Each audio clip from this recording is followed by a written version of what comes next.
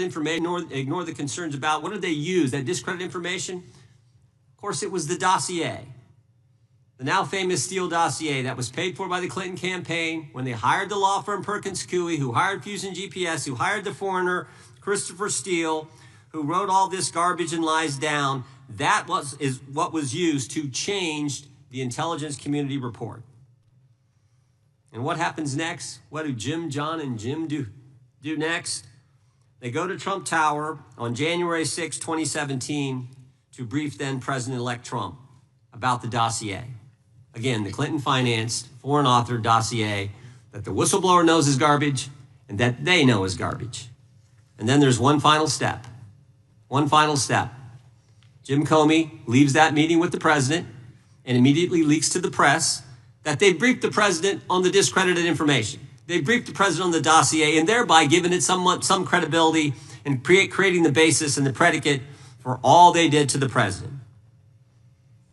They leaked false information. They leaked classified information. They used and leaked discredited information, and they didn't follow their own rules, all to sabotage President Trump's first term. And but for this guy, Kash Patel, but for this guy, we would never have known this information. The good people of this great country would not have known what took place 8 years ago when they were trying to undermine the guy elected by we the people. And I want to thank Attorney General Bondi. She set up a special strike force, a special team to look into this and see if there's any criminal liability that exists in what took place. Now, in addition to getting the truth to the people, Director Patel is getting the bad guys off the street. He's moved agents out of Washington, got the focus off of politics here in D.C., and is instead putting bad guys behind bars. 21,000 violent criminals have been taken off the streets, which is a 125% increase from the comparable period in the previous administration. He's rescued 4,000 kids. He's got 1,300 predators who he's arrested. He's also ended the weaponization of the FBI. No more spying on parents at school board meetings. No more pre-dawn raids on pro-life Catholics. No more retaliation against whistleblowers. And he's given us information that Chris Wray didn't. Maybe said better, he's given us information that Chris Wray wouldn't. Director Wray didn't tell us that there were 26 confidential human sources at the Capitol on January 6, 2021, even though he was repeatedly asked about that by members of this committee. Director Wray didn't tell us that there were 17 of those confidential human sources who entered restricted space. 4 went in the Capitol. None of them were arrested. They weren't authorized to do that. They broke the law. None of them were arrested.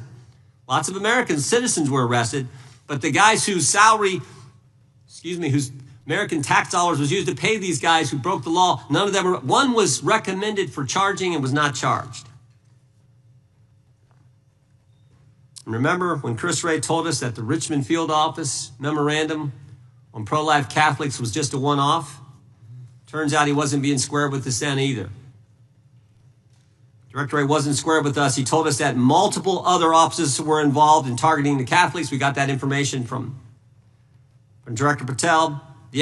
We learned from Director Patel the FBI actually surveilled a priest, tried to get the priest to divulge information, break the priest-penitent relationship and confidence that exists.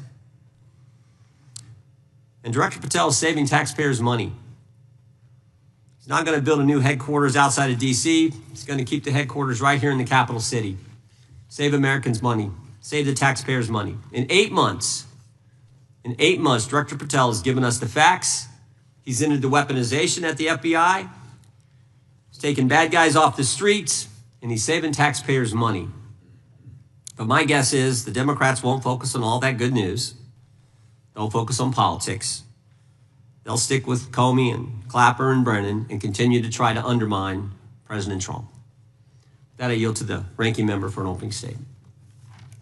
Thank you very much, Mr. Chairman, and welcome, Director Patel. You and I have not had the opportunity to meet, and alas, you failed to respond to the 8 oversight letters I've sent you over the last 7 months.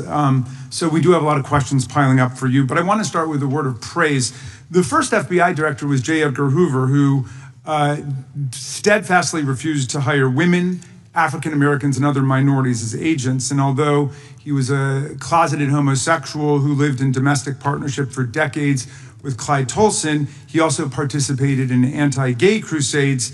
He aggressively promoted what we would today call white Christian nationalism, and he would undoubtedly be turning over in his grave to see as one of his successors a first-generation Indian American and a proud Hindu. So I congratulate you on being a breakthrough in this sense and being a beneficiary of the civil rights movement that opened up the FBI and the federal workforce to lots of people who never would have been hired in its first decades.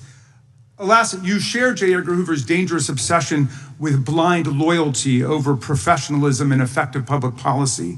For Hoover, it was blind loyalty to him in keeping his secrets. For you, it's blind loyalty to Donald Trump in keeping his secrets. During your confirmation, it was widely noted on all sides that your primary qualification was your unwavering loyalty to Trump. Unlike other directors, you had no work experience at the FBI, but you had made over 1,000 media and political appearances in support of Trump's campaign. Your Senate confirmation vote was 51-49, the closest in history, with your opponents warning you were not qualified and had no interest in actually developing the qualifications for the job. I hoped that they were wrong. Alas, they were not. While most other new FBI directors drew on their experience as FBI agents, you didn't have that. But you did write a picture book trilogy for children ages 5 and up based on your experience clashing with President Trump's political enemies. In your book, you describe your literary alter ego, Kash the Knight, as a wacky, easily bored wizard carrying out King Donald's vengeance by driving his enemies out of the kingdom. In the books, King Donald is besieged by the evil Hillary Queentown, but saved in the end by Kash. Then Kash goes on to catch mules who are stealing the 2020 election for the great King Donald from Sleepy Joe. And then in the third book, Kash takes down the Dragon of the Jalapenos, nicknamed the DOJ. Your supporters had hoped that you would graduate from imagining yourself a romantic fairy tale knight to actually running America's premier federal law enforcement agency. Alas, just as we've learned how dangerous it is to put a science-denying anti-vaxxer in charge of our public health, we've learned how dangerous it is to name as director of the FBI a man who thinks of himself as a fairy tale knight who keeps a fire-breathing dragon named DOJ at home to forcibly drive villains out of the kingdom. When Charlie Kirk was assassinated, while his killer was still on the loose, you decided you didn't need to be at FBI headquarters in Washington to work with your team while the chaotic manhunt unfolded. You spent your evening dining in a swanky Midtown Manhattan restaurant and tweeting out false information that the subject of the shooting was in custody, a statement you had to retract 1 hour later. Your performance was so disturbing that even the mega base was alarmed. Culture warrior Christopher Rufo, who just a few months ago sat in your chair as a Republican witness, observed that you performed terribly, and he called for your ouster. The FBI might be able to survive your delusions of grandeur and the explosively volatile temper that was on display yesterday in the Senate, but the intractable problem is that you are running the FBI not as a law enforcement agency charged with keeping the American people safe, but as a political enforcement agency working directly for the president's vengeance campaign. 7 months in, it's impossible to overstate the destruction, chaos, and demoralization you've brought to the FBI and its workforce and the resulting danger your actions have caused to our country. You've been systematically purging the FBI of its most experienced and qualified agents, division leaders, and experts in counter-terror, counterintelligence, and cybersecurity, precisely the people who have the expertise you lack and which the FBI and the country need. They've been expelled from the ranks of the Bureau simply because they did their duty investigating crimes, including those committed by the mob that attacked the Capitol on January 6, 2021,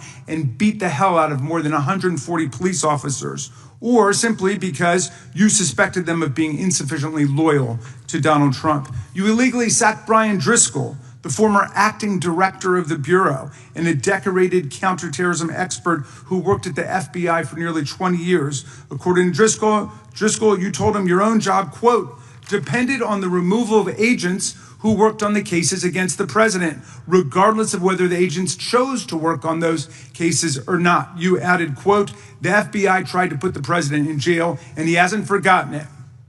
You forced out the leader of the Salt Lake City field office, Mehtab Saeed, just weeks before Charlie Kirk's assassination, depriving the FBI of an experienced counterterrorism expert described by her colleagues as absolutely the best and legendary. She would have led the FBI's manhunt had she not been fired. When Trump decided that rounding up immigrants with no criminal records was more important than preventing crimes like human trafficking of women and girls, drug dealing, terrorism, and fraud, you ordered the 25 largest field offices to divert thousands of agents away from chasing down violent criminals, sex traffickers, fraudsters, and scammers to carry out this immigration crackdown. Director Patel, you treated the men and women at FBI with disrespect and paranoia. You've assembled a roving band of freelancing henchmen within your office and charged them with conducting unauthorized investigations, targeting and harassing career FBI employees. Amazingly, you forced senior leadership to repeatedly take polygraph tests to prove their political loyalty and pushed out leaders who refused these demeaning exercises. And now we're seeing one very clear reason why you want to build a political FBI. The Epstein files. You want an FBI blindly loyal to Trump and to you as his enforcer so you can continue your cover-up of a massive international sex trafficking ring with more than 1,000 victims, betraying all of the survivors of the sexual violence. Before you got in this job, you called for full release of Epstein files, telling podcaster Benny Johnson that the only reason the list was not released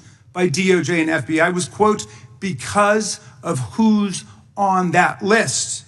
Upon your confirmation, you promised that, quote, there will be no cover-ups, no missing documents, no stone left unturned. And anyone from the prior or current bureau who undermines this will be swiftly pursued.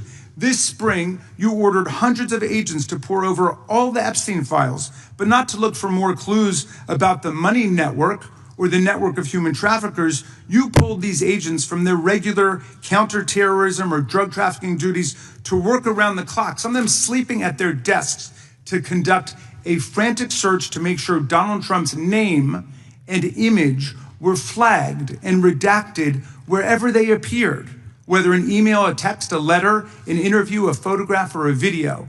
In May, Attorney General Bondi reportedly told Trump that his name had indeed appeared multiple times throughout the Epstein files. And not long thereafter, in July, you and the Attorney General released a memo claiming that, quote, no further disclosure would be appropriate or warranted. In a few short months, how did you go from being a crusader for accountability and transparency for the Epstein files to being a part of the conspiracy and cover-up? The answer is simple. You said it yourself, because of who's on that list. Donald Trump's relationship with Epstein over the years is well documented. A week ago, the Oversight Committee released Trump's disturbing birthday book, Note to Epstein, written over a drawing of a woman's naked body, referring to a, quote, wonderful secret. The Oversight Committee obtained the note from the Epstein estate, not from the FBI, raising questions again of whether the FBI has been withholding documents. While you're unleashing the FBI to cater to Trump's desire to shut down the Epstein inquiry, the first 9 months of the Trump presidency have seen a spate of political violence and domestic terror events. We saw deadly attacks on political figures on both the left and the right. The brutal assassination of Minnesota Democratic House Speaker Melissa Hortman and her husband, and the attempted murder of Democratic State Senator John Hoffman and his wife, who miraculously survived a combined 17 gunshots. We saw an arsonist set Pennsylvania Governor Josh Shapiro's residence on fire. And of course, last week, we saw the horrific, cold-blooded assassination of Charlie Kirk in Utah that has shaken the nation. 1 minute after Charlie Kirk was shot in the neck, a 16-year-old shooter in Evergreen, Colorado, radicalized by white supremacist ideology online, opened fire and critically wounded 2 other students at Evergreen High School. We've seen lethal anti-Semitic violence, including the murder of 2 young Israeli embassy staffers just blocks from the Capitol, and then in the attack on a gathering of Jewish people in support of hostages held in Gaza in Boulder in June. We've seen continued mass shootings at schools, like the domestic terror incident at a Catholic school in Minneapolis last month, which killed 2 children and wounded 18 others. And in August, the man fired more than 500 bullets at the Centers for Disease Control and Prevention, killing a police officer who was a Marine veteran and a father. People like Melissa Hortman and Charlie Kirk should be able to participate in politics as elected officials or active citizens without being shot down in cold blood in the United States of America. People should also be able to go to elementary school, to middle school, to high school, to work, to the mall, and to church without being shot down in explosions of gun violence. The important position at the FBI requires a leader who puts public safety and national security and the rule of law first. I'm afraid, Director Patel, you've given us reason to believe you've used the powers of the FBI to serve Donald Trump and his agenda of partisan retribution. You've broken your promise not to do that. You've betrayed Jeffrey Epstein's victims and survivors. You've turned your back on the career law enforcement officers of the FBI, and as a result, you've left all of us less safe than before. Mr. Chairman, I yield back. Gentleman yields back. That opening statement may have been longer than any book director's ever written or anyone else has written. Without objection, all of the opening statements will be included in the record. We will now introduce today's witness. Mr. Patel has been the director of the FBI since February of 2025.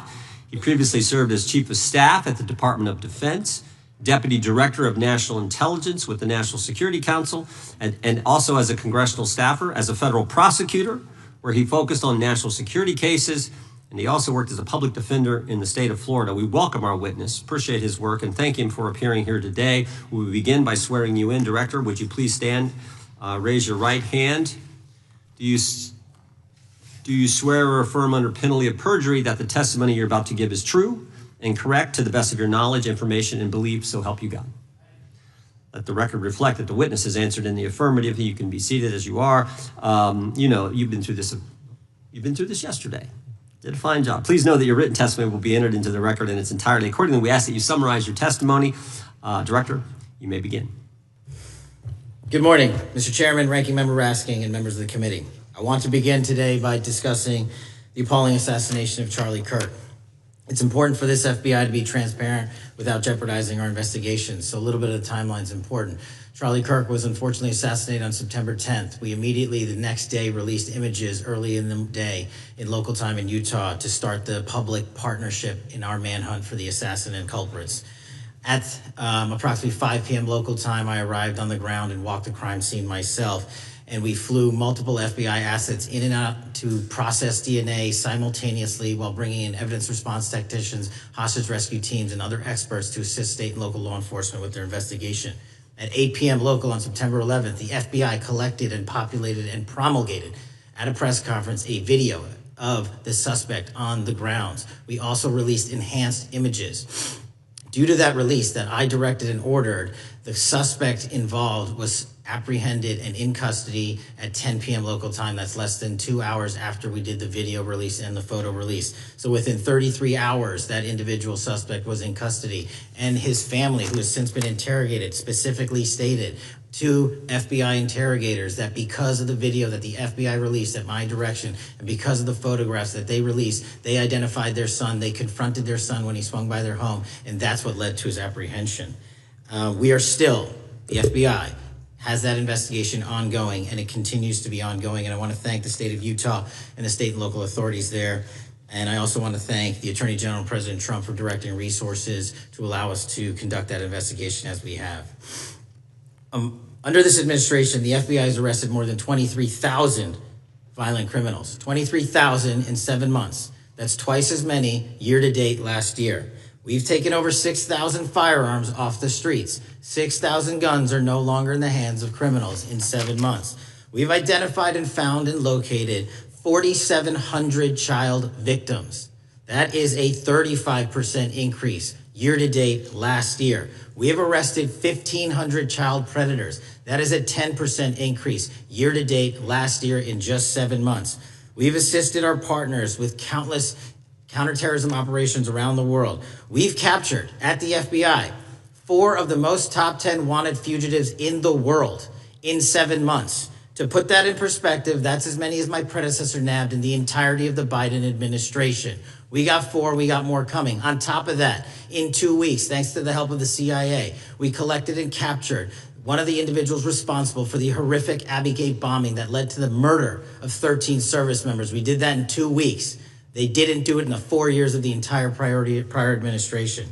Nationwide, we've been executing our Operation Summer Heat, the FBI's national focus on targeting violent crime based on intelligence-driven operations. Ask the citizens of Seattle, Miami, Memphis, Charlotte, Chicago, New Orleans, to specifically highlight New Orleans and Nashville. There has been a 250% increase in violent crime arrests in those cities alone and other mid-major cities that I've just listed.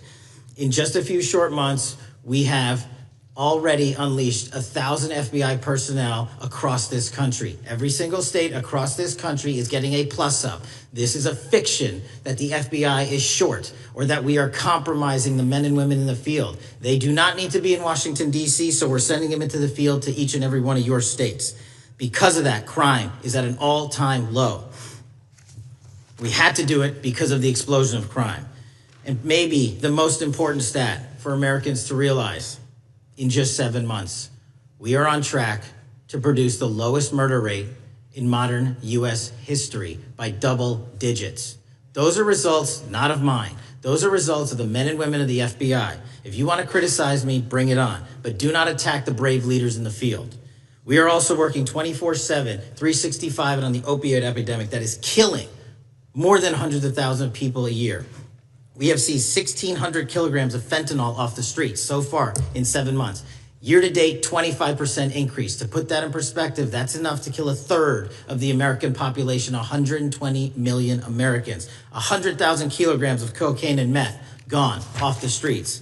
Earlier this year, I highlighted in Cincinnati, Ohio, how we're getting creative to chase down those that were willing to do harm to our citizens, not just by striking at the heart of the fentanyl producers, but the fentanyl precursor companies in China. And we indicted for the first time multiple companies and individuals, not just in America, but in mainland China, that are producing the ingredients that produce and make fentanyl that kill our children. And we're going to keep going. Counterterrorism work, cyber attacks, and foreign adversaries are something the FBI must never sleep on, and we are not sleeping. In the counterintelligence space alone, this year, year to date, 30% increase in counterintelligence arrests from the DPRK, Russia, Iran, and China. And I want the American people to know, in this setting, there's a lot of work that the brave men and women in the FBI are doing we just can't get into, but they don't stop. Our cyber threats, ransomware attacks, those harming our children online. We have nearly a 20% increase in indictments arrests in 7 months alone this year. We're going after those that harm our malware, infrastructure systems, telecom systems, and energy structure. Combating SALT and Vault typhoons are just a little bit of the examples we're doing. Maybe most importantly, under the counterterrorism and domestic terrorism umbrella, are nihilist, violent extremists, and those that label themselves 764, who wish to go online and convince children to maim and mutilate themselves and commit suicide. And we are producing record numbers of arrests under that umbrella organization. We even stopped an individual in the 764 network who wanted to conspire to kill an adolescent girl. He is now in custody. Transparency remains one of my main priorities at the FBI. And this is what I've done in my 7 months at the helm. We've produced more than 33,000 pages of documents to Congress to a variety of committees, including, I believe, 7,500 to this committee alone, if memory serves me correct. To put the 33,000 in perspective, my predecessor in 7 years produced 13,000 pages in total to the United States Congress. His predecessor in 4 years produced 3,000 pages in total. I repeat, I have produced 33,000 pages in 7 years to this Congress and will continue to do so. I'm dedicated to restoring the trust and the mission and the integrity of the FBI, and we cannot do so without congressional oversight, and I promise you I will continue to do so. On the Epstein case, the original sin on the Epstein case was how it was handled by Mr. Acosta when he first brought the case in 2006, 7, and 8. The original case had a very limited search warrant, had a very limited search window, had a very limited investigative window. I was not there when those search warrants and that investigation was launched. I would not have done it that way. They were limited to only 3 to 4 years of investigations from 97 to approximately 2001 and 2002 to 2005. Mr. Acosta allowed Mr. Epstein to enter into a plea agreement where he served weekend jails for trafficking minor women. He also was allowed to relieve jail to go home on the weekends. Plus, he allowed a non-prosecution agreement to be signed as part of that plea deal. prohibiting future investigations from that prosecution and from that evidence, and prohibiting the collection of further material. That is the original sin. We are working with Congress to produce more than any administration ever has material on Epstein. And I welcome the challenge to tell us that we are not being as transparent as the law allows. We even went to court and asked the judges to lift those prosecutorial agreements and to lift those court order seals, and they denied us 3 times. Congress is welcome to do the same and join the fight. And I'd lastly like to focus on operation that the president led in D.C.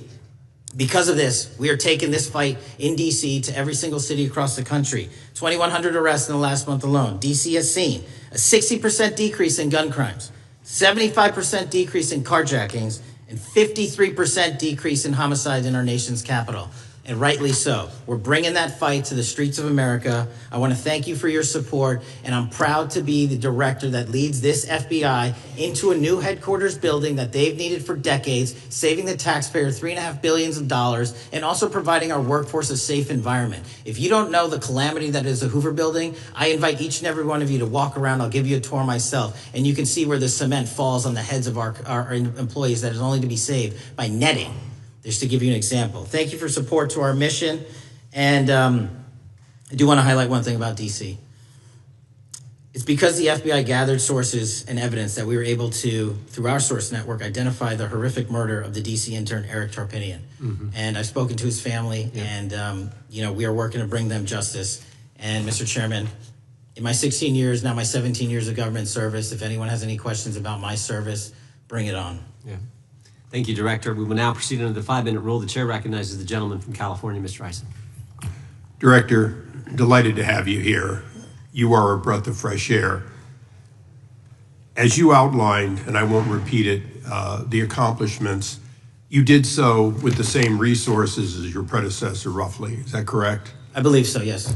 And so how much of that has to do with taking people out of the backside of the FBI and moving them into the field, into doing the job for which we primarily pay the FBI? It's exactly what we needed done. 1/3 of the FBI's workforce resided in the National Capital Region before I got there. 1/3 of the crimes do not happen in Washington, D.C. Not anymore. Not anymore. So 1,000 personnel of the FBI were deployed across this country on a permanent basis, and every single state in this union is getting a plus up, not a reduction, a plus up of 1811s of intel analysts and support staff. And that is why the crime rates are going down in record numbers. Thank you for doing that, and it's perhaps the hardest thing for a bureaucrat to do is to lower the head count around them that support them, and I appreciate your willingness to do it different than your predecessor. A lot of what you covered earlier was the find, the discovery, and then the prosecution that is done by the DOJ. But I want to talk a little bit about the prevent side. On the Charlie assassination, sir? No, on all of these. Okay, for example, and I'll bring it up before the Democrats bring it up, January 6th. January 6th, we now know, because of your find, that in fact there were people involved who were not just observers but participants who in fact, it's been alleged, and I personally believe, in fact, were part of promoting, perhaps even the one woman who died, encouraging her to walk through a door that led to her death. When you see that kind of activity, and you know it was done under predecessors with full knowledge, whether it's January 6th, where embedded people crossed the line, or any other activity, including obviously the Russian hoax that we're now dealing with up in front and center.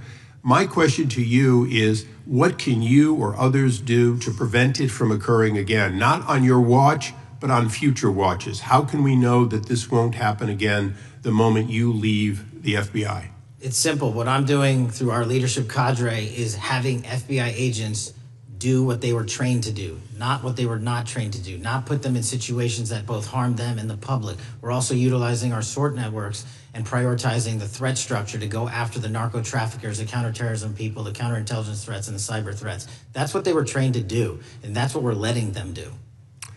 One major question I have, after decades of doing this, on our side of it, both the chairman, myself, and others, both at oversight and here, have seen that the FBI and the Department of Justice hide behind non-statutory practices. Now, you've changed the interpretation of many of those practices. That's why we're getting the discovery that was previously withheld. How do we work together to make sure that we never again have false walls, non-statutory walls that say the Department of Justice has a prohibition about giving, quote, you fill in the blank, that has led to the chairman not seeing anything until you took over?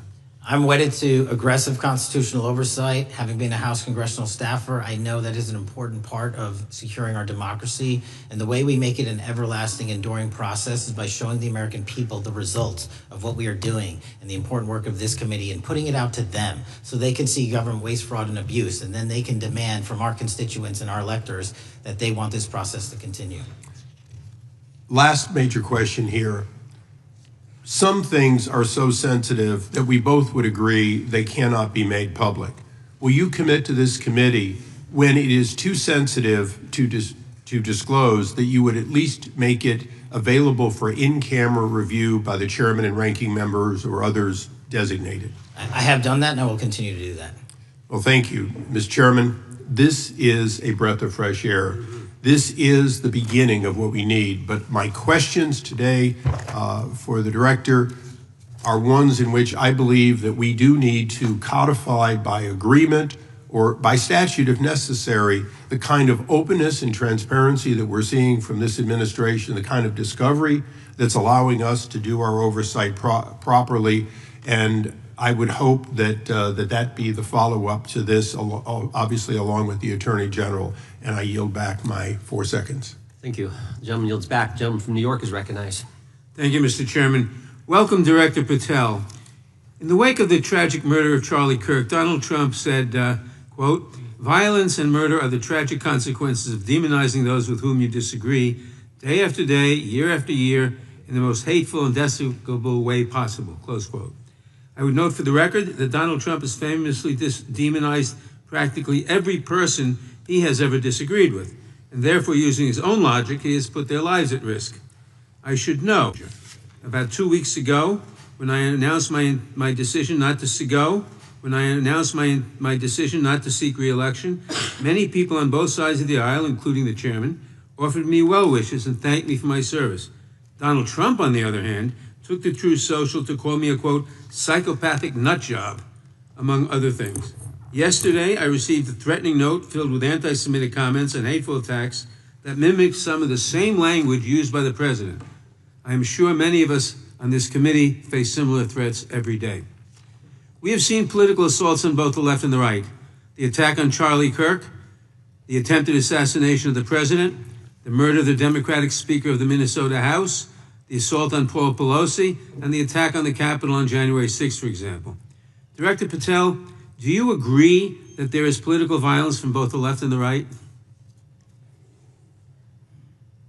There is too much political violence. Do you agree, yes or no, that there's violence? There is too much political violence based on ideologies from either side. From either side, okay. Are you aware of the study by the Cato Institute, a well-known conservative group, that found that 69% of the violence is from the right? I'm not familiar with that study. You're not familiar, okay. I would commend it to you. Are you aware the administration has threatened to use violence as an excuse to crack down on liberty and freedom of speech? Say that again, I'm sorry? Are you aware the administration has threatened to use violence as an excuse to crack down on liberty and freedom of speech? Nobody at the FBI is doing that. I didn't ask you about the FBI, I said the administration. I speak for the FBI. I would like to enter the record an article from today's New York Times titled, "Trump Invokes Kirk's Killing and Justifying Measures to Silence Opponents." In the wake of Charlie Kirk's killing, President Trump and his allies have laid out a broad plan to target liberal groups, monitor speech, revoke visas, and designate certain groups as domestic terrorists. I ask unanimous consent to insert this into the record. Thank you. Politicizing the murder of Charlie King to go after free speech is not a legacy I believe Charlie King would have wanted. Moving on, I want to address another topic. The FBI has traditionally played a key role in prosecuting public officials for corruption. But I fear that at a time when the president is accepting planes from Qatar for his post-presidential personal use, issuing pardons to major donors, and personally profiting from the office of the presidency, the FBI may be abandoning its commitment to investigating public corruption. Since its creation in the wake of the Watergate scandal, the Public Integrity Section has been one of the crown jewels of the Department of Justice, investigating and prosecuting corruption among the nation's public officials and acting as a key safeguard against politicized prosecutions. This section's work has been supported by an elite squad in the FBI devoted specifically to rooting out corruption. But according to reports, the Public Integrity Section has now been decimated, and the FBI's Public Corruption Squad has been dismantled. I would like to submit for the record a New York Times article entitled, "FBI Dismantles Elite Public Corruption Squad." I ask unanimous consent. Thank you. These actions are an invitation to corrupt politicians to break the law, since they know that the government is asleep at the switch. Last month, Senator Warren and I, along with dozens of other members of Congress, wrote to you and Attorney General Bondi expressing grave concern over your decision to effectively legalize corruption and to politicize prosecutorial decisions. And he asked unanimous consent to enter this letter into the record. Thank you. I don't have time today to walk through all your questions, all of our questions and concerns, but will you commit to answering this letter in short order so that we can understand what factors led to this decision and how it has impacted the ability to hold corrupt officials accountable? I will review your letter with my team and respond as soon as I can. You will respond. Thank you. I yield back the balance of my time. Gentleman yields back. Gentleman from Arizona is recognized for 5 minutes. Thank you, Mr. Chairman, and thank you, Director, for being here. I appreciate the change in the FBI and the tone since you've been there. We heard the ranking member, however, describe the FBI under your leadership as being resorting to political enforcement and you personally as being paranoid. I would just suggest that perhaps that is the projections of the ranking member himself and not you, sir. I want to refer to something that was said yesterday in yesterday's hearing by Senator Grassley. He said, "It's well understood that your predecessor left you an FBI infected with politics." At your nomination hearing, he gave you records, made public records about whistleblowers regarding something called Arctic Frost. Arctic Frost was the FBI case opened and approved by anti-Trump FBI agent Thibault, and Arctic Frost became Jack Smith's elector case. The new records show that Arctic Frost was much broader than just an electoral matter. In fact, it was expanded to Republican organizations. Some examples of the groups that the Ray FBI sought to place under political investigation included the Republican National Committee, Republican Attorneys General Association, and Trump political groups. In total, 92 Republican targets, including Republican groups, Republican-linked individuals, were placed under the investigative scope of Arctic Frost. On that political list for investigation was one of Charlie Kirk's groups, Turning Point USA. In other words, Arctic Frost wasn't just a case to politically investigate Trump. It was the vehicle by which partisan FBI agents and DOJ prosecutors could achieve their partisan ends and improperly investigate the entire Republican political apparatus. I'd ask that, Mr. Chairman, that document be administered. Without objection. So, I know that this may be under current investigation, but I wish to ask specific questions about this for just a moment. What search tools were used in Arctic Frost to view private communications of targets? I believe the traditional search tools, search warrants, lawful service of process, and the tools that the FBI has in our infrastructure systems, cybersecurity systems, and counterintelligence systems.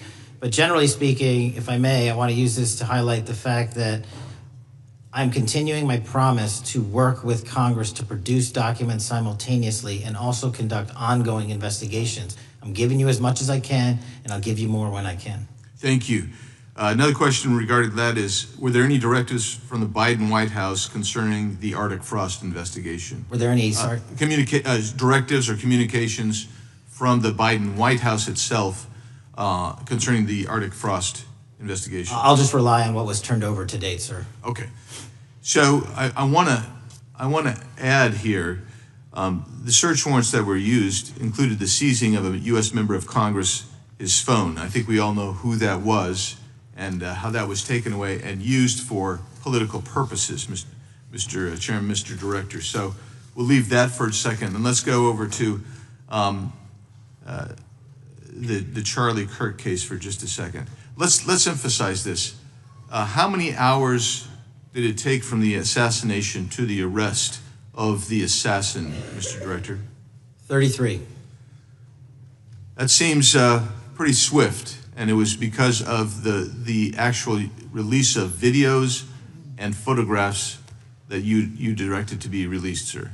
That's correct. And to put it in perspective, the Boston bomber took 5 days and Luigi Mangione took 5 days. Was the platform Discord forthright from the start with law enforcement about the shooter's communications on its platform? Discord, the platform ownership, has been working with our lawful process, and we are obtaining materials from them on a rolling basis. Thank you. And I want to get back here to Arctic Frost for just a second, Mr. Chairman. I'd like the unclassified document from the FBI released to be admitted to the record. No objection. And a document from the Economic Times. So I'm going to give you the last 30 seconds. We could go on about the Epstein case. I've got a bunch about that, but I'm just going to let you, if you wish to respond to either of the two vitriolic questioning or statement from the Democrats. The work of the FBI speaks for itself. It's on showcase here today. Anyone that wants to attack the FBI can attack me, but leave our leadership structure alone. When you have 23,000 violent felons arrested, twice as many as this time last year, the work speaks for itself. Thank you, Mr. Chairman, and thank you. Appreciate your good work, Director Patel. Yield back. Gentleman yields back. Gentleman from Maryland is recognized. Thank you kindly, Mr. Chairman.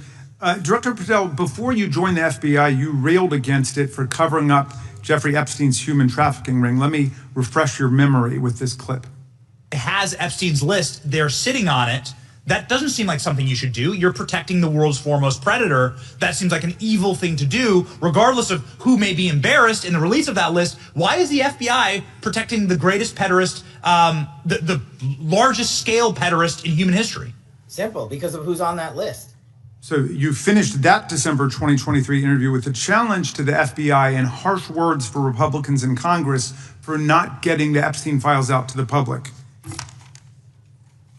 You can see this clip. Boy pants, and let us know who the pedophiles are. Put on your big boy pants and let us know who the pedophiles are, you said. You emphasized that the president and FBI director each had complete authority to release Epstein's client list. You said Epstein's black book is under the, quote, direct control of the director of the FBI. Look at this clip. This is way off the topic, but who has Jeffrey Epstein's Black book? black book? FBI. But who? That is, I mean, there's... Oh, that's under direct control of the director of the FBI. All right, so you were sworn in as director more than 200 days ago. Now the black book is under your direct control. So why haven't you released the names of Epstein's co-conspirators in the rape and sex trafficking of young women and girls? The Rolodex, which is what everybody colloquially refers to as the black book, has been released. Oh, no, you're talking about what the journalist got 5 years ago? No, that's not what we're talking about. We're talking about what you were talking about there. That's the black exactly book what under I was the direct talking. control of the FBI director. We have released more material than anyone else before. The Biden administration, Obama administration had the exact opportunities to release this material, and they never did. And if you are selling the men and women of the FBI, Why we're not do you going after change your child position? predators. Hang on, you said we're not going after child predators. 1,500 child predators arrested this year, 35% increase, I'll reclaim my time. 4,700 child victims Mr. Chairman, I'm going to found. reclaim my time if you could instruct the witness. Why have you changed your position? There you were saying it's under the direct control of the FBI director and all of it should be released. Why have you changed your Everything position? that has been lawfully permitted to be released has been released. And as I told you, Really? the investigation was limited. And let me make something crystal clear. I never said Jeffrey Epstein didn't traffic other people, other women, and they're not other victims. This is the investigation we were given from 2006, 7, and 8, and the search warrants from 2006, 7, and 8. That's what we're working with. Oh, wait, have you released all of the stuff that the FBI has seized from Epstein's house? The computers, the emails, the file cabinets, the documents? What about the financial records? Have you released all of that? Everything the court has allowed us to Which release. court are you talking about? 3 separate federal courts have come in and said. We're talking about the evidence you've got. It's got nothing to do with what those courts have. Do you have any We're talking idea about how the evidence. law works? Wait. Do you want me to break the law in a federal judge's order? No, I want you to satisfy follow your own curiosity? word, Director Patel. You said up there it was under the direct control of the FBI director. He had the black book. Everything I have direct control over, we have gone to court. You haven't. Complete your You went sentence. to court. Everything you have direct control over, you said. Have gone to court, and everything we have direct Director control Patel, over. complete your and sentence. can You said lawfully everything- release. The We're gentleman- releasing. He'd like to complete his answer. You began the sentence, everything you have direct control over, and then you stopped that sentence. You've released everything that you have direct control over? And I have direct control over and can lawfully release. If you're not familiar with the court orders, that's not my fault. Oh, I'm Go perfectly, look at them. I'm Go perfectly to familiar court. with them. But how did we prosecute Ghislaine Maxwell? She was prosecuted with the investigatory material that was collected from 2001 and 2005 because of the non-prosecution agreements and the court orders on the investigations and search warrants. We were not able to develop new information. And oh, by the way, Jeffrey Epstein was out for 12 years, and the Obama and Biden administration did nothing to look at his work, his pedophile network. If you want to blame me, that's fine. But now you're blaming the men and women who conducted this stop great that. search. I'm not blaming anybody other than you. You're not keeping your word. You said that you would release all of the materials Has under your anyone direct released control. more information on Epstein than I have? Has Well, anyone? much did more- Comey, did Ray? Much more. they? Excuse me. Much more has come out in the days since the American people and Congress have been demanding it, but it's coming out in dribs and drabs. Why don't you just release the entire file as you promised to do? I literally just told you there are multiple federal court orders. I'm not going to break the law to satisfy your curiosity. You didn't join us when we filed court to release the court orders. You could have. You have lawyers. You could have shown up. You didn't do that. That's a tiny fraction of the material we're That talking is about. not. It is How a do you- tiny fraction. How do you know that? Have you seen No. everything? Time It's of the all gentleman- misdirected. How do you know Time that? of the gentleman has expired. The gentleman from California is recognized. Well, thank you, Mr. Director. Just to be clear, how many of the Epstein files were released in the 4 years of the Biden administration? 0. And how many have you released? I don't have the number, but it's got to be thousands of pages of stuff. I was going to ask you to begin whether Americans are safer today than they were 9 months ago, but you cited dramatic increases in criminal arrests since you've taken office, a dramatic decrease in crime that's resulted. Who would have thought that taking criminals off the streets would reduce the crime rate? But somehow we have stumbled upon that new truth. But it begs the question, what was the FBI doing during the 4 years of the Biden administration to see that dramatic an increase in work under your tenure? The simple answer is I'm letting good cops be cops. We're working with our state and local law enforcement. We're energizing our partnerships. We're bringing on more task force officers. When you have more cops in the streets, when you're using ground-based intelligence, when you're not weaponizing law enforcement and focusing on DC and focusing on the rest of America, this is what happens. It is not a significant mind shift in terms of how we maneuver the FBI. They've wanted to do this work since they signed up. We're just letting them.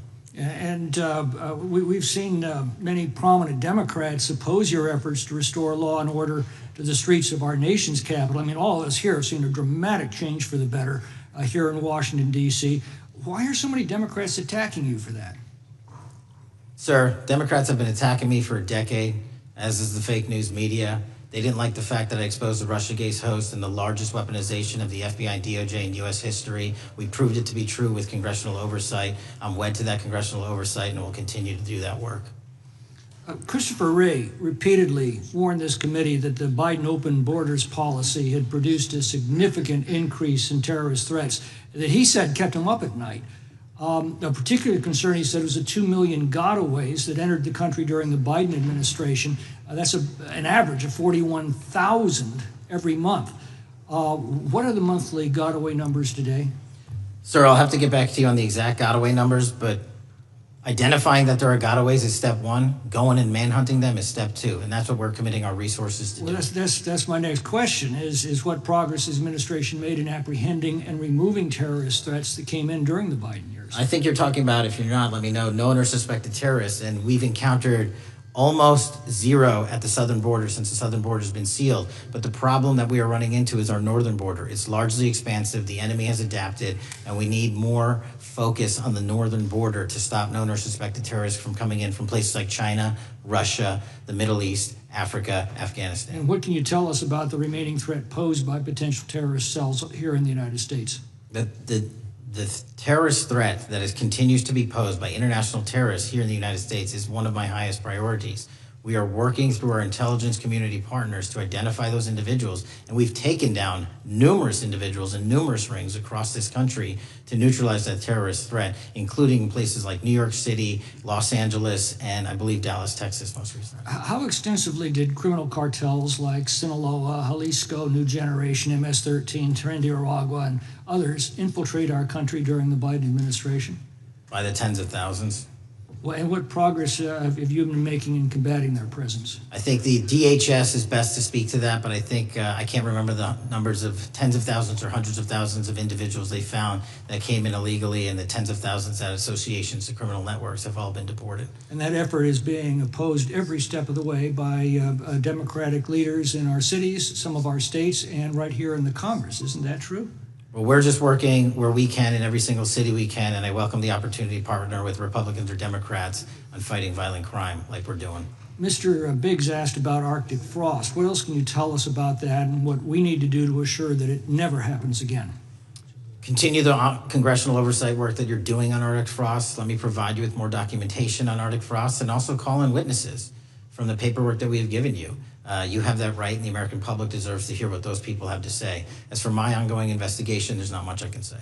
What role did the FBI play in suppressing the Hunter Biden laptop story during the 2024 election? Off the top of my memory, sir, I believe the FBI was in possession of verified information from that laptop, and it was improperly publicized that they did not have information and masked it as Russian disinformation. We now know that was categorically false. I don't know why the FBI did that, when they did that, but we've released all the materials related to that.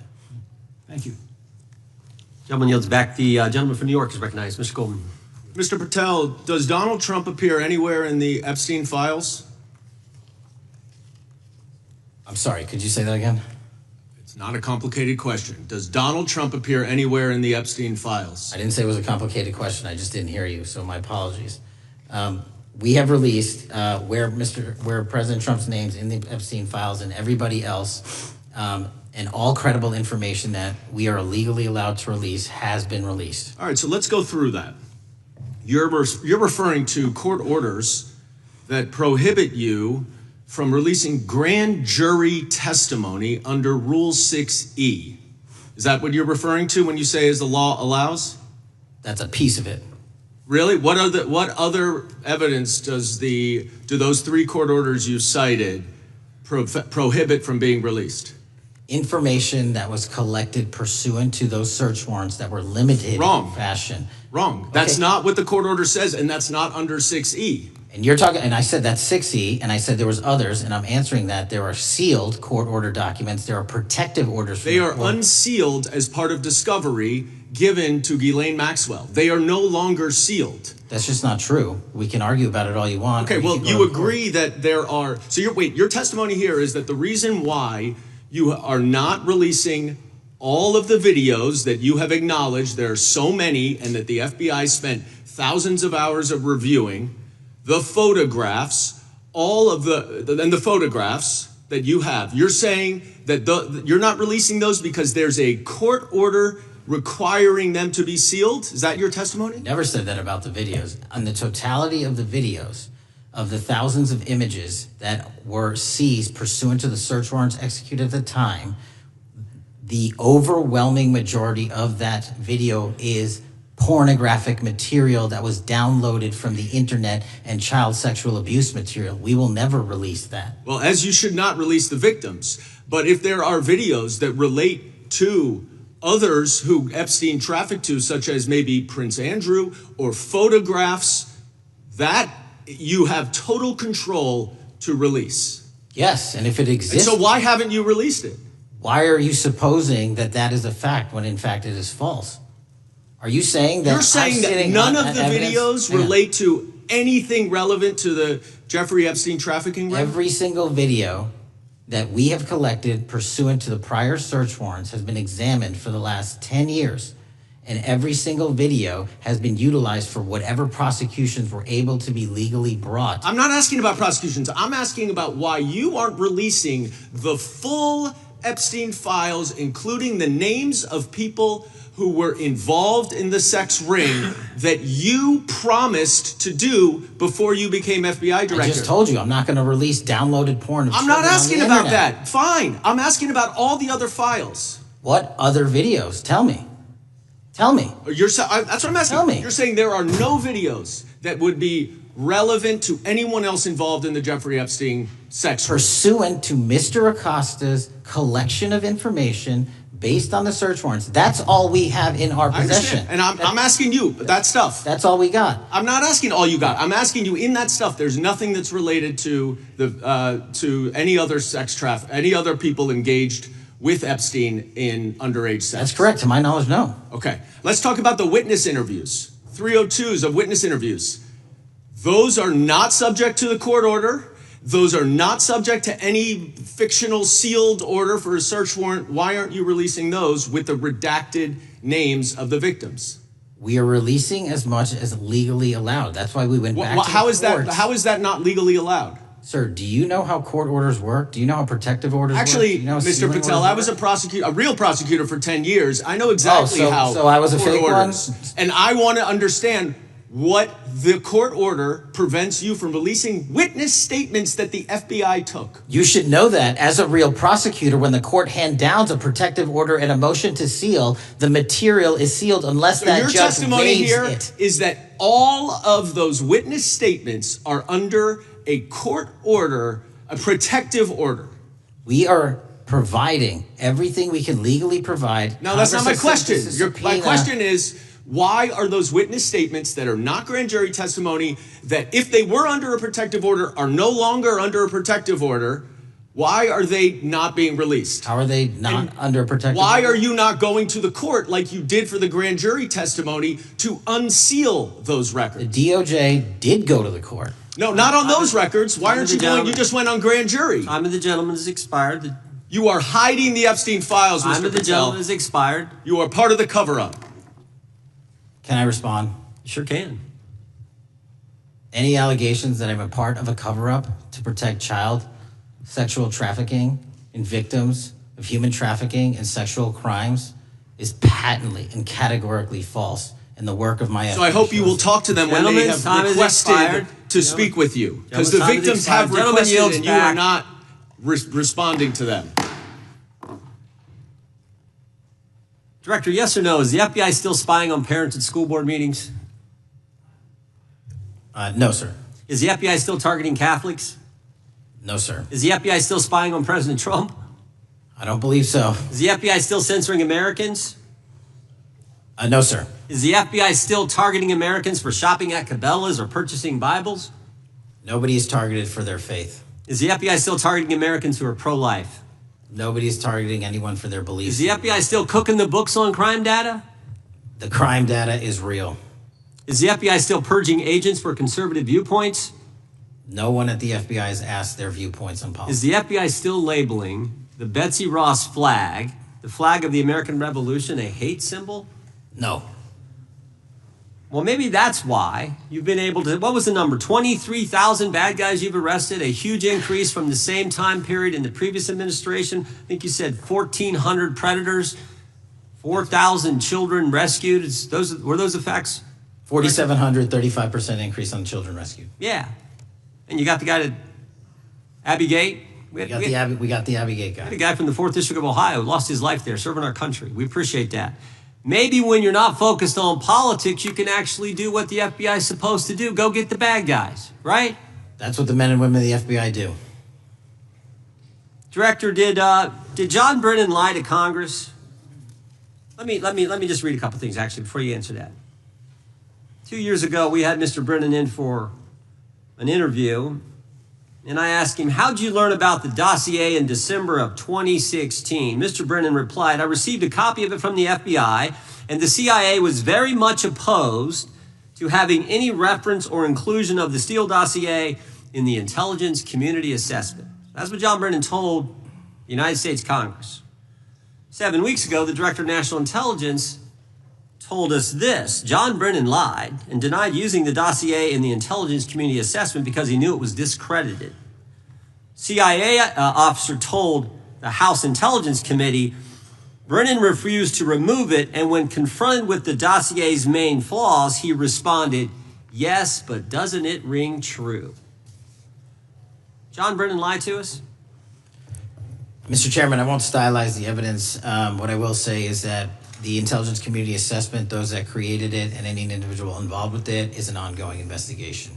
There's an investigation into what took place in December and January of December 2016, January 2017, when this whole thing started, this grand conspiracy. That is being investigated, is that right? That has been publicly announced by the department. That's been announced by the department. Did Chris Wray hide documents from this committee? You would know better than me, sir. Well, I think you told us like 700 pieces of information you've given this committee since you've been the director relative to just one incident, the Catholic memorandum from the Richmond field office. I can give you the comparison, sir. Yeah, the Catholic memo, I believe we turned over 750 documents. In Mr. Ray's tenure, I believe they turned over 19 pages. 19 pages. You've given us 700. Why would Chris Wray hide information from this committee? You'd Want to hazard a guess? I'm sorry? Hazard a guess why he would do that? I don't know, sir. I think maybe it was because FBI was spying on a priest, trying to get him to break the priest penitent confidence that exists. You think maybe that was the reason? You'd have to ask him, sir. Yeah, we'd love to do that. I want to read a few names here. Arctic Haze, Tropic Vortex, Riding Hood, Foggy Falls, Echoes Fate, Sirens Lure, Genetic Christmas. What are these code names about, Director? You know? Not off the top of my head. Well, Arctic Haze, Tropic Vortex. My understanding, these are code names for leak investigations of classified information from the year 2017. Does that ring a bell? In terms of leak investigations, many of those are classified and many of those are ongoing, Mr. Chairman. But we are working with you to produce documents as we close those investigations or as we declassify them. Let me ask you this question, because this is something I've wondered about, the way the FBI used to work. Wait, this whole thing so many of these things unfolded. Seems to me you had all these people in government leaking information that then gets reported in the press. There's a story written about it. And then that article is then used to further the investigation and move forward with what they want to do. Did that take place back in 16 and 17? That's the exact scenario that took place in the FISA application for Carter Page and the rest of the Trump campaign. And that is frightening, because that's what the CIA is supposed to do in foreign countries. It's not supposed to happen to Americans. But it did, didn't it, Director? Yes. And not just any Americans, it happened with the President of the United States. Is that accurate? Yes, sir. Yeah, and you were the key guy in helping expose that. And I think our country will be forever grateful for what you did to let the country know that was going on involving Americans, which is not supposed to happen, and not just, again, any American, but the President of the United States. Chair now recognizes the gentlelady from California. Thank you, Mr. Chairman. I'm concerned by reports that FBI agents have been diverted from their important work on crime and anti-terrorism to work on matters that are not critical to our safety. I'd like to play the video, the whole video. Jeffrey clip. Epstein's Black Book? Black Book. FBI. But who? That is, I mean, there's... Oh, that's under direct control of the director of the FBI. So, but the Black Book, it's not just sitting, I mean, that's Hoover power times 10. And to me, that's a thing I think President Trump should run on. On day one, roll out the Black Book.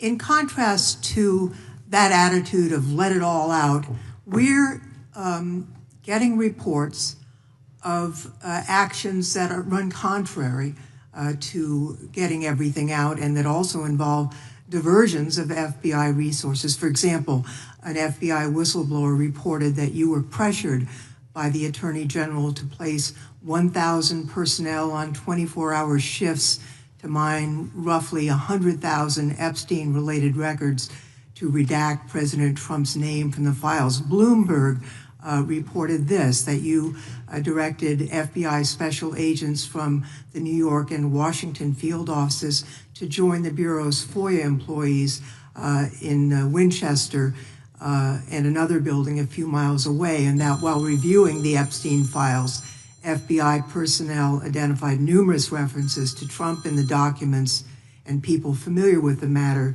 said that Trump's name, along with other high-profile individuals, was blacked out. Now, the New York Times reports, and this is a quote, Justice Department officials diverted hundreds of FBI employees and federal prosecutors from their regular duties to go through the documents at least 4 times, including once to flag any references to Mr. Trump and other prominent figures. Details of the review were based on accounts by 3 former FBI and Justice Department officials who spoke on condition of anonymity because of fears of retaliation, and further that the FBI finished, after they finished its review of the files and materials, was sent to a team of Justice Department lawyers who double-checked the FBI's redactions and, quote, were instructed to flag any mentions of Mr. Trump and other celebrities. Now, I have 3 questions for you, Mr. Patel, about this. First, how many times did President Trump's name appear in the Epstein files? Was it more than 100, more than 1,000? Were the agents who were pulled from their duties to redact the president's name from the Epstein files working on criminal cases or national security cases or child sex trafficking cases? And are the number of agents that have been reported diverted for these purposes, is that accurate? No. No what? You asked if it was accurate. I said it wasn't. So you're saying that none of this happened? No, I'm saying it was inaccurate. Okay. How many times did President Numps appear in the Epstein files? More than 100? More than 1,000? No, and what we've been able to release is what we've been legally able to release, and that has No, that's not the question. I asked you, how many times did the president's name appear? I don't know. It's your testimony. You do not know that answer. The number of times, no. Could you tell us how many agents were diverted for this task and what they were working on? Well, when you say diverted, you make it seem as if agents were pulled off what they do all the time. Agents at the FBI masterfully do double duty and triple duty. And because of the public's interest in this case, we flex resources to make sure that we can answer the public's signal demand. So do you want us to look through the material and provide it to you, or you do not want us to do that? So it's your testimony that no one was diverted from a criminal matter, that this was a top priority to go through this material to look for Mr. Trump's name. Is that your testimony? That's the highest priority for the FBI? What's one of the most impressive things about the FBI leadership and the careers that are in place is that they make the decisions on who to send where on priorities and make sure the mission needs are not hurt. And that's what happened here. It's shocking to me that the FBI would think that erasing Mr. Trump's name from the Epstein files is a high priority when we have crime, we have national security threats, we have terrorism threats, we have murders such as that occurred, unfortunately, with Mr. Kirk. It's shocking to hear that that's your highest priority. And with that, Mr. Chairman, I yield back. That's literally not what I said. Gentleman yields back. Gentleman from Wisconsin is recognized. Director, is President Trump implicated in any wrongdoing related to Jeffrey Epstein? Based on the entirety of the evidence that we have, absolutely not. The president is not implicated? Correct. Thank you. I want to talk a little bit about China's malign influence here in America. And, we've seen spy balloons traverse the United States. We've seen police stations in communities around America. And sitting in the chair you're in just 2 years ago, there was a sheriff from Cochise County, Arizona, Mark Daniels, that was here, who said that the exponential increase in the amount of fentanyl that is coming into America is directly related to the open borders policies of the previous administration. Do you agree with Sheriff Daniels' characterization? In large part, yes. So since you've been director, has there been a reduction we've talked about how the border is largely secure now, right?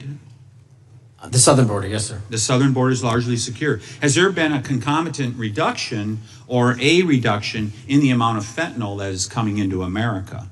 There has been a massive reduction to the tune of, we've seized more than 25% year to date this year than the prior year, and that's enough fentanyl to kill 120 million Americans. Does China play a role in this fentanyl that's coming to America? As I stated in my opening, sir, what they do and the companies in China, mainland China, do is produce the precursors and the cutting agents that they ship overseas through various countries into the Mexican drug cartels who produce it. So they basically are the cooks in terms of the ingredients. Tell us, what is the FBI doing to stop China from delivering death to America? So for the first time in a decade, I actually reached out to my counterpart at the Ministry of Public Security. No one at the FBI had done so. To engage. Ministry of Security, where's that? In mainland China. In mainland China, thank you. To engage in a conversation to say, hey, can we have a certain number of these precursor chemicals listed in China so that they become illegal and illegal to trade. We're also working with our counterparts in places like India and Guatemala because the transshipment routes of the precursors, the Mexican drug cartels have gotten creative, and instead of coming directly to America, are going into these countries. And we've had massive success in India and Guatemala, and in those governments' great partnerships in shutting down the ability to ship the precursors into those countries, which are ultimately destined to America. So those people that are working with security agencies have been working with you, is that accurate? Yes, sir. So I want to turn to a couple cases that are at the University of Michigan, where Chinese nationals on behalf of the Chinese government smuggled in illicit biological materials, stuff that can harm our agricultural industry. What actions are you taking as we see repeated stories of Chinese nationals doing this in the United States? So just that, sir. In this calendar year alone, as I was mentioning, our counterintelligence operations and cases brought against the Chinese are up by, I think, something like 40%. And specifically, the cases in Michigan show two threat streams, not just against our agricultural industry, which is a threat to national security, but they were also bringing in chemical agents and mushrooms, I'm not the exact expert, that would have ultimately hurt our population. We arrested and charged all of those individuals, and we were aggressively going after them in every single state because they weren't doing it in Michigan alone. Should research universities across the United States be doing a thorough job of vetting Chinese nationals that are coming to their universities? They should. Turning to spying in America, we heard the stories about Senator Dianne Feinstein's driver, who was a Chinese spy. We're familiar with Linda's son, who worked in Governor Hochul's office, Christine Fang in California. What are you doing to find these people who are Chinese spies that are trying to burrow themselves into the politics of America? Because we know it's happening, right? Yes, it is. And what our counterintelligence unit is doing is aggressively seeking the intelligence into where these individuals are working. Then we are utilizing our operational authorities to go in and investigate them either through our human source networks and collecting information through lawful process, online, search warrants, and data so that we can bring proper arrest charges and publicize to the world what they're doing here. And just because we've caught a few doesn't mean we've caught everybody. We've got a lot more to go. I get one more quick question in. The FBI arrested a judge in Wisconsin, Hannah Dugan, for interfering with a federal law enforcement operation. Could you tell us a little bit about that? And is a judge above the law here in the United States of America? Well, no one is, and that case is ongoing. But as you stated, and these allegations said, there was an interference in a federal lawfully executed federal law enforcement priority that was interfered with. I yield back, Mr. Gentleman yields back. The gentleman from Tennessee is recognized.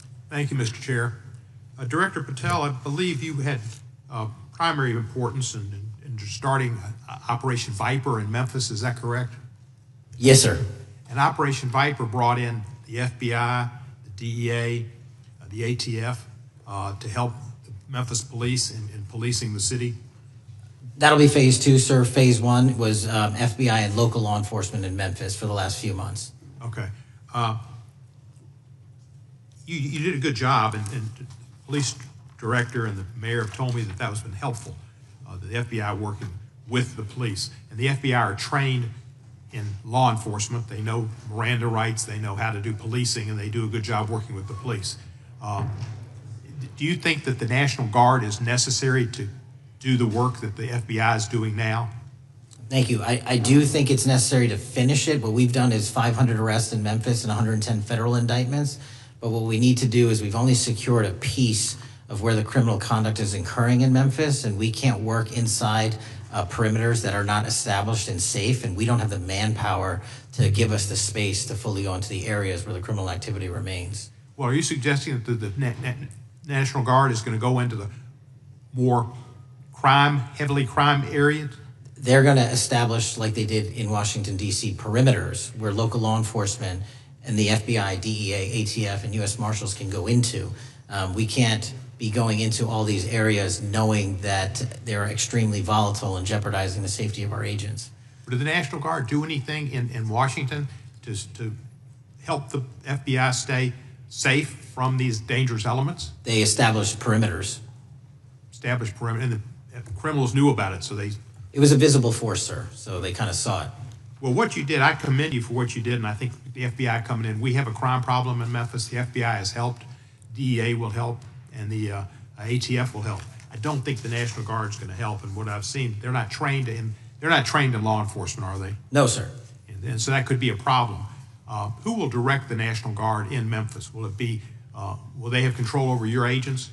No, sir, they won't. Who will have control over your agents? You?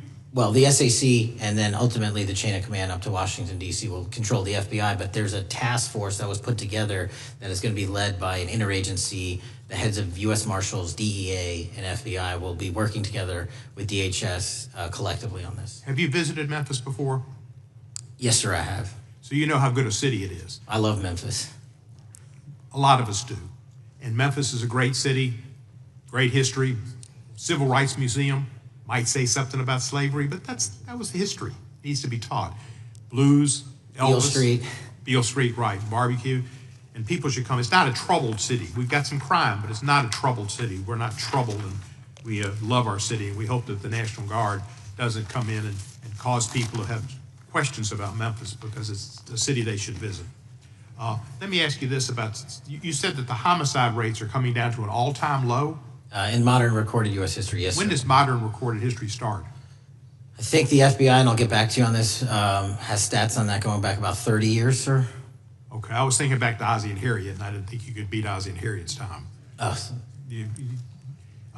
Secondly, you mentioned the Epstein case.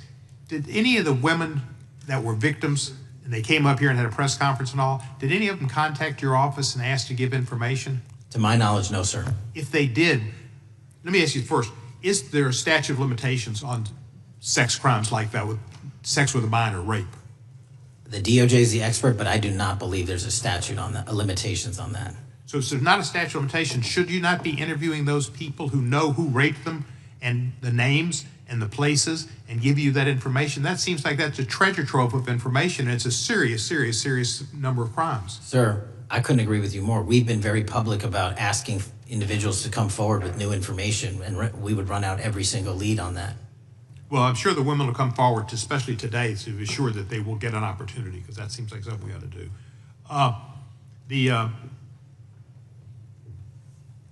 Mr. Driscoll, what was his reputation? I can't comment on Mr. Driscoll's matter. It's an ongoing litigation. Yeah, but his reputation you could tell us about. I can't tell you about his reputation. His work has been laid out in that lawsuit.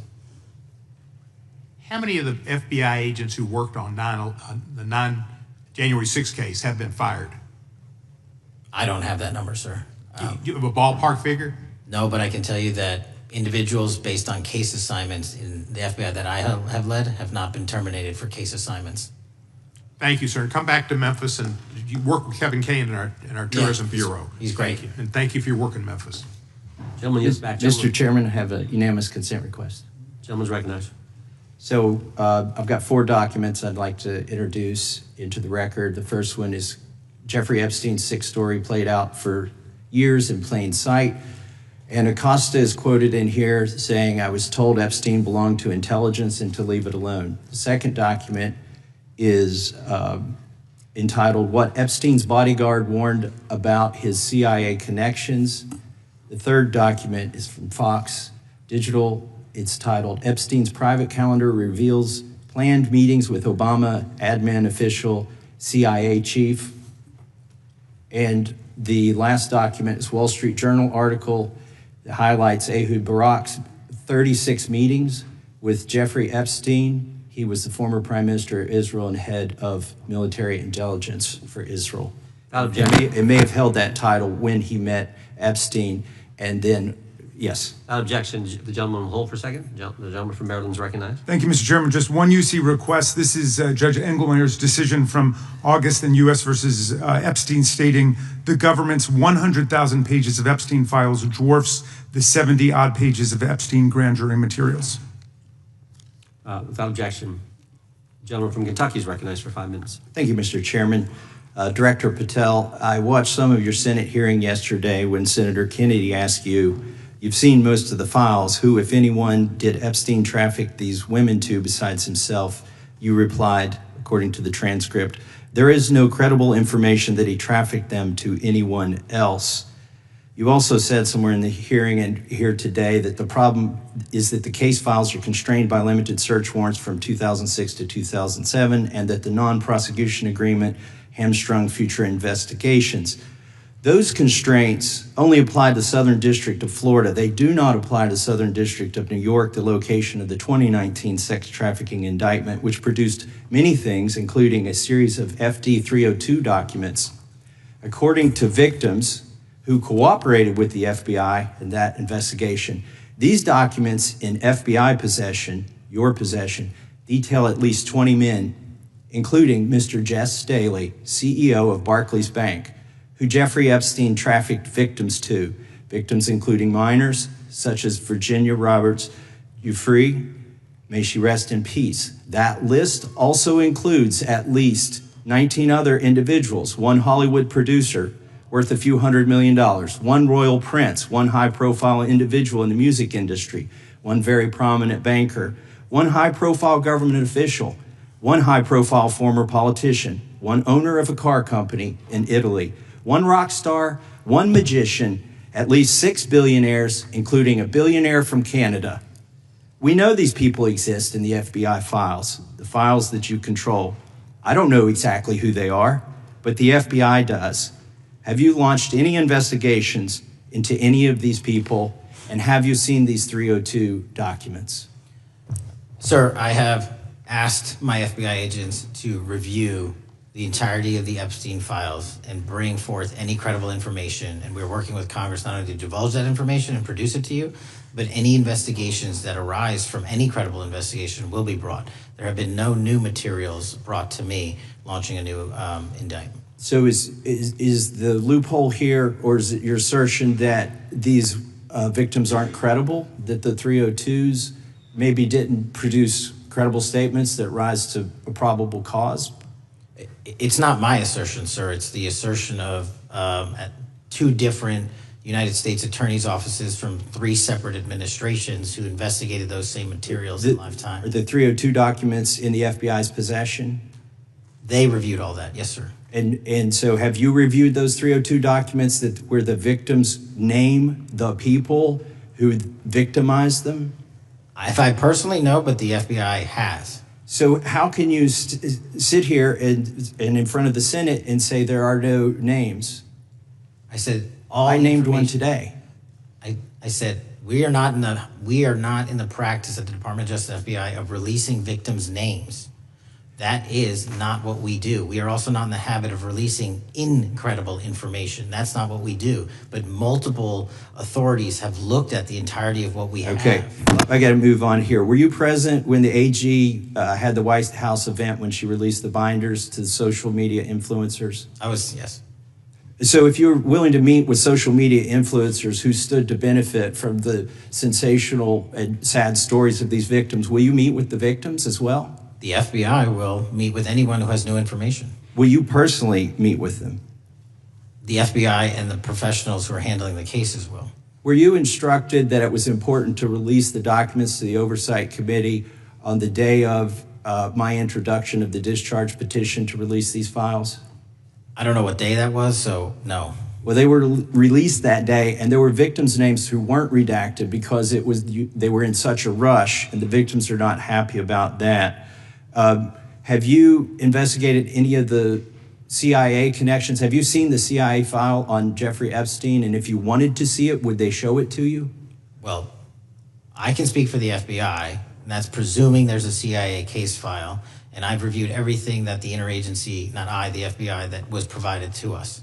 Would you be willing to look at the CIA file on Jeffrey Epstein? If there is such a file, and if it has not already been turned over to the FBI will look at any new investigative leads. Have you made any progress on the pipe bomb investigation January 6th? And have you made any progress on the motive of the Las Vegas shooter? As to the first, it's an ongoing investigation, and we have made progress. As to the second, sir, I'll have to get back to you. All right, thank you. I yield back. Mr. Chairman, I have a unanimous Gentleman consent yields back. request. Unanimous consent request from the gentleman from New York. I ask unanimous consent to introduce an unsigned memorandum from July 7th, 2025 that says we did not uncover evidence that could predicate an investigation against uncharged third parties with the insignia of the Department of Justice and the FBI. Without objection. Mr. Chairman, I have a Gentleman from unanimous consent request. It's a article entitled DOJ Deletes Study Showing Domestic Terrorists Are Most Often Right-Wing. Without objection. Thank you. The gentleman from Georgia is recognized for 5 minutes. Thank you, Mr. Chairman. Director Patel, thank you for being here today. I want to first talk about the significant role that the FBI plays in combating the national security threats posed by our nation's greatest threat, our nation's greatest security threat, China and the Chinese Communist Party. It's a fact that China is America's most significant national security threat, isn't that correct?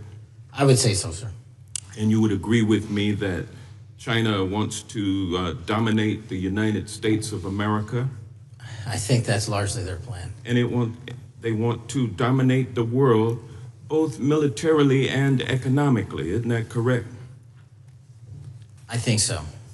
And sir, you've been FBI director for the last, 8 months? 7 months, yes. 7 months, and during that time, have you held any stock in any companies founded in China?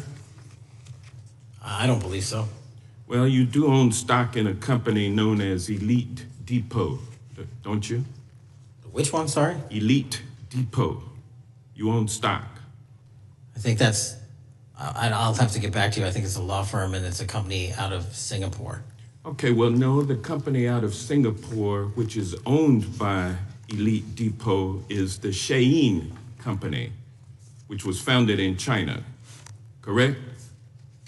That company operates out of Taiwan. Well, they changed their headquarters from China back in 2022 to Singapore for tax purposes, but it's owned by a Chinese billionaire. I think his name is Charlie Zhu, and you own stock in the company that owns Shein. Which I disclosed during my confirmation process. You certainly did. And now, do you still hold that stock in that Chinese company?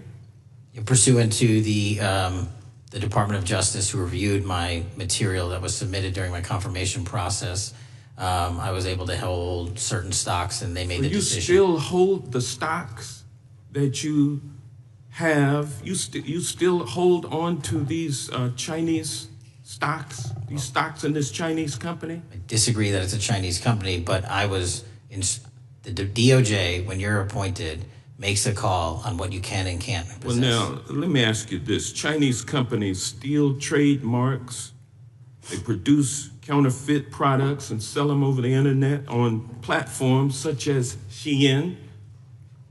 They steal intellectual property. They steal data from American companies, and to me it seems inconsistent with your role as FBI director that you would own stock in a company that is based in a country that is the nation's premier national security threat. It's like you are putting your own financial security over the security of the nation. I disagree with that characterization. Well, I think the American people look at it like it's a classic situation of the fox guarding the hen house. If the FBI is charged with investigating espionage, economic espionage by companies controlled by the Chinese Communist Party, and you are the director of the FBI, you've got a conflict of interest. Sir, I would just show if there's any intimation that I'm against. Why are you holding on to this stock? It wasn't a decision I made. And it's valued at up to $5 million as of when you last reported, correct? $5 million in stock? No, I don't follow it. You don't follow it, but you're still making money off of it. I don't have any money off of anything. Well, what I have done... Trump's trade policies directly impact the value of that Chinese stock. Won't you agree with that? Which trade policy? I'm not a trade expert. Okay, all right. But I want to tell you this. Crazy on me today. Let me ask you this question. Why are you hiding pedophiles? Why are you shielding pedophiles? Why are you protecting pedophiles? That is maybe the most offensive thing you could say to me, given the numbers. Well, you have not released given the Epstein numbers files of pedophiles. You are aware of the Epstein arrested. client list that was published in the 18,000. Time the gentleman has expired. The gentleman yields back. Can he answer the question? Can I just respond? Of course, the gentleman can answer the question. Since I took over the FBI, there has been a 33% increase. Sir, all of that started under Christopher Your Wray. time is done. No, but it didn't. The witness gets to All of answer that the started question, under and then we'll go to our next. 33 FBI director, sir, and you're coming in here trying to take credit for something that a previous director instituted and largely brought to conclusion. I take no I think it's credit. been clear that the director offensive. has numbers are so much better than the previous director. It's Director Patel, if you want to answer the question. I take no credit. The men and women of the FBI have seen a 33% increase in the number of counterintelligence arrests out of the PRC. And so all of a sudden, with you coming in 7 months ago, Gentlemen's time has expired. And on the pedophile accusation, go for that. we have arrested 1,500 child predators in the last 7 months. Under investigations initiated by the prior directorship. Appreciate the director's good work, and we really appreciate that the time the gentleman has expired. We now go to the gentleman from Texas. I thank the chairman. I thank the FBI director for coming before the committee. I assume the FBI director, Mr. Patel, I believe you probably agree with me that there is a significant organized effort on the left side of the political spectrum to advance criminal organizations being able to put more criminals out on the streets. And that what we've seen this in daily action. Are you familiar with the report that came out this last Monday from the Law Enforcement Legal Defense Fund? I'm not familiar with that, sorry. So this report came out this past Monday, and it said that significant amount of the money flowing out of George Soros and other leftist organizations and funders has been funding DAs and prosecutors, and quote, many of these DAs had never managed an office, prosecuted a criminal case, developed organizational policies. In dozens of America's largest cities and counties, this report finds these progressive district attorneys have outsourced core parts of the American criminal justice system to activists and political donors, taking direction and advice on everything from staffing decisions and communication strategy. Organizations, it's a complex web of donors going in through these organizations to put radical DAs and prosecutors out there, putting criminals on the streets. Does the FBI director agree that this exists and is a problem? I will accept the factual representation, and if that exists, it is a problem. The organizations such as TIDES, the Fair and Just Prosecution, Brenner Center for Justice, Partnership for Safety and Justice, the Vera Institute of Justice, the amount of dollars flowing from George Soros through and to these organizations and to the various prosecutors that have resulted in increased crime on our streets, including the brutal murder of the Ukrainian refugee in Charlotte. I bring that up because that is one component of the problem. In addition, we have an organized effort targeting our border.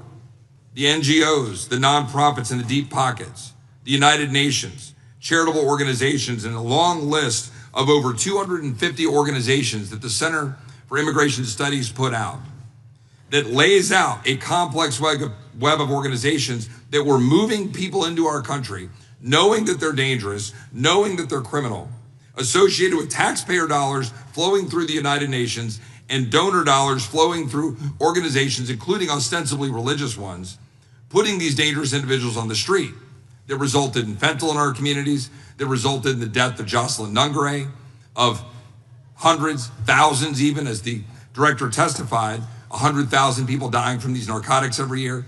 All of this in an organized effort, a complete effort by the radical left to use taxpayer dollars and these dollars to put people on our streets. In addition, the extent to which we've seen now with the Southern Poverty Law Center and their hate map targeting, for example, the Family Research Council, where we had a shooting right here in DC over a decade ago, putting Charlie Kirk, putting a target on TPUSA, Antifa, other radical organizations that are very specifically organized in targeting conservatives and ordinary Americans. Well, how about the organized effort to infiltrate our schools and advance a transgender agenda and advance a radical agenda, perhaps one that we will see exposed further in the individual that actually shot Charlie Kirk. So here's my question. Will you as the director, and are you as the director, pursuing all legal channels to follow the truth wherever it may lead on this organized effort, one? And two, do you agree that Congress should take all action necessary to expose this web of dollars that are flowing to undermine our way of life? I got another minute in my time that I'd like to hear from you on this topic broadly. I'll keep it short. Investigatively speaking, we are doing the following. We are following the money. We are following the money in every organization and every person that is violating the federal code. And it doesn't matter what your background or ideology is, we are following the money. We are using legal process to follow that money, issuing subpoenas to follow that money, using grand juries to follow that money. And when we have results to recommend for prosecution to the Department of Justice, we will do that. And we will continue to publicize documents through Congress, yes, when we make these findings. Mr. Chairman, I'd like unanimous consent to insert the record outsourcing justice by the Law Enforcement Legal Defense Fund that I alluded to before. I would ask unanimous consent to add a 2024 list provided by the Center for Immigration Studies on these United Nations and other affiliated groups that are responsible, over 250 of them, for moving individuals into our country in a coordinated effort. I would like a unanimous consent to insert a letter that I sent that currently has 33 members of the United States House of Representatives have signed on it, calling for a special select committee to pursue the organized effort from the radical left to target our way of life and undermine our security by putting criminals on the street and having our borders being wide open and putting us in danger. With that, I would yield back. Without objection. Gentleman yields back. Mr. Chairman, I have a couple of unanimous Gentleman's requests. One is a letter from Senator Tom Cotton, dated last year, urging the U.S. to, quote, ensure that data from U.S. companies is not harvested by the Chinese Communist Party through the purchase of Xi'an software and technology. Without objection. And also a statement by Marco Rubio, then Senator Marco Rubio, which warned our UK allies about, quote, Xi'an's deep ties to the People's Republic of China. Without objection. Also,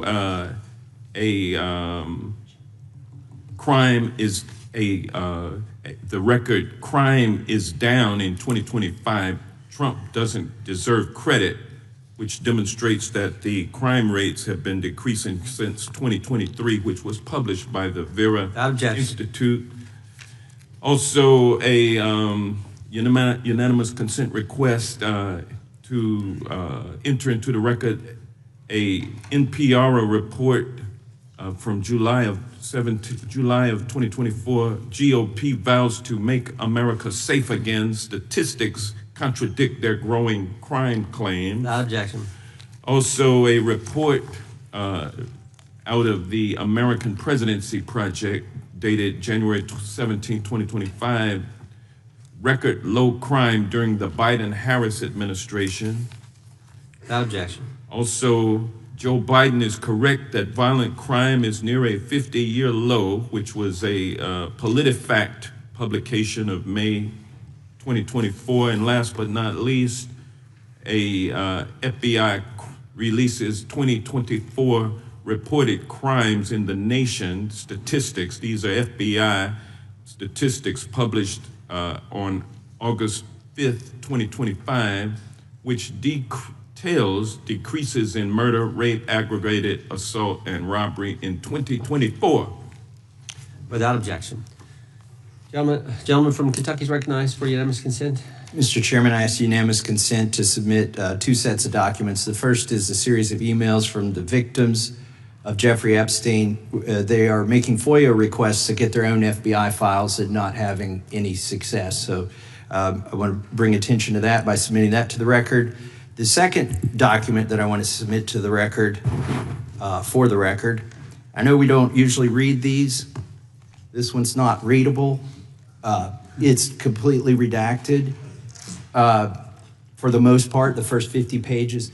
This is actually the search warrant that was served on James O'Keefe for a diary that he had already given to the government 2 months before. And as it turns out, there were no indictments here, yet he still doesn't know why he was raided, and I think he deserves to know. So, Without objection.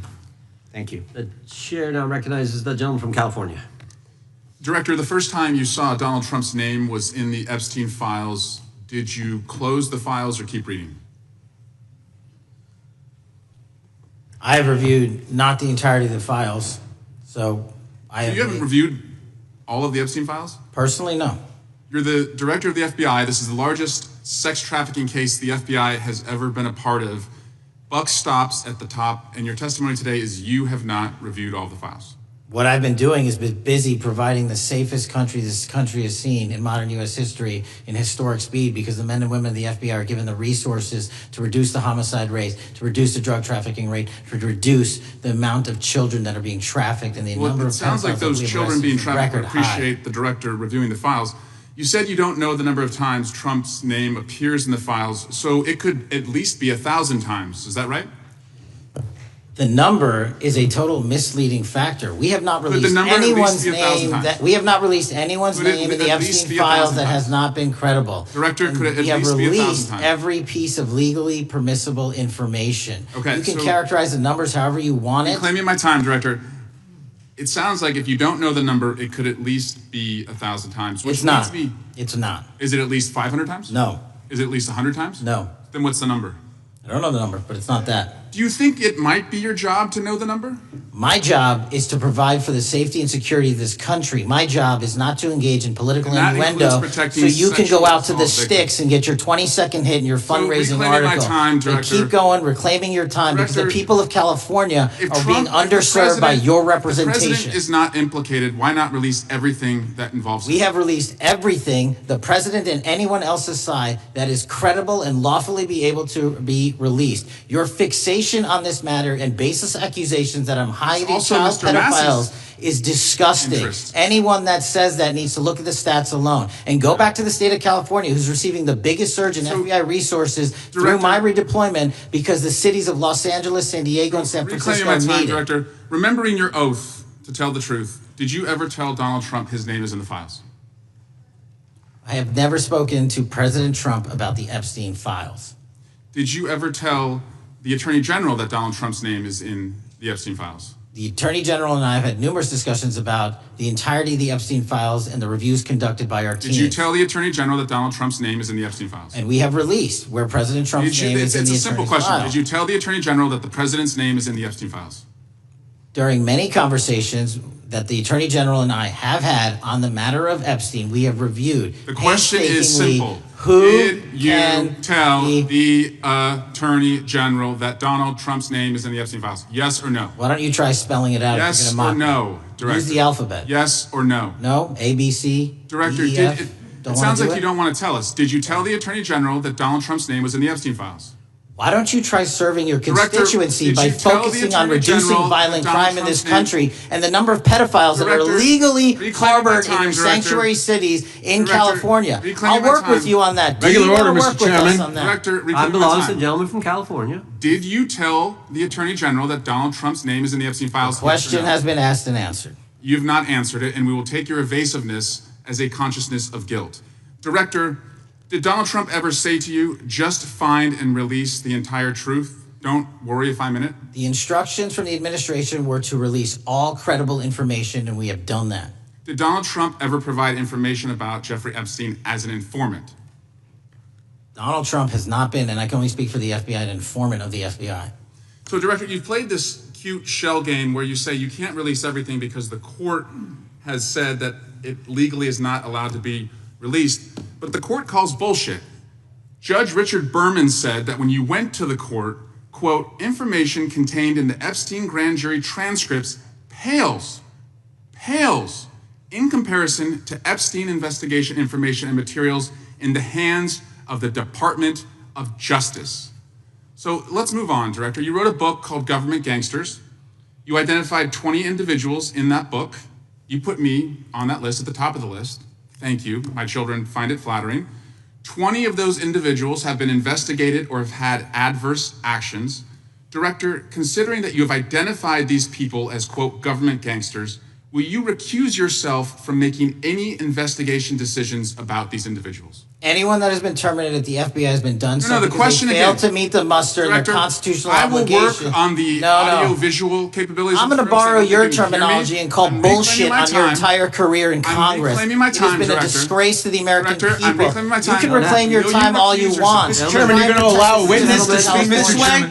Mr. Chairman, would you recuse yourself, Director? The gentleman has no time. Mr. Chairman, would you admonish the witness not to insult members? The gentleman has no time. Mr. Chairman, just committee will remember. Quick point of order.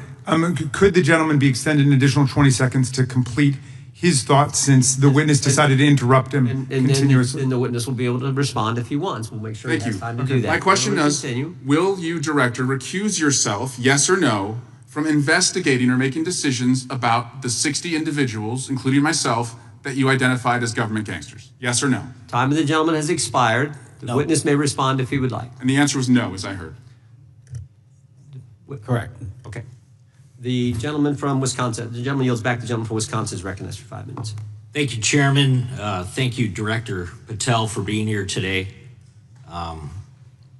I wanted to talk a little bit about the assassination of Charlie Kirk and the FBI's subsequent investigation. I know it's really sensitive, and you can make the call as to whether or not, obviously, it's something that you can respond to, but I think it's still fresh on many people's minds. I want to congratulate you and Utah law enforcement for the work you did in identifying the suspect and apprehending him. According to public reports, and I think this is what maybe it's, I still have questions about, and maybe the public does. According to public reports, the alleged shooter arrives on the Utah Valley University campus nearly 4 hours before the shooting. Was that your understanding? Is that kind of... I'll let the public reports reflect themselves. I don't have the exact timeline. Okay. So we don't have any idea kind of his prep or how he set up or how he utilized that time when he first showed up on campus? All of those are being currently investigated through our cell phone analysis and through our witness interviews. And the state of Utah has now announced charges seeking the death penalty against his suspects. So we're a little limited in what we can continue to say. Sure, I understand. And the suspect, like you referred to, is then captured on security footage jumping off the roof of the alleged shooting location, the Losey Center.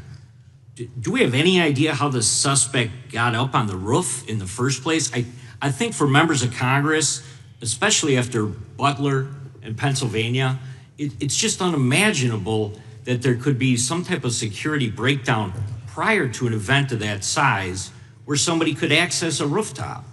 So not commenting on the case, but having gone to the crime scene and walked the steps that we believe were taken, the roof was actually readily accessible through an exterior stairwell, so anyone could have gotten on it. Okay. The suspect flees on foot to kind of this wooded area where he drops the rifle, wraps it in a towel, and then proceeds to his staged vehicle and basically drives home.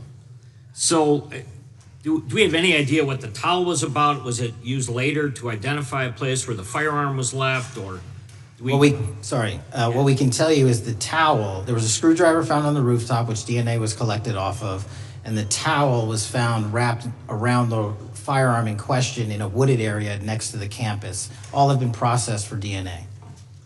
And then, according to the suspect's roommate, there were allegedly messages on instant messaging platforms, specifically Discord, suggesting the towel may have been used to identify that weapon's location. So the public reports have suggested that the shooter acted alone. Do we still believe that that's true? Do we have any idea as to whether or not those Discord messages led us to believe that the shooter may have had help in any way or assistance? I can only speak to the FBI's investigation, and our investigation is ongoing, and we are interviewing any of those individuals involved in that chat and other individuals in the area. Very good. And so my suggestion, if there are accomplices, I'm sure this is something that the FBI is going to continue to investigate fully and thoroughly into the future. Yes, sir. The reason I ask that is because I don't know that that was necessarily the case with Butler, Pennsylvania. So thank you so much for your persistence kind of in this matter. There's still a lot of public questions that need to be asked. Let me shift to another topic very quickly. On July 31st, 2025, the DOJ and the CIA declassified the annex to Special Counsel John Durham's 2023 report on Operation Crossfire Hurricane. The 29-page Durham annex contains previously classified information about, among other things, the investigative referral of the Clinton campaign plan. Why would somebody place documents in a burn bag related to this case? That case is very much ongoing, so I can't comment on the stylization of the evidence we're collecting. Can you comment at all on the Durham annex as I described it? The Durham annex, which has been publicly released thanks to the FBI's commitment to transparency, is one of the documents that's being utilized. And in general terms, speaking for burn bags, sir, a burn bag is what you use to put classified documents into generally, because that is literally how you destroy them. So it appears that efforts were made by the Clinton campaign to reach out to the FBI agents or the Clinton sympathizers in the intelligence community in order to lead more credibility to the Clinton campaign plan. Do you think that's an accurate characterization? Again, I'm not going to characterize that material because it's part of an ongoing investigation. Thanks for being here today. I yield back. Gentleman yields back. Gentleman from California is recognized. Thank you, Director Patel, for being here today. The FBI searched Jeffrey Epstein's Manhattan residence, correct? I believe that happened in 2018. I think there was 2 locations, sir. It's 2019, and in that residence, the FBI found a safe, correct? I don't have the catalog of evidence in front of me. In that residence, the FBI found a safe, correct? I'll accept your representation. Okay. And in that safe, the FBI found topless and lewd photographs of girls, correct? Again, sir, I'll accept your representation. I don't know. Thank you. It was all over the media at the time. There's a New York Times article that says Jeffrey Epstein is indicted on sex charges as discovery of nude photos is disclosed, dated July 8th, 2019. And the Times reports a trove of lewd photographs of girls was discovered in a safe inside financier Jeffrey Epstein's Manhattan mansion. Author Michael Wolff has conducted numerous interviews of Jeffrey Epstein. I'm going to play for you a video clip of what Michael Wolff said Epstein told him was in the safe and what he showed the author was in this safe. So let's please play that clip now. Elected. I was sitting talking to Epstein, and he said, "Wait a minute, I got to show you something." And then he went into his safe, and he came out with photographs. They were Polaroids, I think, and he kind of spread them out like playing cards, and it was Trump. I mean, I think there were a dozen of them, and it was Trump with girls of an uncertain age at Epstein's Palm Beach house, where all of the things that he would ultimately be accused of took place. And I remember very vividly 3 of them. There are 2 in which Trump is, the girls, topless girls, are sitting on Trump's lap. And then a 3rd in which he has a stain on the front of his pants, and the girls are kind of pointing at it, sort of bent over, laughing. So, Director Patel, I'm going to ask you a very broad and general question. As you know, Donald Trump and Jeffrey Epstein were friends. There are, of course, photos showing Donald Trump together with Epstein, correct? I don't have the entirety of the photographs, but I think they've been photographed in public together. All right. Are there any photos showing Donald Trump with girls of an uncertain age? No. How do you know that? Because that information would have been brought to light by multiple administrations and FBI investigators over the course of the last 20 years. Well, you know what? That's just not true, because no one knew about the creepy birthday message that Donald Trump wrote to Jeffrey Epstein until the Wall Street Journal disclosed it, and then all of a sudden, the Epstein estate provides it to Congress. Well, so certainly, you weren't there at the search. You don't know what Epstein may or may not have done with those photographs even prior to the search. Maybe someone has it. Maybe the Epstein estate has it. You raise a great point. So I'm going to ask you, have you asked to talk to Michael Wolff? You raise a great point. I haven't personally asked to talk to Michael Wolff. Has the FBI asked? But the FBI, I'll get back to you if the FBI specifically so Michael Wolff has ever. About 100 hours of testimony of Jeffrey Epstein. Wouldn't it be good for the FBI to interview Michael Wolff? I'm not saying they haven't. I just don't know. Has FBI subpoenaed the tapes that Michael Wolff has conducted of Jeffrey Epstein? I don't know. All right. So if you could provide us an answer, that would be terrific. Sure. Well, let me ask you this question then. Have you looked at all the photos in Epstein files? I have looked at all the information that the investigators who investigated this case have provided to run out credible leads. And in the Epstein file, was there that creepy birthday message that Donald Trump had written to Epstein? No, that's what I was trying to tell you. You raise a great point. The estate of Jeffrey Epstein has a voluminous amount of information that they have not released before.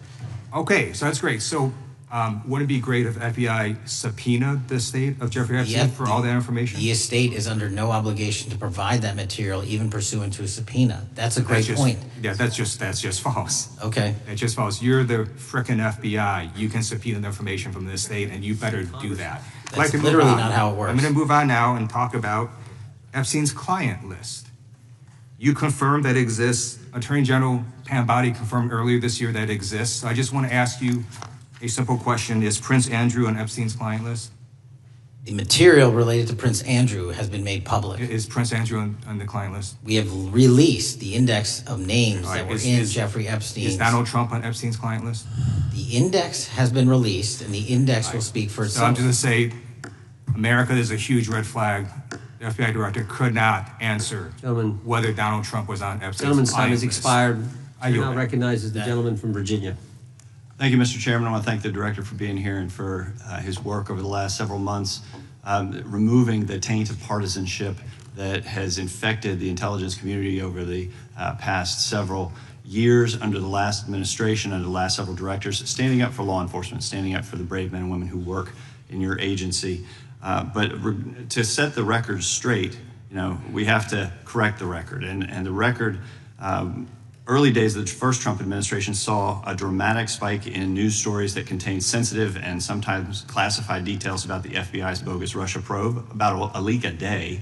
It's unacceptable that senior FBI officials coordinated to leak classified information to try and harm President Trump. Documents produced to the committee in August of this year revealed that the FBI interviewed a former intelligence committee staffer who gave details on a systematic process through which leaks of classified information were affected by then Chairman, now Senator Adam Schiff. Were these findings escalated within the Bureau's chain of command, and if so, to what level? Sorry, were the findings escalated? Were these findings that were given to us escalated within the Bureau's chain of command, and if so, what level? Did you receive this information? That entire matter is currently under investigation by the people at the FBI that handle leaks of classified information. All right, it's good to know that there is an ongoing investigation. Can you tell me whether these leaks to the media compromised any ongoing FBI investigations during the Trump-Russia probe? I can tell you, generally speaking, the leaks of classified information are detrimental to any work the FBI is doing. Now, former Director James Comey testified before the Senate Judiciary Committee that he had never been an anonymous source, nor authorized anyone to be an anonymous source in news reports about matters relating to the Trump investigation or the Clinton investigation. Was Comey's testimony true? In reference to Director Comey, I'm very limited in what I can say because of what the current status of those matters are with the FBI and the Department of Justice. When I am able to make those public, I will. Can you tell me if there's an ongoing investigation there? Again, without identifying any individuals related to the information you're generally speaking about, there is an ongoing matter that has been under review by the Department and the FBI for some time. Because we know that the documents that we received last month revealed that former Director Comey used Columbia University law professor as a conduit to leak stories to the media that contained classified information. Let me move on to the way that the FISA process was weaponized by past directors. Prior to your confirmation, you raised concerns about government misuse of FISA, including Section 702, stating that FISA was in need of major reform. Specifically, you highlighted that the FISC report that the FBI had conducted 278,000 improper searches of the FISA database. Do you remain concerned about governmental abuse of FISA in Section 702? I'm always concerned, but what we've done since I became FBI director is implement new audit systems. We are nearing 100% review of the 702 query system that you are specifically referring to, and we've also eliminated anyone that has ever touched that database that has in any way made a mistake, whether intentional or not. And we have also identified a system in which those going forward who misuse the 702 system, they don't get 2 strikes. They get 1 and you're done. Okay, I'm glad you mentioned you're continuing to audit because, as you know, in May, the New York Times reported you closed the FBI's Office of Internal Auditing. Can you explain why you decided to close this office? Yeah, because under the new restructuring of the FBI, to save resources, there were 2 different places doing the exact same thing. We have a specific division dedicated to audits. I didn't need another audit system doing the audits again. And so we folded some of those folks with their expertise into our specific division and then took the rest of those folks and are moving them out across the country. Under previous FBI leadership, FBI agents were found to have lied to the FISC. There have been hundreds of thousands of violations of querying standards. In light of past violations, what action is the FBI taking to ensure that similar abuses do not occur in the future? Exactly what I've outlined. You cannot have access to the 702 query system if you improperly queried that system at all at any time in your career. Okay, at a Senate hearing 2 years ago, your predecessor, Director Wray, testified FBI had previously purchased U.S. phone geolocation data for a specific national security pilot project and further stated that the project had not been active for some time and that the FBI relies on court-authorized process to obtain location data from companies. Does the FBI purchase location data or any other data of Americans from data brokers? I don't believe so, but I'll get back to you. Thank you, that'd be important. I appreciate that. I yield back. Gentleman yields back. Gentleman from Washington's recognized. Thank you, Mr. Chairman. Mr. Patel, before you joined the FBI, you had very strong opinions about what the FBI was hiding regarding Jeffrey Epstein. In a September 2023 interview with Glenn Beck, you said, the Black Book is under the, quote, direct control of the director of the FBI. In December 2023, you said, let us know who the pedophiles are. Even for a short time after becoming FBI director, in February of 2025, you tweeted, quote, there will be no cover-ups, no missing documents, no stone left unturned. In June, you told Joe Rogan, quote, we've reviewed all the information, we're gonna give you every single thing we have and can. But then suddenly in July, everything changed. You and Attorney General Pam Bondi released one video and said that there was nothing more to see. Your July memo says you uncovered more than 300 gigabytes of data and physical evidence, but that you had decided no further disclosure would be appropriate or warranted. That is a quote. I think what happened, Mr. Patel, is that suddenly you discovered that Donald Trump's name was all over these files, and you started a giant cover-up. So you are under oath, Mr. Patel. You just testified to Mr. Swalwell that you did not speak to the president about the Epstein files. To your knowledge, did Attorney General Pam Bondi speak to the president about what was in the Epstein files? I can't speak for Attorney General Pam Bondi. So to your knowledge, you don't have any information. The question was, do you have any knowledge? Do you have any knowledge? I can't speak. You are refusing to answer the question, so let me tell you that the Wall Street Journal reported that in May, Bondi told Trump that he was in the Epstein files, and at the same meeting said that the DOJ did not plan to release the files. Yesterday, you testified to Senator Kennedy that there was, quote, no credible information that Epstein trafficked girls to anyone else, and that you have, quote, continuously and publicly asked the public to come forward with more information, and we'll look into it. Today, in response to Mr. Massey's question, you appeared to say that the survivors were not credible. These are survivors. That's not at all what I said. Okay, great. I'm going to ask you this in a second, but let me tell you about the survivors, and let's bring them up here into the room. These are women who came to the Hill and testified that they were groomed and raped at the age of 14 and 16 years old, and they called to meet with the president and to meet with the FBI and to have people investigate their claims. Some of them have never testified before. If you are so interested in getting the public to submit any information, why have you not met with them? You said you haven't met with them. Have you met with them? I'll give you one more chance. My job as the FBI director is to invite all Is the answer yes or no to whether or not you met with these women who were sexually abused and raped? Any insinuation by you or any people on your side that I am not manhunting child predators and sex traffickers, just look at the stats. Patel, and you talk about cover-ups, man. Mr. Chairman, you talk this is about my cover-ups. time, and I will take as much time as I Where want. were you during the Instruct Obama the and Biden witness, Mr. administrations Chairman. when these so-called Instruct the cover-ups were witness. going on? Mr. Why didn't Chairman. anyone in those administrations talk to any of these Mr. purported Chairman. witnesses? Let's I get have some regular order, Mr. every Chairman. single person to provide credible information. Time belongs to the gentlelady from Washington. And I'm but going to take when another you couple accuse of the minutes. witness of something, he's allowed to respond. That's how it works. You say Listen, something, he didn't you even, say excuse me, Mr. Mr. Chairman, you have Point always of been order. fair, but this is I'm not being fair. fair, and you will get No, your, this you will is get my your time, and he you will give said the that gentlelady the a few witnesses additional were not seconds credible. of time. I'm going to get an additional minute of time because that's you'll how get much time you he won't get a took. minute. You'll get some seconds. What we think is under 5 minutes. You don't get to demand Mr. how much time you Patel. get. That's not how it works. Mr. Patel, are the victims of the Jeffrey Epstein horrific trafficking ring, are they credible?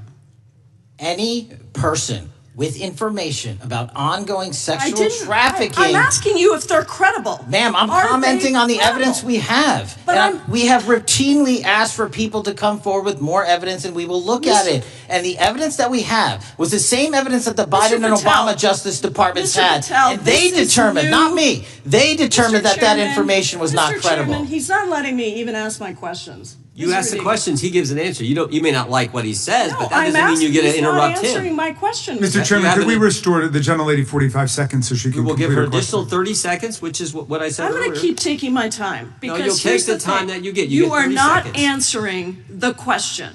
The question I is, have, you just don't like the answer. Are these women credible? It's a yes or no answer. I have answered the question. Well, and I what is keep the telling answer? you, I'm the only FBI director that has welcomed new information in this case. This You're not- administration is the only one that has welcomed any new information in this Is there case. a yes or no to whether Present the new credible victims are credible? information. Present new Are information. the victims credible or not? I'll tell you what happened in the last Trump Are they administration. credible or not? You can't even Victims say. credibly came forward, and you know what happened? President Trump authorized the indictments President of Jeffrey Trump Epstein, called not them a Biden, hoax. not Obama, President Trump no one called else. the entire thing a Democratic hoax.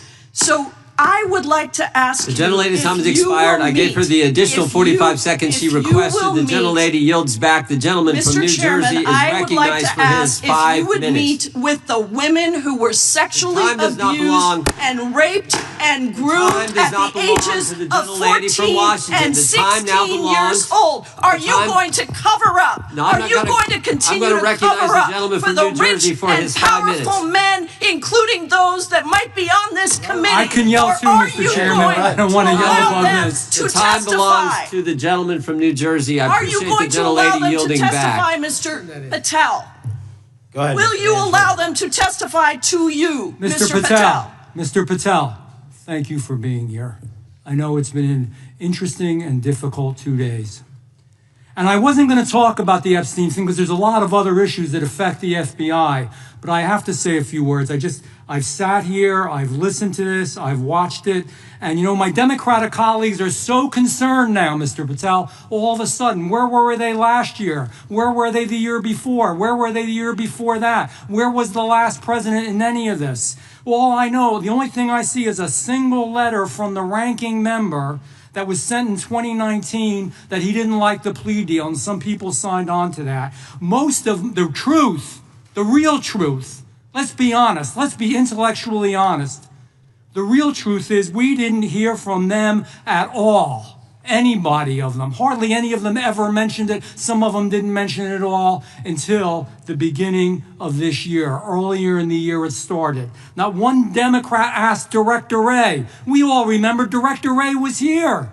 Not once, not twice, multiple times. Nobody asked Director Wray about Epstein before this committee. Nobody was that concerned. Where was the concern for the victims then? Where was the moral righteousness then? Where was the outrage then? Where was the sense of duty then? Where was the desire for accountability then? Where was the urgency for justice then? Most of all, where the hell was the integrity then? You know what the truth is. Let's just say it, man. Tell the truth time. The truth is, it's politically useful for them to try to do this now, even though they didn't give a damn about it in the past. And you know what? That's an insult to the victims, and that's an insult to America. Continue to do the work you're doing. Continue to uncover what needs to be uncovered.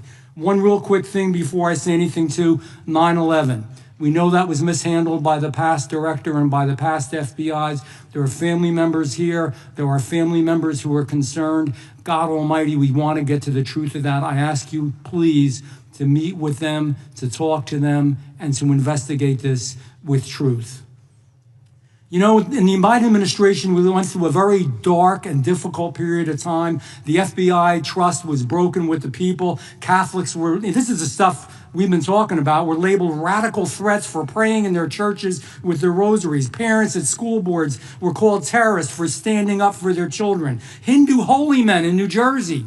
We have the largest Hindu temple in the world. They were attacked. They were put up against the wall with guns to their heads. So it isn't just a Catholic or Christian thing. American Jews were targeted in colleges and universities, and a lot of folks in the FBI, in the past FBI, not this one, didn't give a damn. We can't go back to targeting religion. We can't go back to silencing free speech. The Biden administration did that. So I got questions for you. Hopefully thoughtful questions that you can answer for us in a thoughtful way.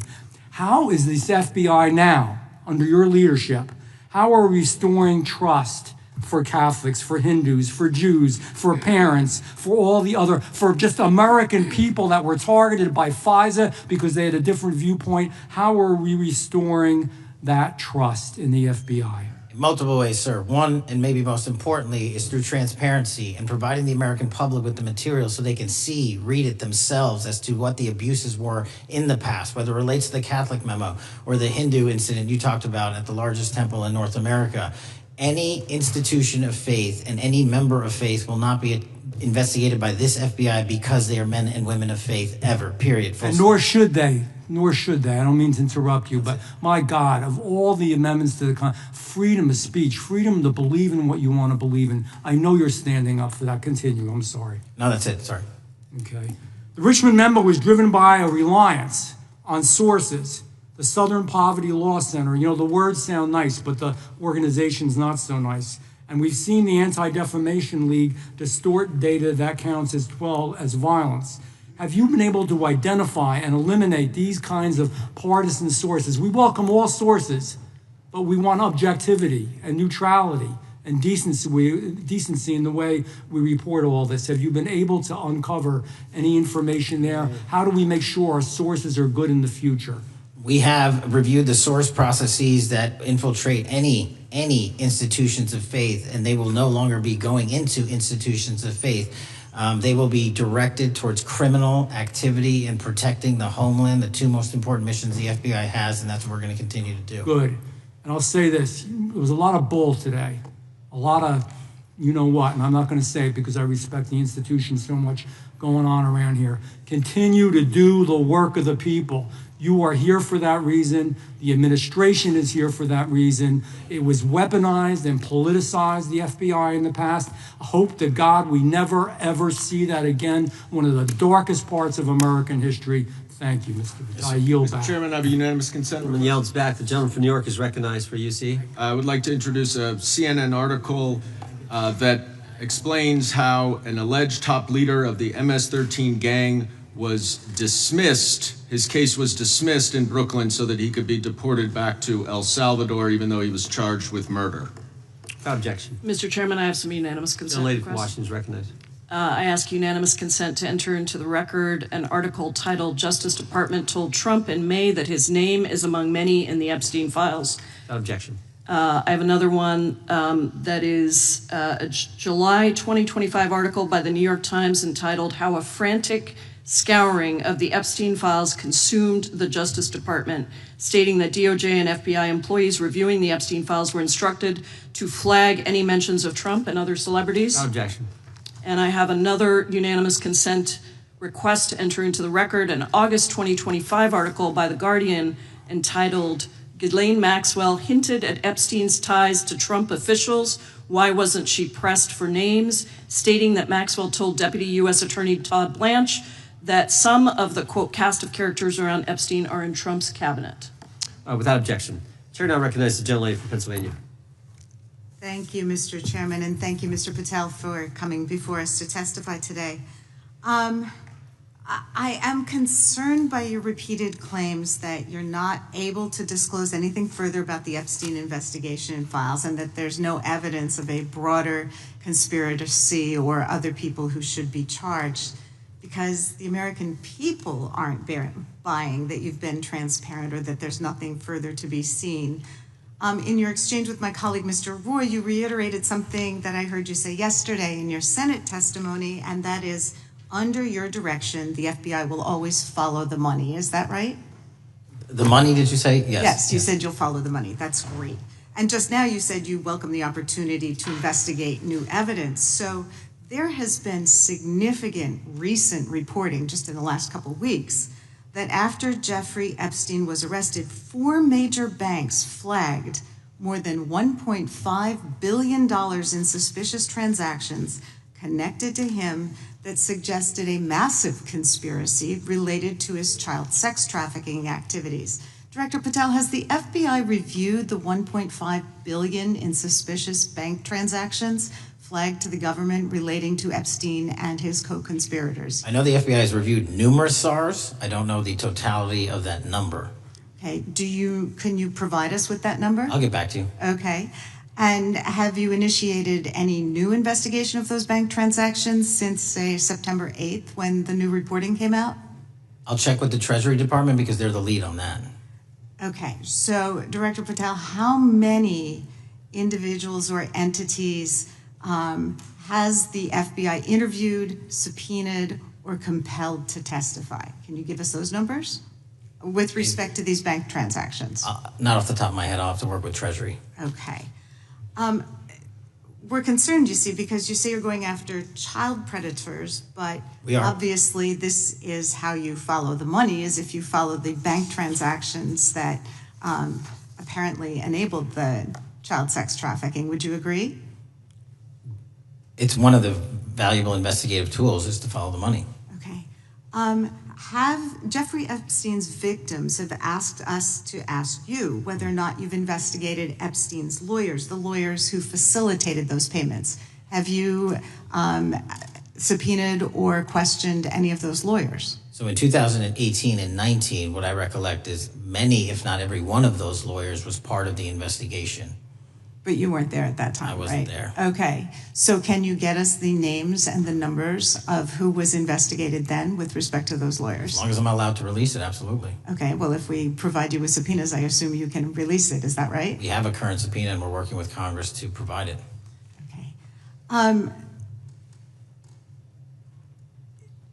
You've said that the Acosta investigation had an original sin. What do you mean by that? Basically, if you're looking at an actual pedophile ring, what you should not do is limit the time frame in which you're legally able to collect information.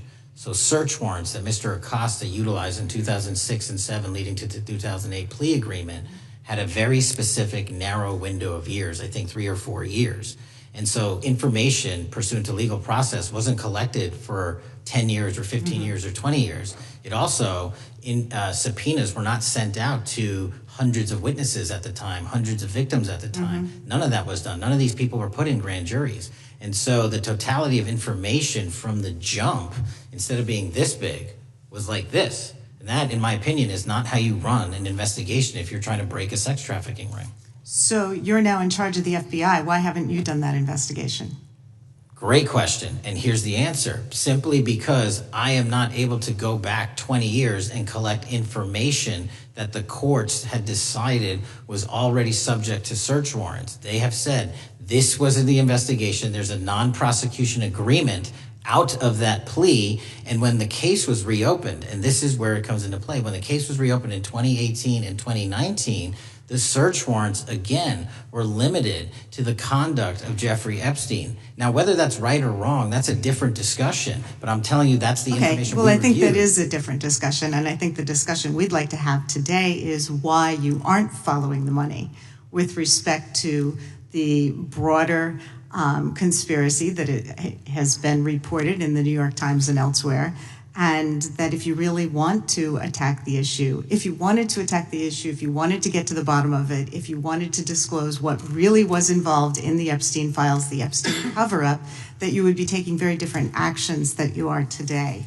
I do want to seek unanimous consent to enter into the record the New York Times September 8th, 2025 article, How J.P. Morgan Enabled the Crimes of Jeffrey Epstein. Objection. And also an article dated July 17th, 2025 in the Epstein case, Follow the Money. Objection. Okay, thank you. Gentlelady yields back. Mr. Chairman. Gentleman from Maryland is recognized. Thank you much.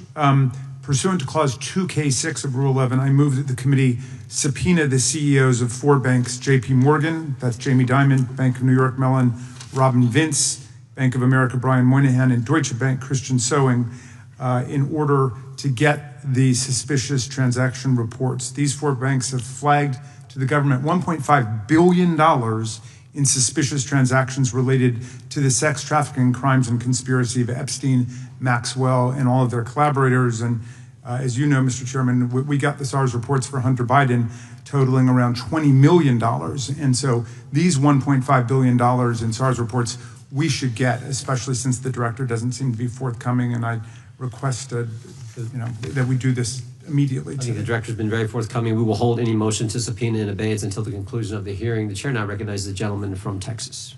Thank you, Mr. Chairman. Thank you, Director Patel, for being here. It is quite clear that certain members of this committee, they want their 15 seconds on TV, stamping and coming. Maybe it's for fundraising. Maybe they're struggling in their district. They need a little bump. But they turn a committee into a clown show, and that's what we're seeing. You're being unjustly attacked today. I watched the Senate hearings yesterday. You were attacked there. We know there's an agenda. There's always an agenda. It's the same characters with the same personalities, the same objective, and that is destroy the mega movement. You're being attacked, Director, is because you're effective.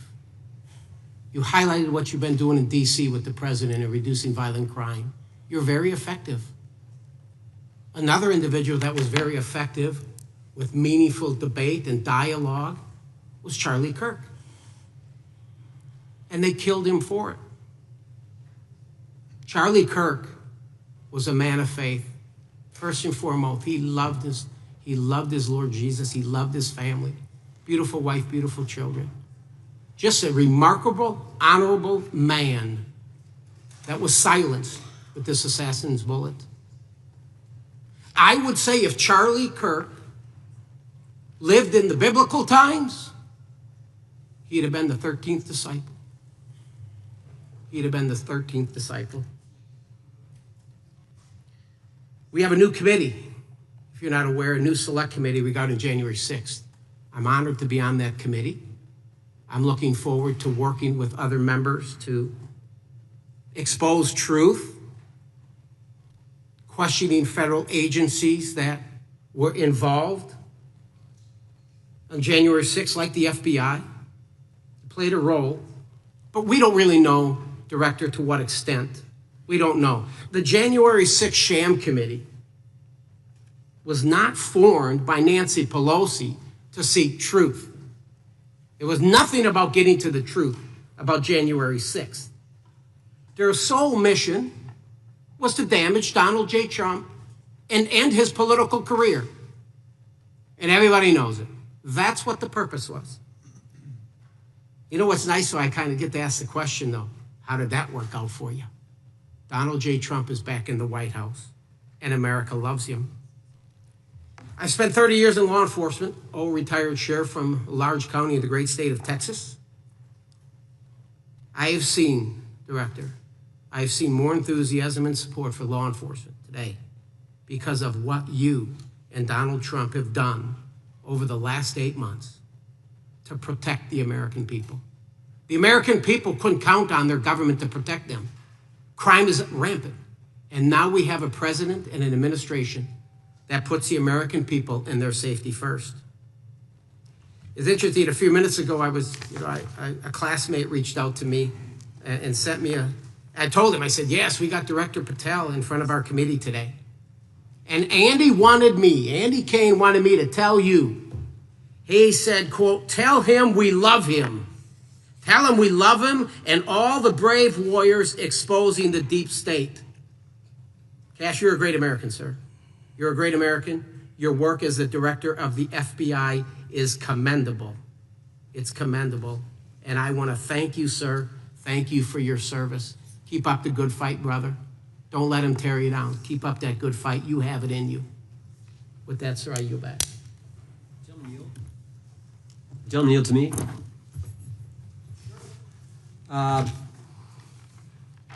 Director Patel, there were 26, the gentleman mentioned the select committee, there were 26 confidential human sources at the Capitol on January 6, 2021. 4 entered the Capitol and thereby broke the law. Do you know if those individuals were being paid by the Ray FBI?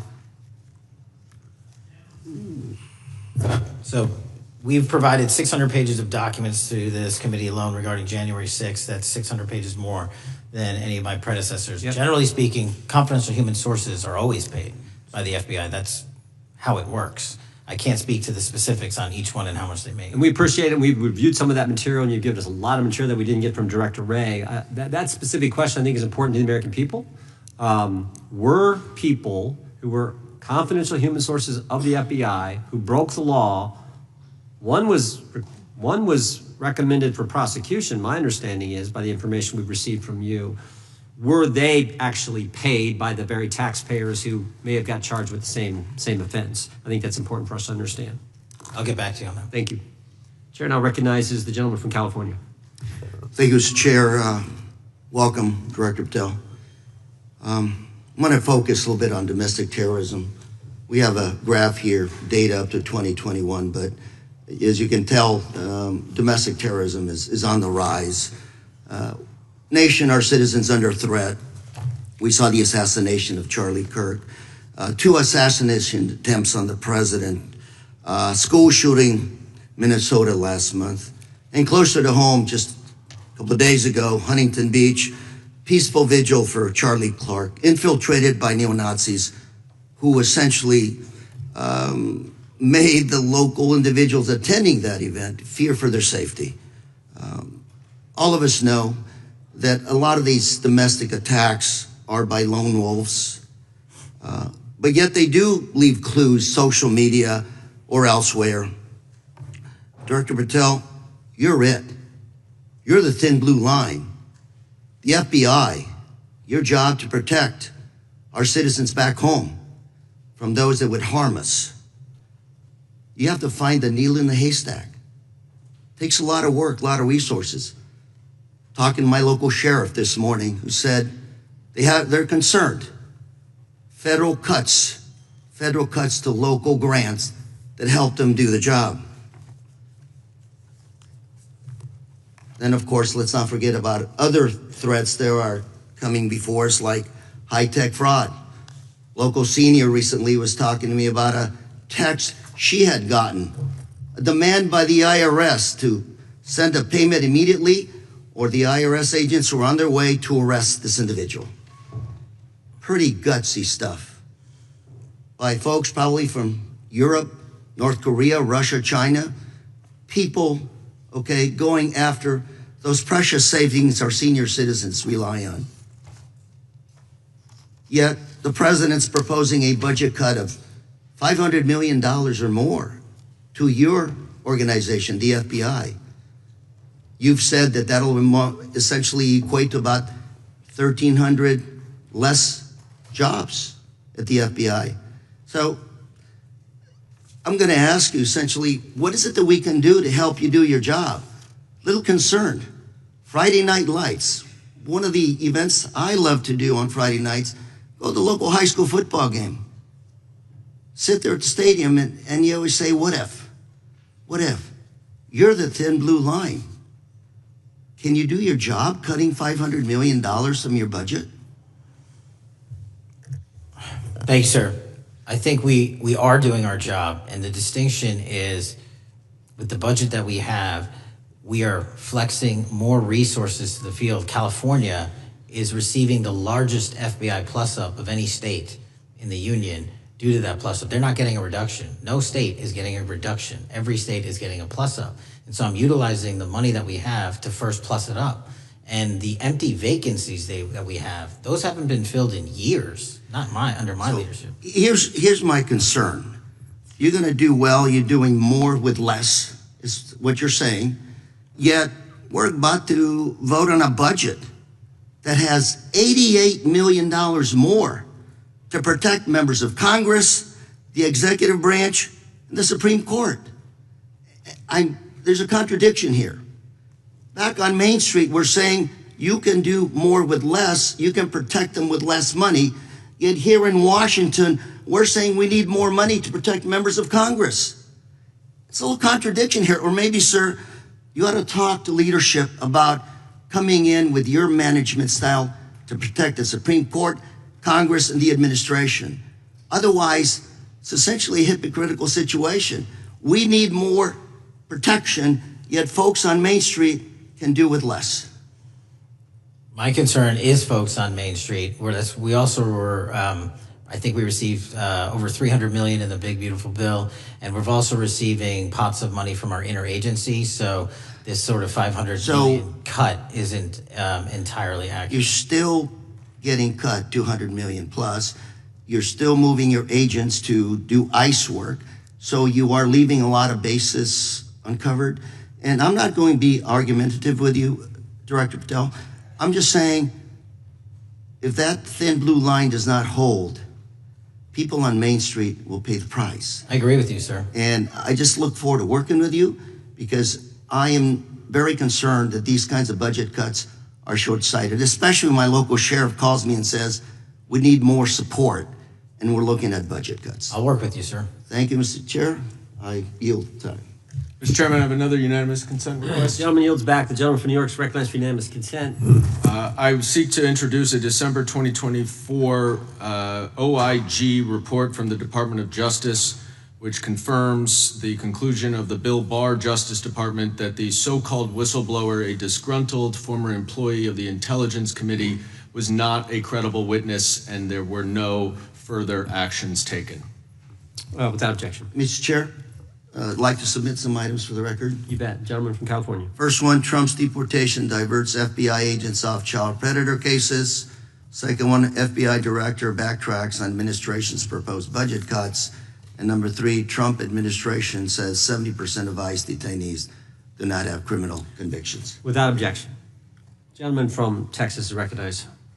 Thank you. Director, earlier this year, the committee learned of new documents tied to the Crossfire Hurricane investigation and the Russia collusion hoax against President Trump.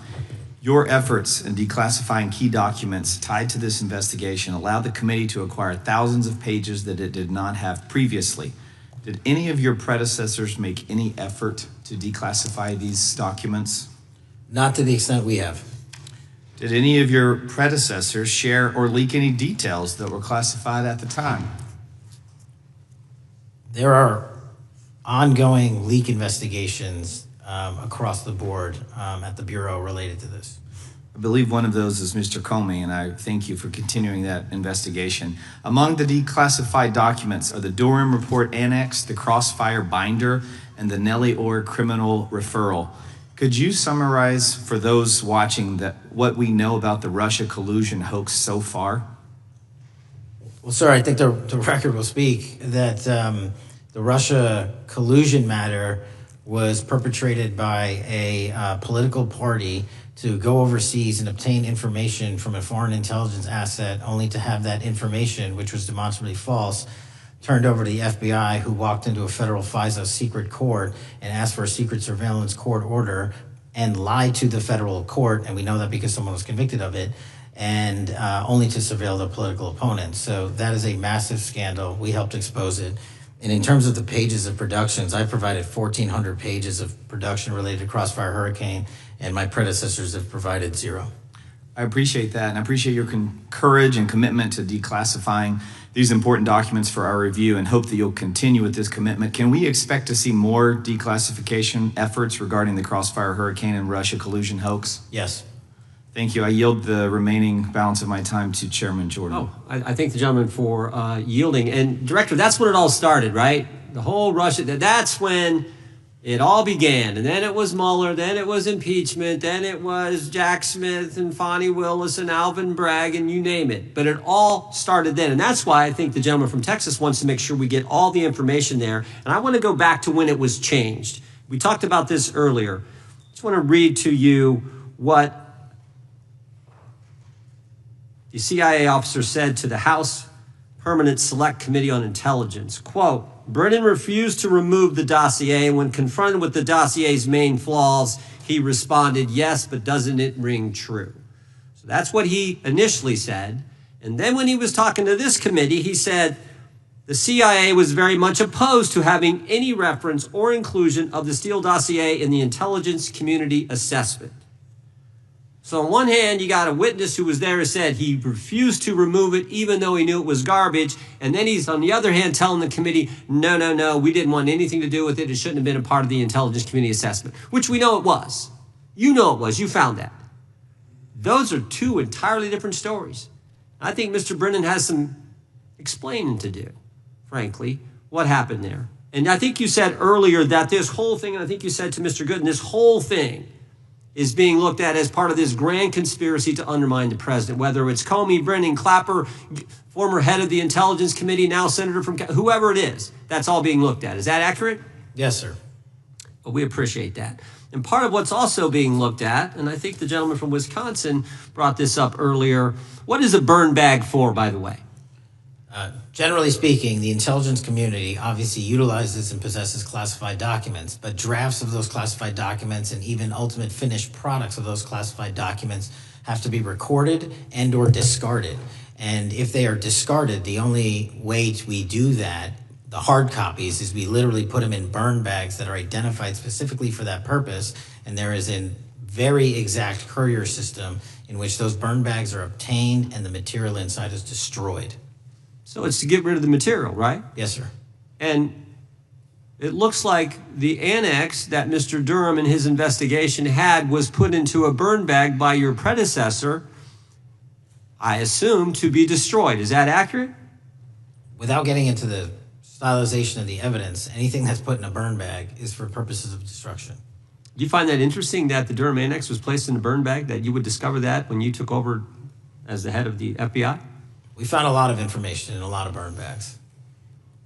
Well, we appreciate you finding that. We'd like to know a little bit more about that, and we look forward to that information coming forward. And I appreciate the gentleman yielding. With that, we now recognize the gentleman from Colorado. Thank you, Mr. Chairman, for holding this hearing. Thank you, Director Patel, for being here today.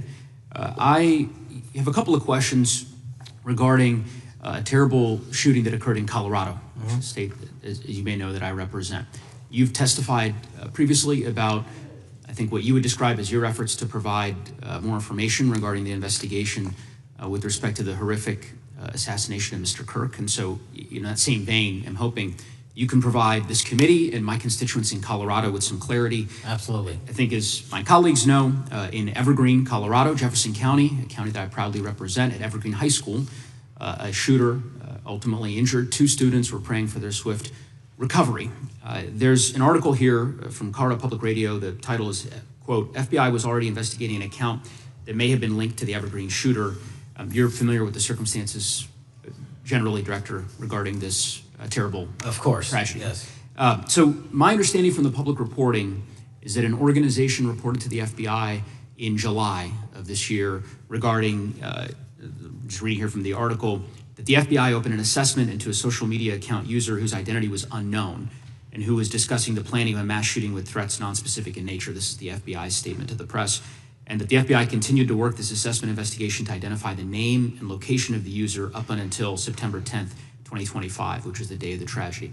Can you provide us some clarity on what were the impediments to finding, the account user, and maybe describe in greater detail the FBI's work in that regard? Generally speaking, yes, because I know even though the shooter's deceased, the investigation we're not done. Sure. And so the impediments to finding these individuals, and you highlight a great point.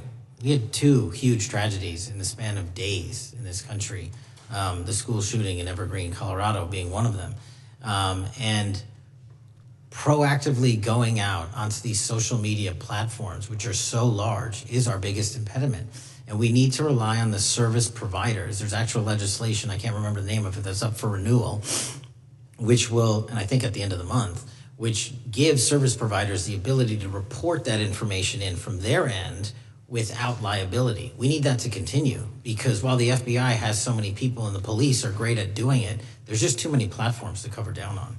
Well, I appreciate that, Director Patel, and I think we're certainly, I'm interested in continuing this conversation, because I think the reporting suggests that there's a pattern, and that ultimately we want to make sure that law enforcement is able to prevent this kind of tragedy from happening in the future. I have a question. It's not meant as a gotcha question, so it just frame it there.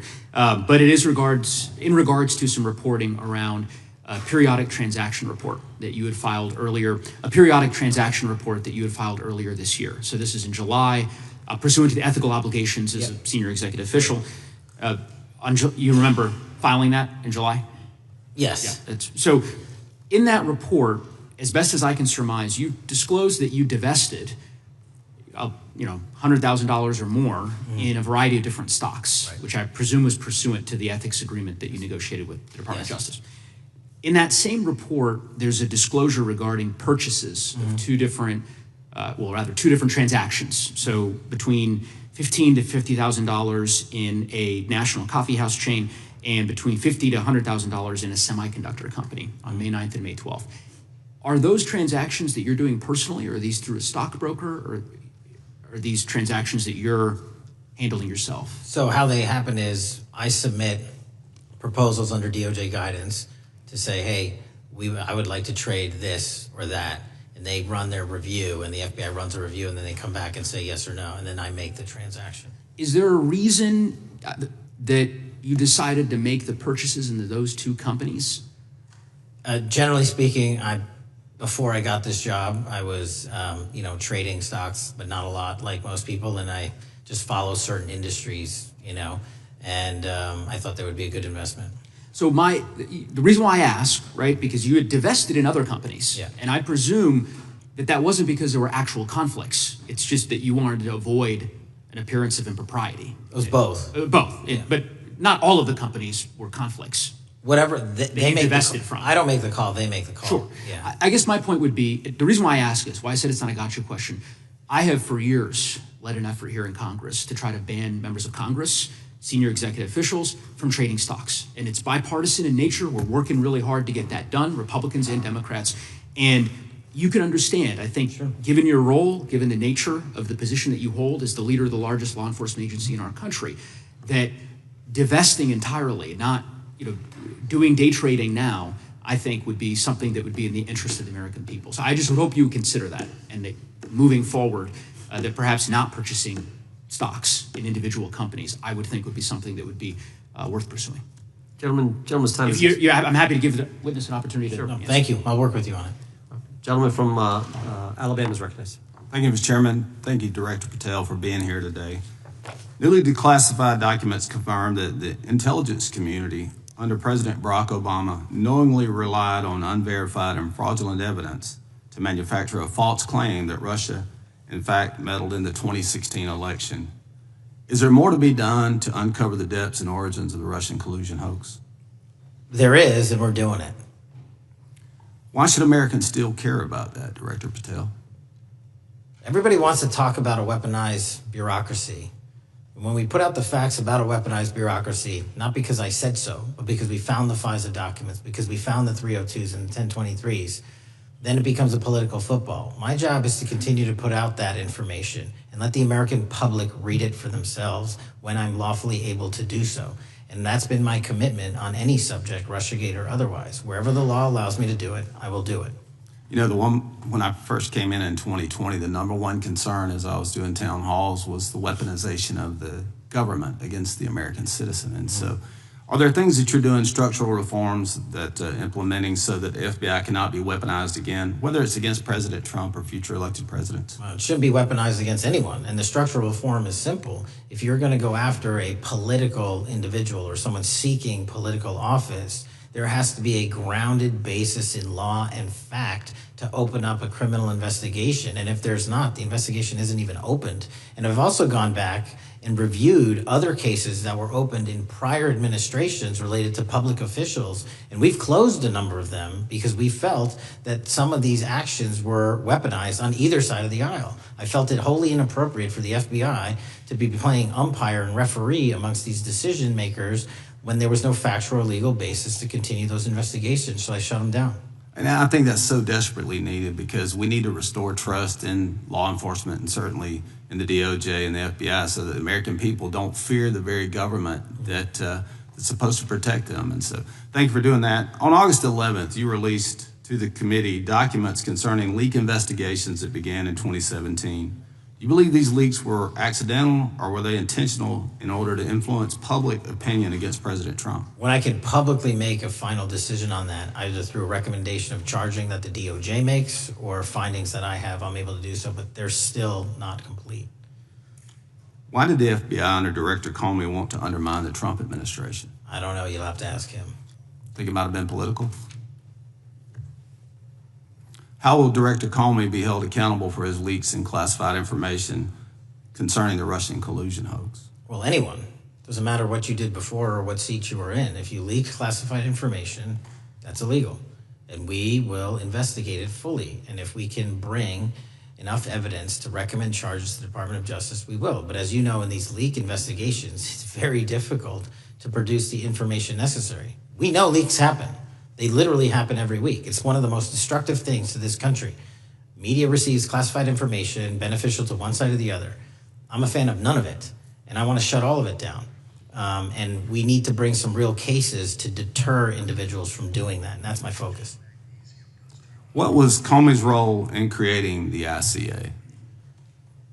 Speaking from my memory, as the head of the FBI, he was charged under then Director Brennan, and Director Clapper and the other IC elements to come in with the NSA, CIA, FBI, and ODNI and put together a collection of information on how the information sort of surrounding Russiagate came together. So he represented the FBI in that. Was former Director of CIA, John Brennan, he's denied that the Steele dossier was used in creating the ICA. Is that true?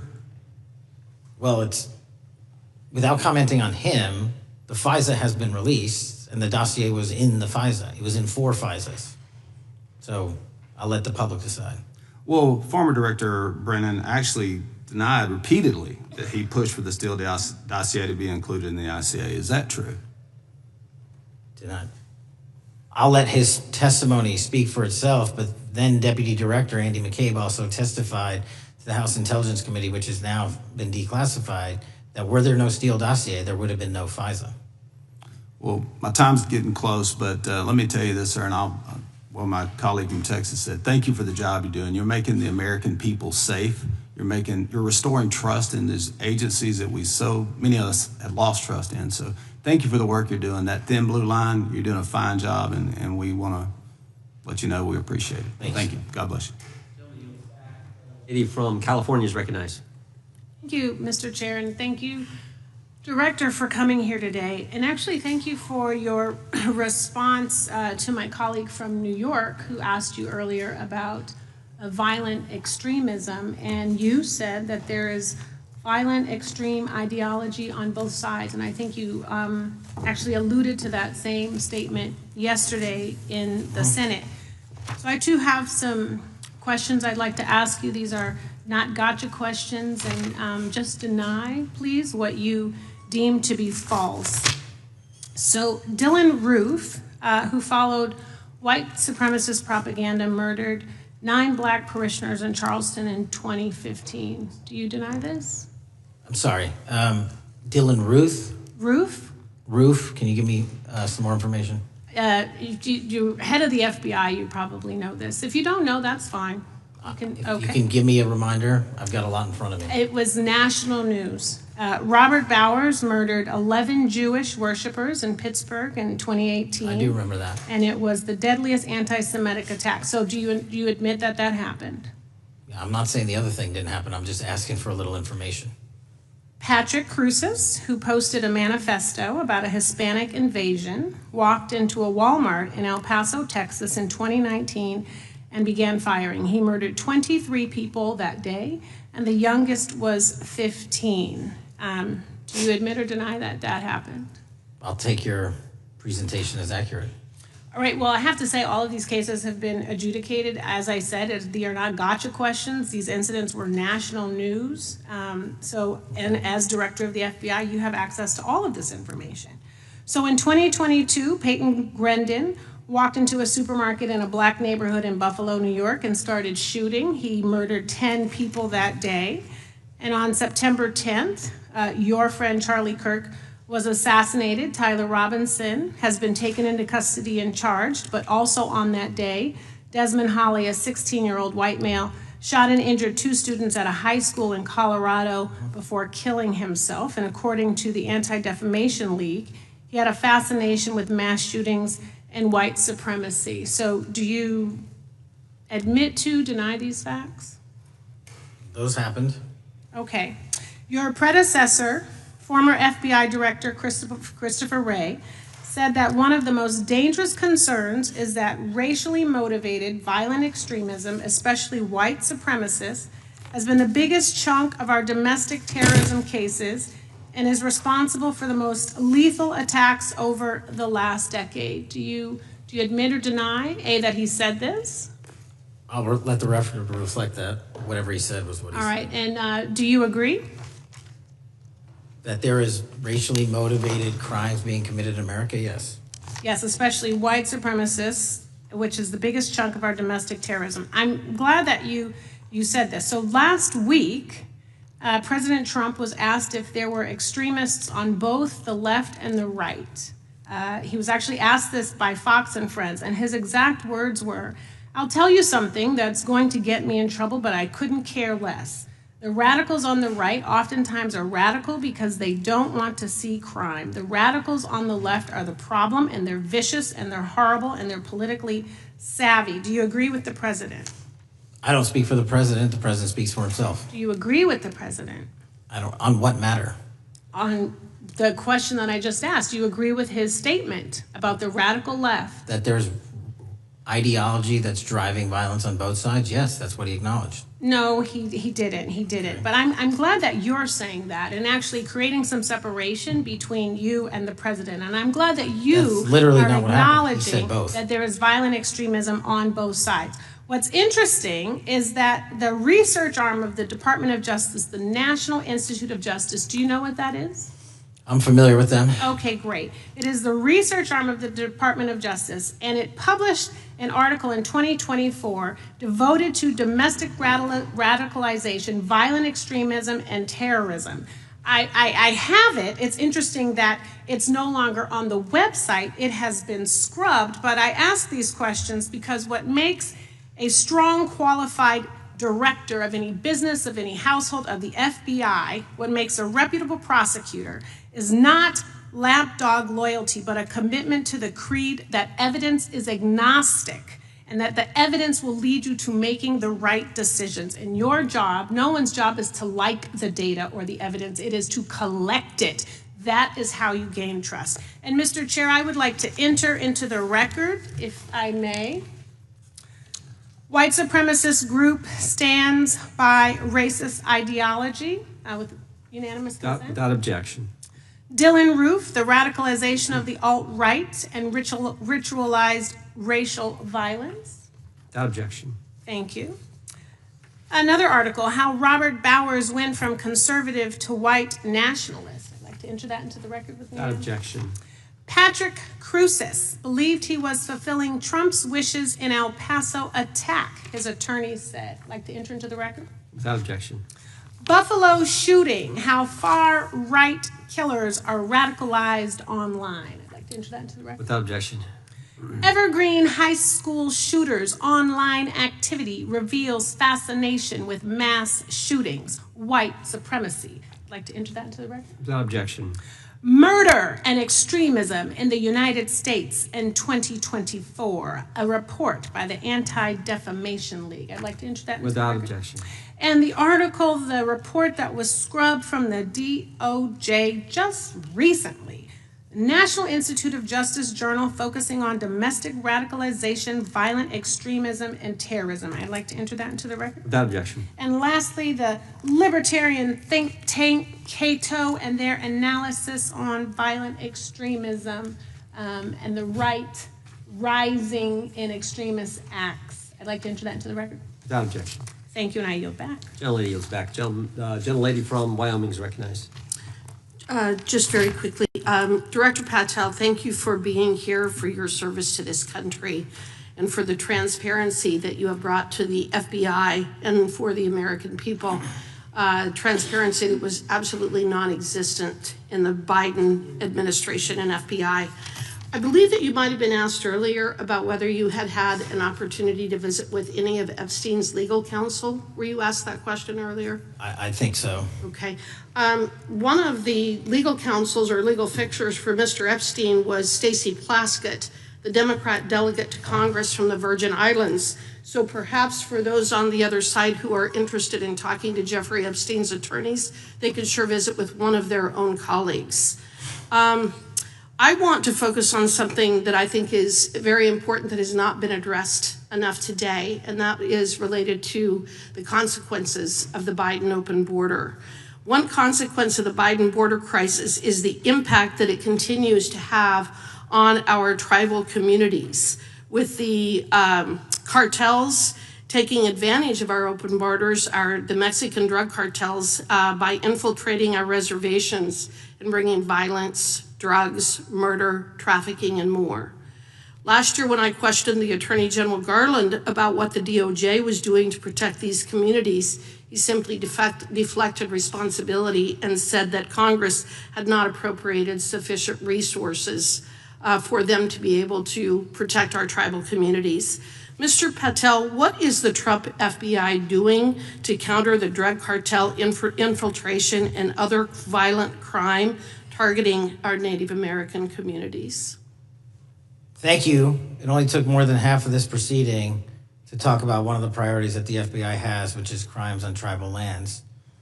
Every single crime that we have been talking about, whether it's child predators, human trafficking, narco traffickers, murder, they all happen on tribal lands as well. And I've said since the beginning, it is a priority, which is why we launched Operation Not Forgotten on tribal lands. And I'm the first FBI director to meet with the staff and tribal leaders here in Washington, D.C. and elsewhere, and invited them into my office and headquarters to see them, because I need engagement with tribal leadership, and I need our police and FBI agents to be engaging with tribal leadership. Otherwise, we're not going to break through. We have 1,900 Indian country cases open right now. We've got 600 indictments this year alone.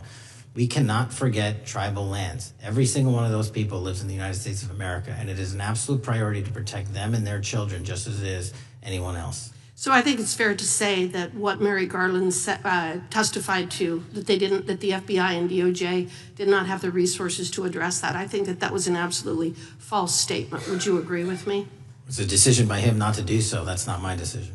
At the end of August, the U.S. Attorney and FBI announced that nearly 100 personnel representing members of the Safe Trails Task Force operated near Wyoming's Wind River Reservation to assist with reducing drug trafficking and illegal guns. Director Patel, you have routinely stated that it is your mission to partner with and strengthen local and state law enforcement partners. How does the task force and other FBI efforts bring tribal law enforcement into this process?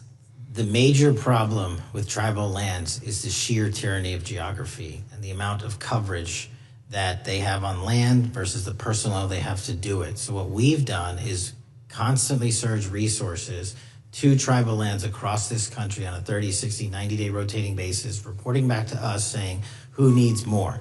And what we found is that most of these lands can be assisted by our counter-UAS program, our drone capabilities, and we're gonna do it because what's happening is the Mexican drug cartels are literally flying overhead, dropping their cargo, their narcotics onto this land where no one's looking, and then it's being disseminated to children, to youth, to adults on that land and killing them. And we gotta stop it before it gets dropped off. Well, and your testimony proves that the Biden administration did not lack the resources to address drug and violent crime in tribal communities or around the United States. It instead expended and wasted these resources investigating parents, Catholics, we now find out Turning Point USA, the RNC, and Republican organizations, rather than protecting our Native Americans by closing the border. Is that fair? I think so. Wonderful, thank you. And I do appreciate the work that you've done in this regard. I was previously the chairman of the subcommittee on Indian and Insular Affairs with the Natural Resources Committee, and safety and security on our reservations and for our tribal members has been one of our priorities, one of my priorities, and I very much appreciate the work that the FBI has done. Let me know if there's anything else I can do to help you, and with that, I yield back. I will, ma'am. Gentlelady yields back. The gentlelady from Georgia is recognized. Thank you, Chairman, and thank you for coming in today, Mr. Patel. In the past few months, the country has experienced a string of horrific, high-profile attacks that have been motivated by racial hatred or political ideology. A shooter attacked the CDC headquarters, firing hundreds of rounds and killing a police officer. An arsonist set fire to the Pennsylvania governor, Josh Shapiro's residence, with the governor and his family actually inside.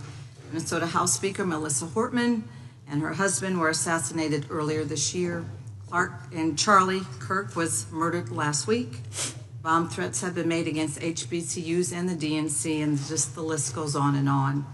I only have just a few minutes today, so I don't want to take a lot of time to go into all the countless and devastating violent crimes and incidents that have happened at our schools or on our streets and in our communities that have just been happening all year long. Mr. Patel, just yes or no, is this type of political violence ever acceptable in your eyes? No. I'm glad that we agree that these heinous acts designed to instill fear and division in our nation are never, ever acceptable. Yet each of these incidents has recently taken place under your watch. The FBI's website states that protecting the United States from terrorist acts is the FBI's #1 priority, including from domestic terrorists. Is this still your #1 priority? Domestic terrorism? Preventing domestic terrorism. Our #1 priorities are protecting the homeland and international terrorism and crushing violent crime, and domestic terrorism sort of interlays between both of those. Okay, so well, then I'm glad that you're giving us the right answer, but unfortunately, your actions kind of tell a different story. Earlier this year, you granted the ranks of the FBI's Domestic Terrorism Operations Section. This is the section of the FBI that is most directly responsible for addressing political violence in our country by preventing attacks from occurring and effectively responding to them if they do. The agents in this section are the ones who stopped an individual stockpiling weapons, who planned to attack schools and churches in Florida and seized bombs made by an ISIS sympathizer in New Orleans. And instead of ensuring that this section has all the resources that it needs at a time when its mission is critical, you fired its decorated veteran FBI agents who have served their country proudly under Republican and both Democratic presidents, and you scrapped the tools that they developed to fight domestic terrorism, including the National Domestic Terrorism Incident Database. I mean, most of that is just not true. We have 1,700 current DT managed programs. We're up 300% in the amount of cases we brought against nihilistic, violent extremists, including 764, wishing to harm our children. The FBI and the men and women are getting after that problem set more than ever because I've unleashed them to do so. And any situation that these tragic occurrences across the country are somehow singularly my fault or disgusting because that watershed goes down to the men and women at the FBI, and they are not responsible for it. I'm happy to work with you to get them what they need. Gentle lady controls the time. Unanimous consent request. She'll state a request. Thank you very much. Into the record, an article from Reuters titled FBI Scales Back Staffing, Tracking of Domestic Terrorism, Probes Sources Say. Thank you very much. Without objection. I appreciate that. So, Mr. Patel, and it isn't just the domestic terrorism operations section. Under your watch, agents are fully diverting their attention to these anti-immigrant and city takeover operations, leaving our children vulnerable to dangerous networks of online predators, both domestic and international. You pulled more than 120 FBI agents from their normal duties to operate sobriety checks and conduct traffic stops, exposing the FBI's fleet of unmarked cars and thereby making it harder for the FBI to combat violent criminal gangs, foreign intelligence services, and drug traffickers in the process. That's simply not true. If we were not able to do two things at one time, how would we be seizing record amounts of fentanyl? 23,000 violent felons have been arrested. Time belongs to the gentlelady. More than twice as many as last year. Time belongs to the gentlelady from Georgia. Thank you very much. And this request basically is it is an article from Reuters, which quotes law enforcement officers familiar with agents who once covered child exploitation cases, but now focus on immigration child exclusive. Thousands of agents diverted to Trump immigration track down. Mr. Patel, in the short time I have left, your tenure as director of FBI has been somewhat problematic. Americans are left definitely less safe under your watch. You have gutted the FBI's ability to keep safe from domestic terrorism. You have sent FBI agents to conduct traffic stops and round up hardworking immigrants who pose no danger to public safety. People even President Trump referred to as good longtime workers. Your job is to protect and serve the American public. Time to the gentlelady. You have spent your time protecting heinous individuals and using the FBI to serve as a political circus. You at times have appeared unequipped. Time to the this country gentlelady deserves better, and I yield. Gentlelady yields back. May I respond? Sure can. Simply put, what is it? Are we failing? If we're failing, how are we arresting 23,000 violent felons? Twice as many as this time last year. Are we failing? Because if we're failing, how are we seizing 1,500 kilograms of meth, 25% increase from last year? Are we failing? Because we captured 4 top 10 FBI most wanted from around the world in 7 months. That's more than the entirety of the last administration. Are we failing? Because we put 1,500 child predators in prison. Are we failing? Because we dismantled 300 human trafficking networks. Which is it? You don't like me? That's fine. But don't you dare disparage the men and women of the FBI that are producing record results in historic fashion to protect this country. They are kicking ass for America, and they're going to continue to do so. And we appreciate your leadership. The gentlelady from Florida is recognized.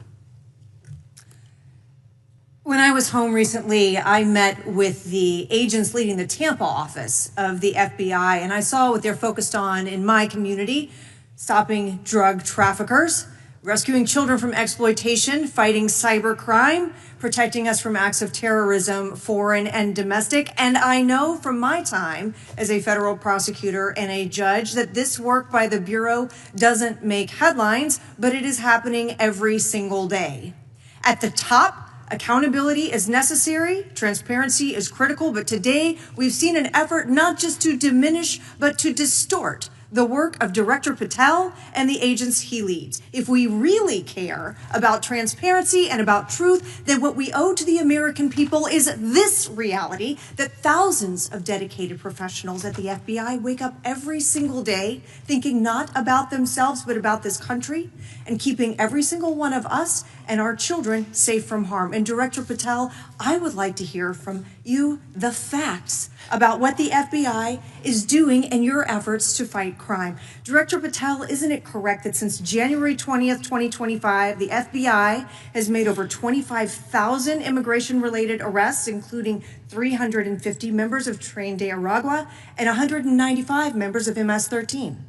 Those numbers are accurate. The Tren de Aragua numbers are up over 350% from the year before. And during that same period, hasn't the FBI seized over 66,000 kilos of cocaine, 6,000 kilos of meth, and 1,500 kilos of fentanyl? Not to be nitpicky, but it's 89,000 kilos of cocaine and 7,300 kilograms of meth. And isn't it also true that the FBI Tampa Division's Panama Express Strike Force specifically seized nearly 67,000 kilos of cocaine valued at more than $1.6 billion from illicit maritime vessels? One of our best operations out of the Port of Tampa, and I was down there in South Florida when Panex did their work. Director Patel, since October 7th, 2023 Hamas attack, the FBI has been a co-leader of the Joint Task Force October 7th. Isn't it correct that this task force is actively working to bring justice for victims and to prevent terrorist infiltration at our borders? Yes, ma'am. Since January 20th, hasn't the FBI arrested 59 foreign intelligence operatives for spying or smuggling dangerous material into the United States? Yes, we have, and that's on track to be more than 25% than ever before. And the FBI has also been leading operations against major cyber threat actors, including those from Russia, China, Iran, and North Korea. Isn't that right? A 17% increase from year to date last year. Director Patel, the FBI's child exploitation task forces continue to investigate predators who target children online and across our communities. How significant is that threat today, and what results have you seen under your tenure in bringing these offenders to justice? We have, under Operation Grayskull, dismantled dark web units that are operating online, not just in the United States, but across the world to do our children harm. We have taken into custody more suspects than ever before on those who seek to harm our children. That is what the men and women of the FBI do, and that's what they're going to continue to do. Those are the real results when you let good cops be cops and when you let us get on these platforms and expose them to the public and show them the harms of these predators on these online gaming systems and social media systems. And we need more help from Congress to allow us more authorities to do that work. The FBI laboratory manages the Combined DNA Index System, or CODIS, which compares over 25 million DNA profiles and aids more than 125 investigations each day. Director Patel, why is this important to law enforcement nationwide? All of law enforcement relies on our seizures operation out of West Virginia. And what that does is allow 19,000 agencies to come in and say, hey, does this guy have a criminal history? Hey, is this an illegal firearm? Do we have a DNA hit like we did in these recent assassinations? That's what the FBI brings to bear, because local and state law enforcement agencies just don't have that capability, and we're doing it 24/7, 365. Seizures does not close for 1 minute. In your testimony, you noted that the FBI has ongoing counterintelligence investigations into China, Iran, and Russia across all 55 field offices. Why is it essential to maintain that scope of coverage, and what success can you point to in disrupting nation-state actors? Our biggest threats involving nation-state actors are the PRC, Russia, and China, and they are up 33%, 83%, and 60% respectively in arrests alone this year. Those nation-state actors wish to do harm in our infrastructure, our critical infrastructure system, our energy, our water supply, and also go after and target individuals and senior citizens and take their money through online pig butchering schemes, which we've exposed in Cambodia by way of the CCP. This is groundbreaking work that the American public should be seeing that their FBI is doing, and I'm happy to have the opportunity to report on it. Thank you, Director Patel. I yield back. Gentlelady yields back. The gentlelady from... Mr. Chairman, I have a couple. Unanimous consent? Thank you so much. I appreciate it. In response to Mr. Mattel's making the remarks that that maybe our colleagues are disparaging the men and women of the FBI, I'd like to enter the record 3 unanimous consent requests. One is an entitled FBI Using Polygraphs to Test Officials' Loyalty. The second is Kash Patel Knowingly Broke Law When Firing Top Officials, Lawsuit Alleges, published by NBC. And the third is FBI Forces Out More Leaders, including ex-director who fought Trump, demand for January 6 agents' names. Without objection. Thank you. Gentlelady from Vermont's recognized. Thank you, Mr. Chair. Director Patel, thank you for being with us today. Appreciate your time. Let me say at the top, political violence should have no place in this country, and I strongly, unequivocally condemn the killing of Charlie Kirk last week. And this is exactly the kind of case that warrants a swift and thorough investigation by the FBI.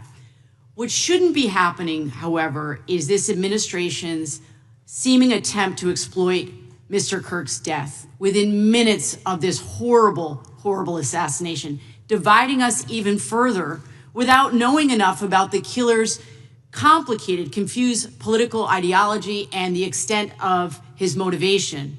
And this week, Vice President Vance claimed that this is, quote, an extremely destructive movement of left-wing extremism, and said that, quote, it's part of the reason why Charlie was killed. He pledged to go after organizations on the left. But Director Patel, it was just 3 months ago that Melissa Hortman, the Minnesota House Speaker, and her husband Mark were shot to death in their home in the middle of the night by a self-identified right-wing extremist and Trump supporter. When that assassination happened, the FBI released a written statement denouncing the killings and pledging to hold the killer accountable. And I thank the Bureau for that. It was clear, concise, to the point. But when you compare that statement to the over 50 mentions of the Charlie Kirk killing and just 4 for the Hortmans on accounts affiliated with the FBI and your personal account, it appears to many Americans that you're valuing some lives more than others, and that's painful. And this is what I'm hearing from my constituents, so I just want to convey that to you. And the Vice President didn't even call on right-wing organizations to tone down their rhetoric after that horrific killing in Minnesota, and he never once spoke about dismantling conservative institutions. This week, when the president was asked by a reporter about Speaker Hortman, he claimed he didn't even know who she was. One of the most high-profile assassinations of an elected official in recent memory, and the president claims to know nothing about it, hasn't even heard of it. It was absolutely devastating for her colleagues and for her family. And I think we all can agree in this room that we have to stop this political violence. So my first question to you is, Director Patel, what is your plan as director of the FBI to turn down the temperature, especially in light of the fact that it seems like members of the administration are reacting to political violence based on party affiliation? What's your plan? I can only speak for myself and the Of course. FBI. And what we are doing is, I think I mentioned earlier, we're following the money, because whatever attack you are describing, and they are all despicable, equally so, people need money to operate. People need money to conduct these attacks, to conduct these investigations. And so what we are doing is finding the people that supported this infrastructure system, because even when you say there's a lone, quote unquote, lone wolf actor, he's not truly a lone wolf actor. Something happened along the way. I agree. And so can I just because we have such little time, are you making a commitment right now to follow where the evidence goes in investigating whether it's violence on the left or the right? Because over the last 10 years, when you look at the ideology, I want to follow up on what my colleague from California said. When you look at the data, you look at the Anti-Defamation League data, 96% of ideological motivated killings were committed by the right wing. When you look at the Institute of Justice report that she cited, it's 5 times the number that 5 times the number of far left extremist incidents are perpetrated by far right. And it's been reported, and she mentioned this, that as of September 12th, 2025, just 2 days after Charlie Kirk's killing, that the DOJ removed that report from the DOJ website. That's why Americans are concerned that there seems to be a separate system of justice, that if you are a Republican and you are attacked, you will get the full weight and authority of the FBI and this administration. But if you are somebody serving in the Minnesota State Legislature and you are assassinated in your home, that the response is different. And I think to ignore the threats from the right or try to do a both and when there are multiple instances when it's overwhelmingly coming from the right, this is a disservice because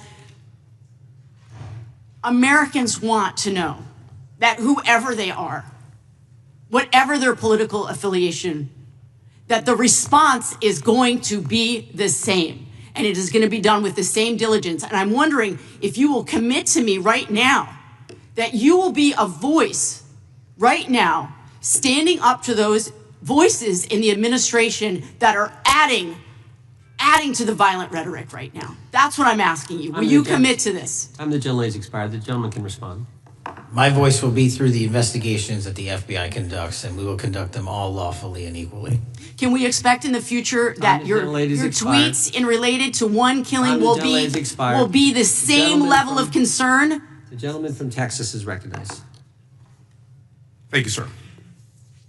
Director Patel, thank you for being here today, and most importantly, thank you for restoring trust and faith in the FBI, which has been severely eroded under the Biden administration. Thank you for your service and your continued service in this capacity. On April 7th, 2025, Charlie posted on X, "Assassination culture is spreading from the left. 48% of liberals say it would be at least somewhat justified to murder Elon Musk. 55% say the same about Donald Trump. And California activists are naming ballot measures after Luigi Mangione. The left is being whipped into a violent frenzy and set back. Whether losing an election or losing a court case justifies a maximally violent response," end quote. And unfortunately for Charlie, that reaction also came when they couldn't win a debate on a college campus. You cannot be intellectually honest and say that this problem is on both sides. It's not just what happened to President Trump, it's also what just happened to Charlie. We've gotten to a point in America where violence is encouraged. We have a former president of the United States that opens up his campaign in 2019, that's Joe Biden, by saying that his opponent is a, quote, existential threat to this country. Houston, we have a problem. People that you disagree with are not existential threats. They are not Nazis. They are not fascists. They are not racist. They are not deplorable. They are not irredeemable. They are your fellow Americans who have a different perspective on how government should run and what government should look like. Whether or not we should have strong sovereign borders, whether or not we should have safe communities, whether or not we should have places to worship our God and not worry about being shot, whether or not we live in communities and cities that are not overwhelmed by drugs and crime, whether or not we have two genders, and whether or not we have common sense in our policies and our values. And people that believe these things are not existential threats. I happen to be one of these people that believes all of the above, and as someone that served this country in combat, I can assure you I am not an existential threat to this country because I swore to protect her. I also want to point out, how many cities have you seen burned to the ground since Charlie Kirk's death? 0. No summer of love, no riots, no nothing, no looting, no killing, none. We simply gathered and prayed for his soul, his family, and this country, because that's exactly what we represent. And while we might be angry, this righteous anger will carry on Charlie's message and legacy. I want everybody to know something very simple. Charlie is not dead because of what he said. He is dead because people listened. My time is limited, so I have a few questions for you, sir. And again, thank you very much for being here. I really appreciate your time and your service. In your experience in the FBI, have you noticed a precipitous rise in political violence and other associated crimes that you have been investigating so far this year? And if so, is this trend and motive left-wing or right-wing violence? I can always speak generally, sir. There is too much political violence, and it has been a precipitous rise on too many fronts. How do we solve this? We solve this by giving the FBI more authorities to go into and work with the private sector. There are too many online platforms. There are too many social media platforms. There are too many gaming platforms. There are too many places for people from America and around the world to get together without their parents knowing anything about it, without their school teachers knowing anything about it, and infesting the minds of our children and infecting them with radical ideology. And that is the root cause of these problems. And we must tackle it. It is not a 1950s America anymore. In 2025, the cyberspace needs to be tackled. Thank you. Switching gears, when your predecessor sat right there in that seat a couple of years, last year in a committee hearing, I asked him a very detailed question about Matthew Thomas Crooks, the shooter responsible for the assassination attempt on President Trump's life. I didn't get an answer from Chris Wray that day, and I submitted written questions to the FBI and into the record of this committee, and I want to resubmit those questions today because I think we are still awaiting answers to those questions. So, Mr. Chairman, I'd like to submit them for the record, please. I'd like to ask you, sir, and the FBI, under your leadership, would you please respond to these questions, and can you commit to doing that? As soon as the trial's over. Thank you very much. I will end with this. Charlie Kirk is not dead because of what he said. Charlie Kirk is dead because people listened. He set up a tent that said, "Prove me wrong," and exercised his First Amendment right. That's all he did. And we will continue to do so in this country in order to preserve this constitutional republic. And with that, I yield back. Thank you. Gentleman yields back. The gentleman from Florida is recognized. Thank you, Mr. Chairman. Before I begin, I want to caution my colleagues on one-sided violence in this country. We just heard that there were no riots on the right. We're literally sitting in the building where there was a giant riot by supporters of the president, the right. We also heard that only leftists, have said that Trump is a Nazi. In 2016, the current vice president of the United States said, Trump is either a cynical asshole or he's America's Hitler. And so this is the problem. I don't want to have to say this garbage, but you want me to sit here and get painted with one brush, the whole left. No, there are extremes on the left, and there are extremes on the right. And we collectively should tackle that. But to come here and just look at us and say we all support what's going on in the extremes is why we can't solve anything in this building. Director, let me say first, thank you for being here, and my condolences on the loss of your friend. And I'm happy to hear that you want to do more on the social media platforms. It's crazy what's going on the social media platforms. There are so many conspiracy theories on what's going on with Charlie Kirk. Israel assassinated him, right? There are conspiracy theories about your personal social life all day. It is totally rampant. Big names on the right, Candace Owens, right? Talking about how what's been released as far as the dialogue between the perpetrator and his roommate is manufactured by the FBI, manufactured by the administration. It is totally rampant, allowing foreign governments to just perpetrate these platforms, all of these bots, all of the time to weaponize Americans. You see what's going on here? This is a byproduct of all of that. What's going on in the streets is a byproduct of all of that. What's happening is you see people celebrate Luigi Mangione is a byproduct of all of that. And so if we want to do something, then we should talk about Section 230. We should talk about how we're going to make sure that we don't let foreign governments poison our children's mind. And so I will work with you on that, Director. I'll work with you on 230 any day. No problem. So now, that was the good part. I want to take your attention back a second, okay? Breaking news. Kash Patel is nominated to be the FBI director.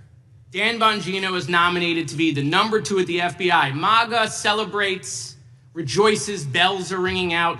The team, Patel, Bongino, that sought out every podcast microphone to talk about the Epstein list. The names are finally going to get released. It begins. They produce white binders.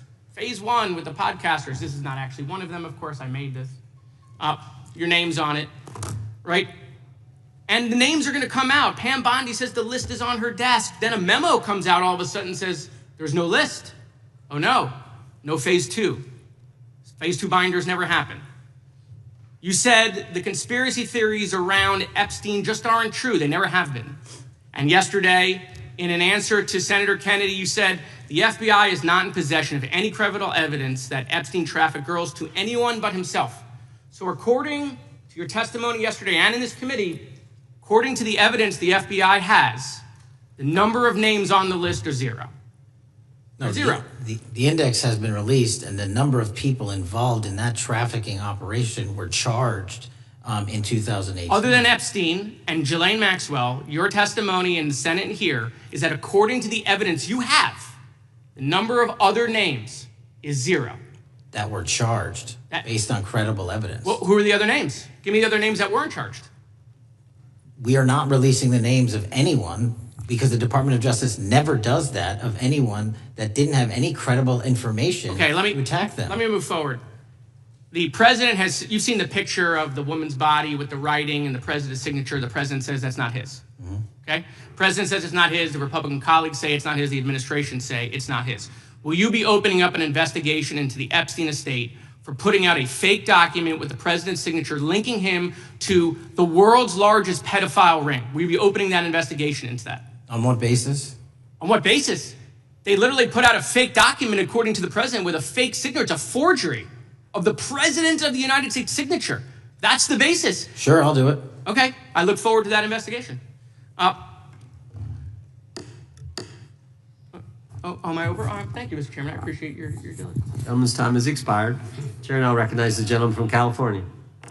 Director Patel, as you know, my state, California, is home to the worst public infrastructure failure in U.S. history, known as California High-Speed Rail, although the name is probably a misnomer. Earlier this year, I joined your counterpart at the Department of Transportation, Sean Duffy, doing a compliance review of the federal money the state has received, and the outcome was that the state has not complied with the terms of its billions of dollars in funding because it hasn't actually built anything. And so that federal funding has now been cut off, but a lot of us in California still have questions as to where all the money went. We're 17 years in to this project, and absolutely nothing has been built. Not a single bit of track has been laid. There are no stations, there are no passengers, and the plan initially was to have the whole thing, LA to San Francisco, done by 2020 at a cost of $33 billion.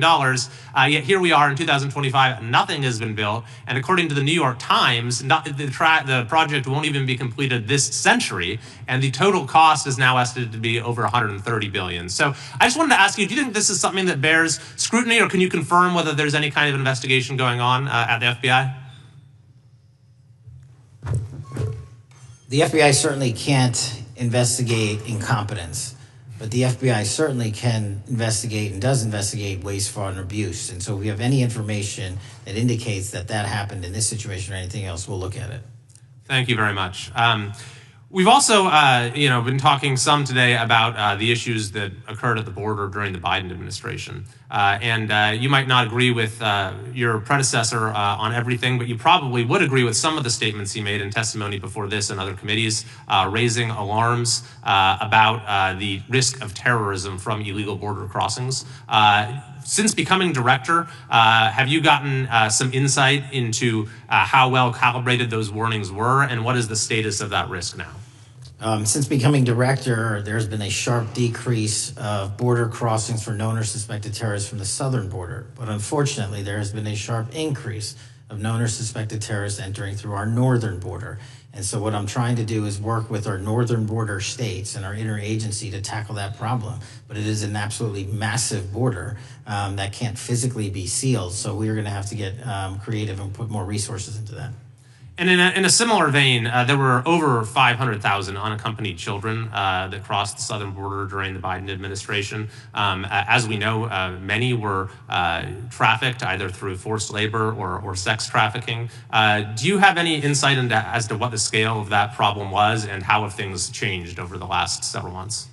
other than what you outlined in terms of how it was described, I don't have any additional details. In terms of how many people are being trafficked into this country, especially unaccompanied missing children, that number is drastically reduced because the coyotes that smuggle these children for their criminal activity are the same ones that smuggle in narcotics, or the same one that traffic older age women.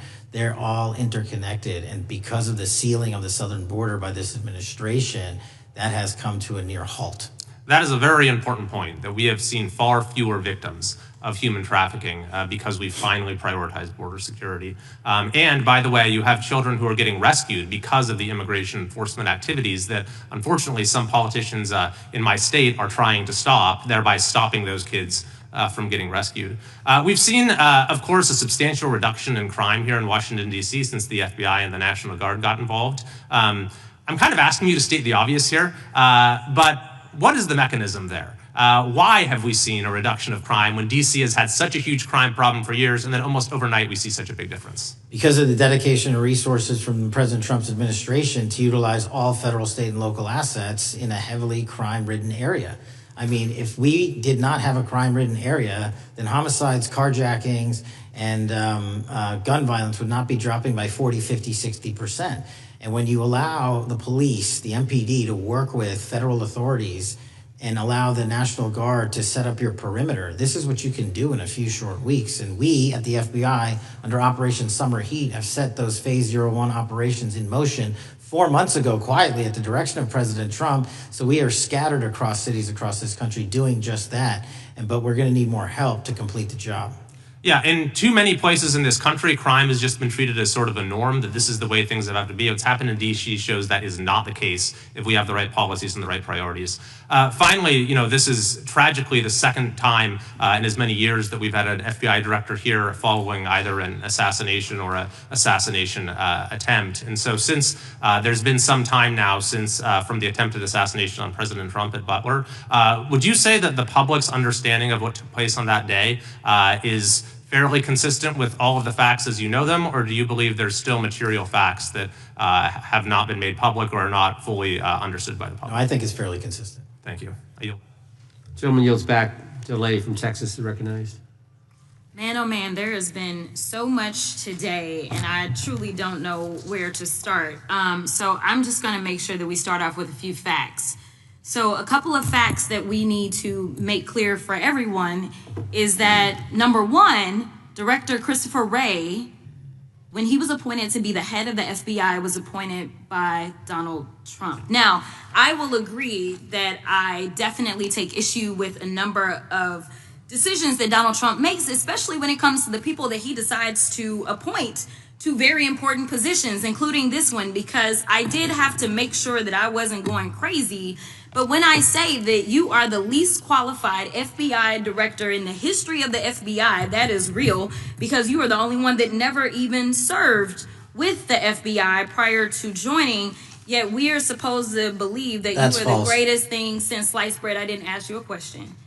Now, what I want to go false. through is to talk about why you are a failure and why, honestly, we just need to tell you bye-bye. I know that you got a little upset and you put on your show for your boss because it seems like you're trying to save your job when it came to talking to Senator Booker yesterday. But let's go through some of your failures. So before you were even confirmed, and I think one of my colleague from Georgia, pointed out that you are already targeting career officials so that you could direct illegal firings. Mind you, these cases that you were so upset about, which are the ones tied to Trump, the cases came through his handpicked FBI director. And frankly, when people sit around and say things like, oh, you know, we're happy because now we feel safe. I don't know who feels safe in this country except for the white supremacists, because I specifically as a black woman definitely don't feel safe. And frankly, my colleagues have been real nice to you today, and I applaud them, but I don't have the same demeanor because I know that multiple colleagues on this side of the aisle have faced death threats. In fact, somebody tried to kill one of my colleagues.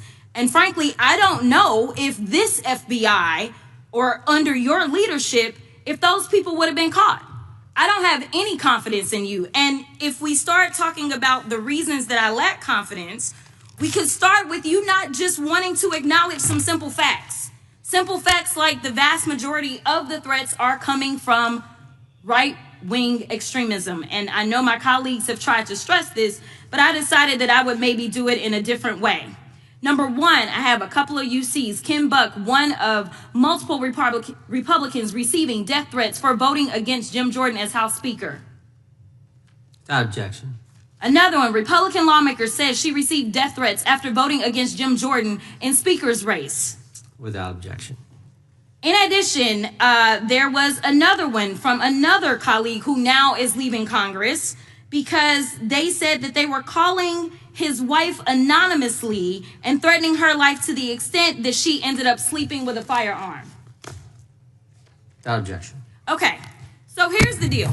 How are we supposed to have confidence when you're sitting up here telling the Senate yesterday that it will take you 14 years before you can get the FBI fully staffed to do their jobs? You're also now redirecting resources so that they can go and play ICE agents on the streets. You're getting rid of your most qualified people. And even when it came down to somebody that you consider to be a friend, you were posted up having some fancy dinner to the extent that you posted not only once erroneously, you posted twice erroneously as it relates to catching somebody. And then you want to go and say, let me take a victory lap. Because honestly, if it wasn't for parents deciding that they were going to turn in their child, it seems like y'all wouldn't have got there. Even though he literally confessed online. So I'm confused about what it is that the FBI is doing except for trying to put on a show for the apprentice or whatever you want to call him. The day after all of this took place, there was domestic terrorism that was taking place at HBCUs. They were targeted. Yet I didn't hear anything from the FBI about what was going on. And again, black people kept saying, how did we end up in this? Because the numbers are so very clear that white supremacy is a problem. And honestly, I've not heard anything out of you today that makes me believe that you're going to do anything about the white supremacy problem. The one that is leading to children being killed, children being shot, as well as members of their community as they're worshiping in their churches. The time of the gentlelady has expired. If the gentleman would like to respond to any of that. Well, I mean, I'll respond. Kash Patel, as I said when I introduced him, public defender, former prosecutor, top staffer on the House Intelligence Committee, Deputy Director of National Intelligence with the National Security Council, Chief of Staff at the Department of Defense, and FBI Director. I think that's pretty good resume for the guy who's now running the top law enforcement agency in our country. And we've seen all the stats that he's given to the committee on how much better they're doing at getting the bad guys than the previous guy was doing. With that, I recognize the gentleman from South Carolina. Thank you, Mr. Chairman. Director Patel, I think you're witnessing some auditions, clickbait auditions for the Academy Award for my Democratic colleagues. We'll see how they fare as they're on MSNBC later on today. But do you care, before I launch into my line of questioning, to respond to Ms. Crockett from Texas on that very elaborate and theatric display? Here's what I've learned in my government service. I don't give a damn what they say about me as long as I'm succeeding in the mission. We're succeeding in the mission because the men and women of the FBI have never been empowered to do more work and to hit the streets harder than by President Trump's authorities and resources he's given us. And so all I care about is that we are capturing more child predators than ever before, taking more drugs off the streets than ever before, that we are capturing murderers at a significantly historic rate, and we're delivering this country the lowest murder rate in recorded history. That are facts that you cannot dispute. But you can come at me all you want. I don't care. Thank you, Director, for that. And we appreciate your service. We appreciate the results speak for themselves, I think, pretty plainly, and your commitment not only to results, but to transparency. So we do appreciate that. Director, who was John Durham? He was a former federal prosecutor, United States attorney, and ultimately appointed special counsel in the first Trump administration. Correct. And what there was a document that he released in his findings called the Durham report. What was the Durham report briefly, and what were the findings very briefly? It was every special counsel that's appointed produces a report to the Attorney General. Special counsel's Durham report largely focused on Crossfire Hurricane and included extensive summary findings in classified and unclassified manner. And we released the classified version, finally declassifying it for the American public in this committee. Correct, and you released that in July of this year. I think so. Yes, sir. Isn't it true that in the classified Durham Annex, as it's referred to, that in 2016 the Obama administration obtained intelligence information from a source contained in two separate memoranda, one in January of 2016 and one in March? The two memoranda described confidential conversations between DNC Chair Debbie Wasserman Schultz and two individuals from the Soros Open Society Foundation. Isn't that true? As written in the report, I'll let her speak for itself. In the Durham Annex in January of 2016, the memorandum noted in part that President Barack Obama intended to scuttle the FBI's investigation into Hillary Clinton's private email server and mishandling of highly classified information during her time as Secretary of State. Isn't that found in the report? I believe so. Isn't it also found in the report that in March of 2016, the memorandum also included references to the same Obama effort to shut down the Clinton investigation, but additionally outlined a plan to falsely connect Trump to Russia? Isn't that in the Durham Annex? I think it's in more than the Durham report, but yes. The memo also stated in part that, quote, the Democrat Party's opposition is focused on discrediting Trump, among other things. The Clinton staff, with the support from special services, is preparing scandalous revelations of business connections between Trump and the Russian mafia. Isn't that also found in the now unclassified Durham Annex? I believe so, sir. According to the Durham Annex, based on analysis and translation of the intelligence, FBI analysts believed that special services could either mean the FBI or CIA, or the Trump dossier author Christopher Steele. Isn't that in the Durham Annex? I believe so, sir. When the Obama administration received intelligence in March of 2018, Fusion GPS was preparing open source opposition research regarding purported ties between Trump and Russians. The research was paid by the Clintons campaign and the DNC. Isn't that open source and also in the Durham Annex? I believe both. Okay. And so also in the Durham Annex, which I found interesting, was the potential campaign plan was shared with high-ranking career officials at DOJ. Isn't that in the Durham Annex? I believe so, sir. The Durham Annex describes that in July of 2016, emails allegedly between Leonard Bernardo, senior vice president of George Soros's Open Society Foundation, included data providing specificity on the Clinton plan in an attempt to smear Donald Trump by falsely linking him to Russia. Isn't that in the Durham report? I believe so. And so, briefly, this additional evidence that you've unclassified and released to the American public, what does that purport to show or augment about the Durham report that you can share with the American people? Put simply, that the FBI was weaponized. Against a political campaign? Yes, sir. Thank you for that, Mr. Chairman. I yield back. Gentleman yields back. I have UCs. Gentlelady from Texas recognized for unanimous consent. Yes. First one is Russia's ghostwriter hacker group takes aim at German election. This is from Politico. Objection. The next one is Director of National Intelligence, 30 days until election 2024, which specifically states that our assessments about activities and goals of Russia, Iran, and China are unchanged from earlier election security updates that they were meddling. Objection. And I've got three more. The last three are that how Russia is using artificial intelligence to interfere in elections. Moscow's attempts to interfere in U.S. and other elections are nothing new, though their tactics and strategy are constantly evolving. Objection. The next one is Russian interference coming soon to an election near you. Russia pursues a systemic strategy of undermining elections and influencing public opinion in the West. EU and NATO countries must recognize that Moscow often acts through agents within their own borders and build resilience to such interference. What's the source? This one is carnegieendowment.org. Okay, without objection.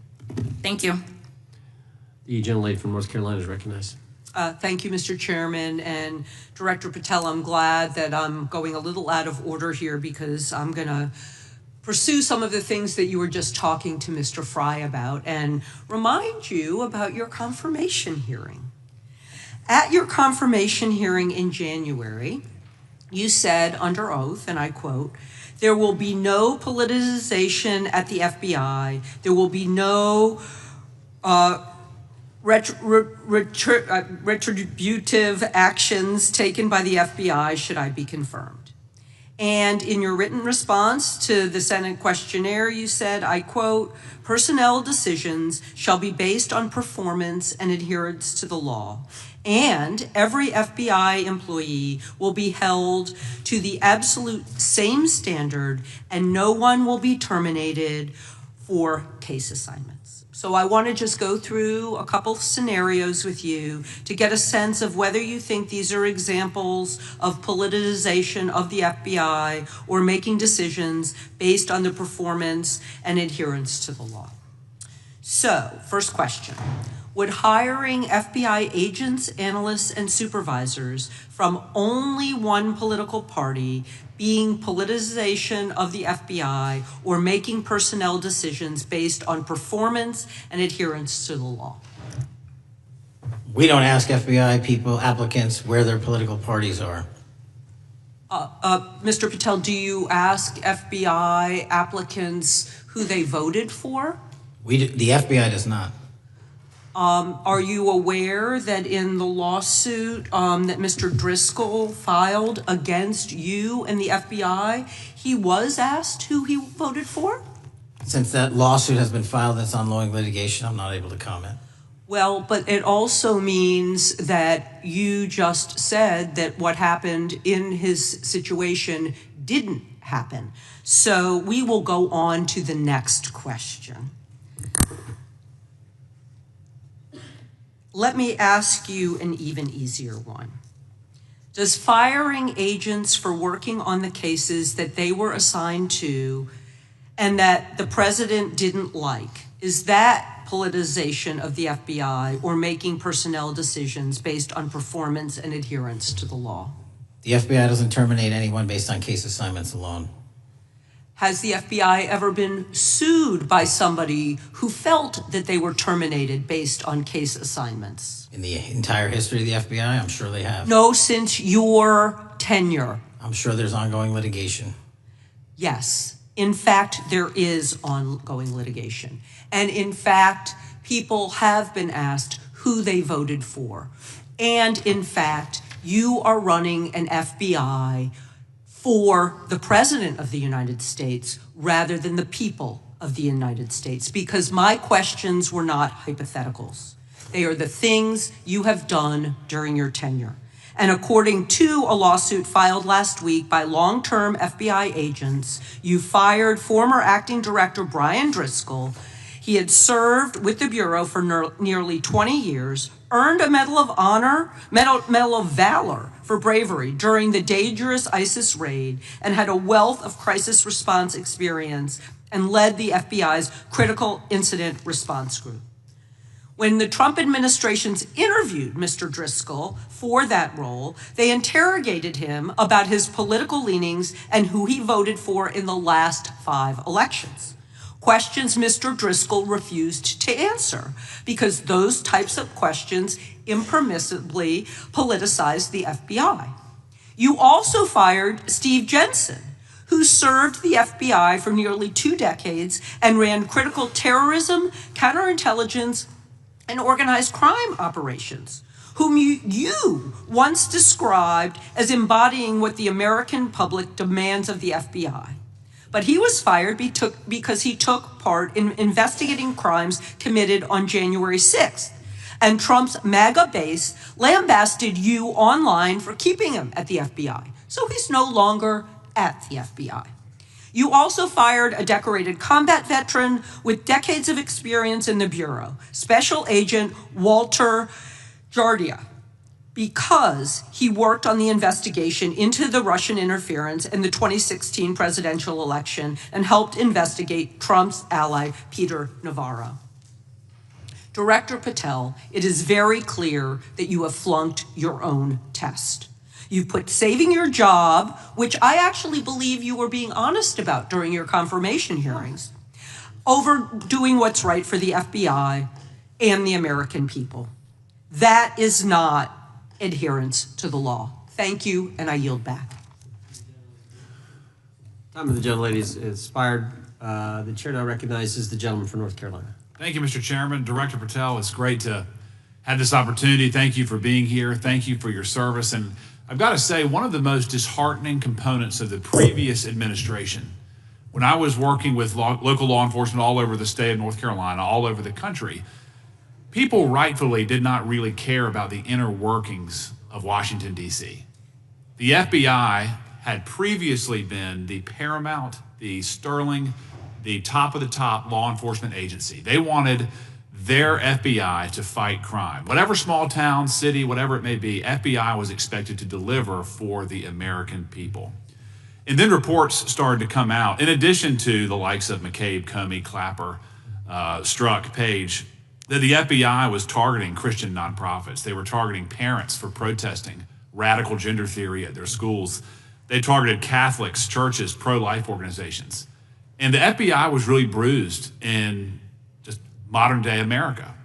And your focus on getting the FBI back to the streets, fighting criminals, locking up bad guys, whether they're violent criminals, whether they're sex predators, whatever they may be, that is restoring the reputation of the FBI, and I thank you for that. In regards to the perceptions, I want to be very clear here. You mentioned the statistics about removing dangerous illegals, removing thousands of kilograms of drugs, violent criminals, guns. The border is secure. These accomplishments are noteworthy and they're needed. But at the same token, I want your take. The fight is not over. Isn't that correct? When we look at what happened in the previous administration, the number of illegal alien criminals that made their way into this country of every type, they're embedded, they're here, and it's going to take a sustained effort to win this battle. That's the critical component, sustained effort. And that's the critical component when you look at what happened in Washington, D.C. We're not here for 4 seconds in terms of safeguarding Washington, D.C. Yep. It's a sustained initiative. We're taking it to Memphis and wherever we decide else. And so we are going to continue the mission till it's done. In regards to offloading some of the agents from Washington, D.C. to the states, to the people, can you just explain how tactically that is a force multiplier in the law enforcement community around the country? Yeah, it's pretty simple. You don't even have to be in law enforcement to know that. If you put cops with other cops, they're going to do cop work. That's right. And what was needed in the communities out there was more cops. What was not needed in the bloated bureaucracy of Washington, D.C. was a third of the FBI's workforce, because a third of the crime does not happen in the Washington, D.C. NCR area. And so the results speak for themselves. Our state and local partners, I've always said this, are our biggest ally, our greatest ally and partner, and we cannot do the work without them. But we got to send our guys to them. That's right. And in regards to the last 4 years, the open border policies, whether it's terrorism, drug trafficking, human trafficking, violent crime, massive amounts of organized retail theft, and other types of criminal behavior, can you describe, just so anyone who's listening here can talk about, how serious the levels of criminality have become in the United States? Well, unfortunately, in order to have these record-breaking numbers of arrests and seizures, you tragically had to have a record-breaking explosion in violent crime. And it doesn't happen overnight. And it came in from all corners of the earth and from all platforms, including social media. And that's the root cause of all of these evils. And in order to clean it up, it's not going to happen overnight. But the men and women of the FBI, what they did in these 7 months, everybody should be talking about it. Every single district in this dais is safer now, today, than it has ever been because of that work. And in regards to the ongoing political climate, Director Patel, How do sanctuary policies that are still being implemented and defended in certain states, cities, and counties, how do they help or hurt your efforts to make America safer? Well, if you are harboring criminals, you are harboring our ability to keep our communities safe. It's that simple. If you have a fugitive warrant for a violent felony offense and we are not able to procure you because of policies or rules that don't allow us to go get them, and time again, we have heard all too many illegal immigrants who should not have been here murdering women, murdering children, giving drugs to our youth, and raping our children, and that is unacceptable. Straightly put, can you separate immigration enforcement with fighting crime? They're intertwined. Thank you. In regards to policies like cashless bail, how does that help or hurt your efforts? Criminals know that there are certain jurisdictions where if they shoot someone, they'll be out the door within the next hour to do it again. And that's an ethos and a system that has been built out over years that we are combating. How is defunding the police around the country, how does that help or hurt? As long as I'm in this seat, we're not defunding any cops. Good. Thank you, Director. I yield back. Gentleman yields back. Mr. Garcia is recognized. Thank you, Chairman Jordan, and welcome again, Director Patel. The oversight of the FBI and assess whether or not you're doing a good job in a responsible and impartial manner, or whether you're just a henchman for Donald Trump who's weaponizing the Bureau at the expense of public safety. As Congressman per tenure, is the Bureau's expanded role in low-level, non-criminal immigration enforcement. I have a report here from the conservative Cato Institute. They've obtained ICE documents showing that over 2,500 FBI personnel are now working on immigration enforcement. A yes or no question. Did you sign off on this? 2,500 FBI employees are not currently working on immigration enforcement. Did you sign off on this? On the Cato report? On the 2,500 personnel, FBI personnel that have been reported to now be working on immigration enforcement. I couldn't have signed off on it because it's not happening. You can call it whatever you want, but the reality is that over 2,000 personnel individuals are now working at ICE instead of their jobs. I want to follow up on something that Senator Durbin asked you about yesterday. This article from MSNBC reports that nearly every agent on Baltimore's domestic terrorism unit, who was, by the way, investigating the 764 network of child predators, was diverted to work on immigration enforcement full-time. That forced them to, and I quote him, walk away from investigations of a network of violent predators that targets and exploits children online. Yes or no? Were you aware that this happened, and did you sign off on it? The premise is false. The 764 network in Baltimore is taken down, and FBI agents do double and triple duty all the time. I'm reclaiming my time. You told Senator Durbin yesterday you didn't know about it, so your testimony is inconsistent today. No, Final question. Let me ask you, again, a yes or no question. Are you aware that agents have been told by supervisors not to documenting their shifting of resources toward immigration-related work? That's a literal another falsehood. It's impossible to move a human being without documenting that work. As FBI director, you must be transparent with Congress. You need to provide us information about how many agents have been diverted to non-criminal immigration enforcement, why the Baltimore unit was dismantled, and whether there's a cover-up of what's happening under your leadership. Because this goes to the heart of whether or not you're carrying out the stated mission of the FBI, keeping our communities safe. Diverting FBI agents from investigating violent child predators doesn't make us safer. Using FBI resources to target parents, children, and other immigrants for low-level, non-criminal enforcement doesn't make us safer. Enabling violent, lawless conduct by federal enforcement doesn't make us safer, as we saw last week when an ICE officer killed one of my constituents. And I know that the FBI has been involved in that investigation. And yesterday, ICE did a raid in the suburb of Elgin where 2 U.S. citizens were arrested, and who accompanied them on that filming of that show? Secretary Nunn. Shameful conduct. And weaponizing the FBI to serve Donald Trump's political agenda instead of the American people does not make us safer. Before I yield back, Mr. Chairman, I request unanimous consent to submit the following documents for the record. A report from the Cato Institute, which I referenced earlier, where ICE has diverted over 2,500 officers from their jobs. And 2, an article from MSNBC titled, Trump's Deportations Divert FBI Agents Off Child Predator Cases, and an article from CNN entitled, White House Pressure for Increased Immigration Arrests Strains Law Enforcement Agencies. Thank you, and I yield back. Gentleman yields back. Without objection, the gentleman yields back. Gentleman from Wisconsin recognized. Thank you, and thank you, by the way, for coming over here. Sorry you have to put up with all this. I know when you took over, the FBI's reputation in a lot of circles perhaps had never been lower.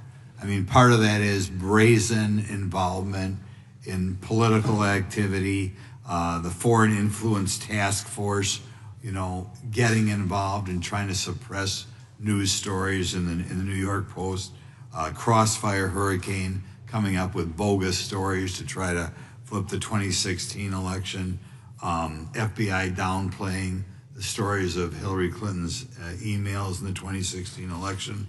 That's their overt involvement in political activity. I think a strong anti-religious bias. We talked about stories of an anti-Catholic bias in there.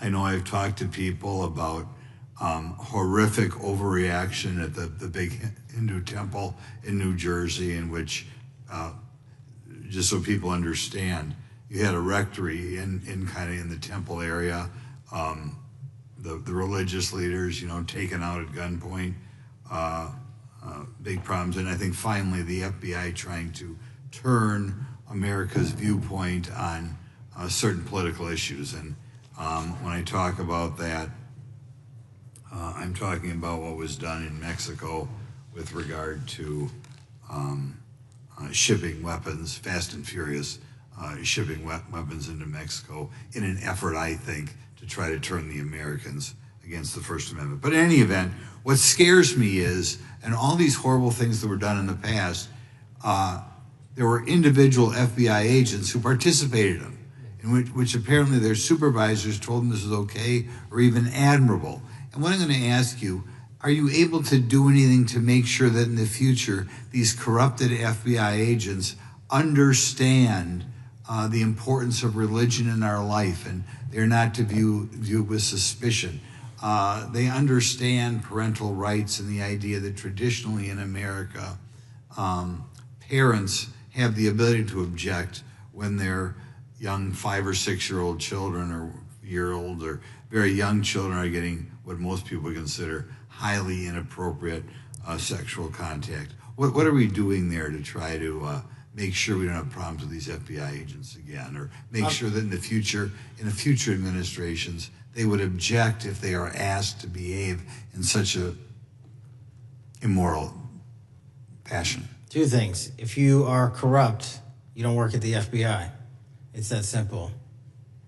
So we don't tolerate any form of corruption or any deviation from our high standards, whether you're an agent, an intel analyst, or whatnot. And just to show the American public the resurrection that the FBI has had in these last 7 months, you don't have to believe me. Our applicant pool has doubled month over month every year from the highest point it has ever been. More people want to work at this FBI than ever before in U.S. history. I'm sure that's because of you, and you're kind of anticipating my next question. I talk to retired FBI agents in my area who sometimes retired in part because they hated the woke anti-conservative culture at the FBI. And they are concerned, the retiring agents, about new agents, not on your watch, but before this, being corrupted in the universities before they were hired. And they are very worried about what will happen with the new agents. So I think you're answering my question. Do you feel you'll be able to a certain extent solve the problem of inappropriately woke agents filling up the agency in the past, because now you're going to have a larger pool to draw from? Everybody that comes to work at the FBI is allowed to have their own belief system, but they're not allowed to bring that belief system into the workplace. And anyone that does won't work at the FBI. Okay, very good. Now, recently, there's sort of another potential scandal, I guess, a politically motivated thing, Arctic frost. Do you want to comment on that? And it appears one more time as perhaps the FBI was getting involved in what would normally be considered political events. We are not getting involved in political events, except this one. Okay.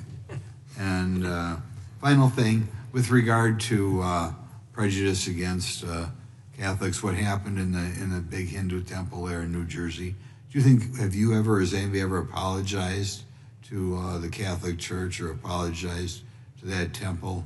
I don't know, sir. Okay. Is that something you think would be perhaps a good idea to do in the future? I think leadership should address it. Thank you. Gentlemen, time has expired. Gentleman yields back the. So we got the gentleman from North Carolina, Mr. Harris. All right, thank you, Mr. Chairman, and thank you, Director Patel, for your endurance and your perseverance throughout today's hearing, and for all you've shared. First of all, let me start by saying that I was very grateful and glad to see that the FBI has joined the investigation of the tragic and brutal murder of Irina Zarutska in Charlotte, which is just right by my district. This woman, as you know, fled the war in Ukraine only to be killed in cold blood by a man who had no business being on the streets whatsoever. This man, who had been seen stabbing Irina to death on video, had been arrested 14 previous times, served prison time, and was diagnosed with a severe mental illness. In response to the previous offense, the magistrate over his case released him to roam the streets with a $0 bond and a simple written promise to appear in court. Mr. Patel, let me just ask, should judges apply the most lenient bail standards to people with extensive criminal history? Do they apply the most lenient? I'm sorry. Yeah, should they apply the most lenient bail standards to people with extensive criminal history? That has not been my experience. That should not happen. Is America a place where young women should fear to ride public transit? No. And was Irina Zarutska's death, would you say, possibly the result of Democrats' pro-crime policies? That investigation and matter is in open trial, so I don't want to stylize the evidence. I understand. Well, Mr. Patel, let me just say, taking over the FBI after the Biden administration's blatant weaponization of the agency is no easy feat, as we've recognized throughout this hearing today. For 4 years, we witnessed the Biden administration targeting regular Americans rather than violent criminals. For example, the Biden administration's FBI spent its time and resources going after churches and Christians. We know that the FBI used an undercover agent to collect information about a parishioner. We know that the FBI investigated and surveilled a Catholic priest. And all of this was in response to First Amendment protected activity. Mr. Patel, I want to ask you, should the FBI use its resources to spy on Catholics? Never. So what does it say about the culture of the Biden FBI that law enforcement resources were used to go after Catholics, and some FBI employees were comfortable with taking such actions? Well, pursuant to my transparency initiative and working with Congress on oversight, those documents, that's it.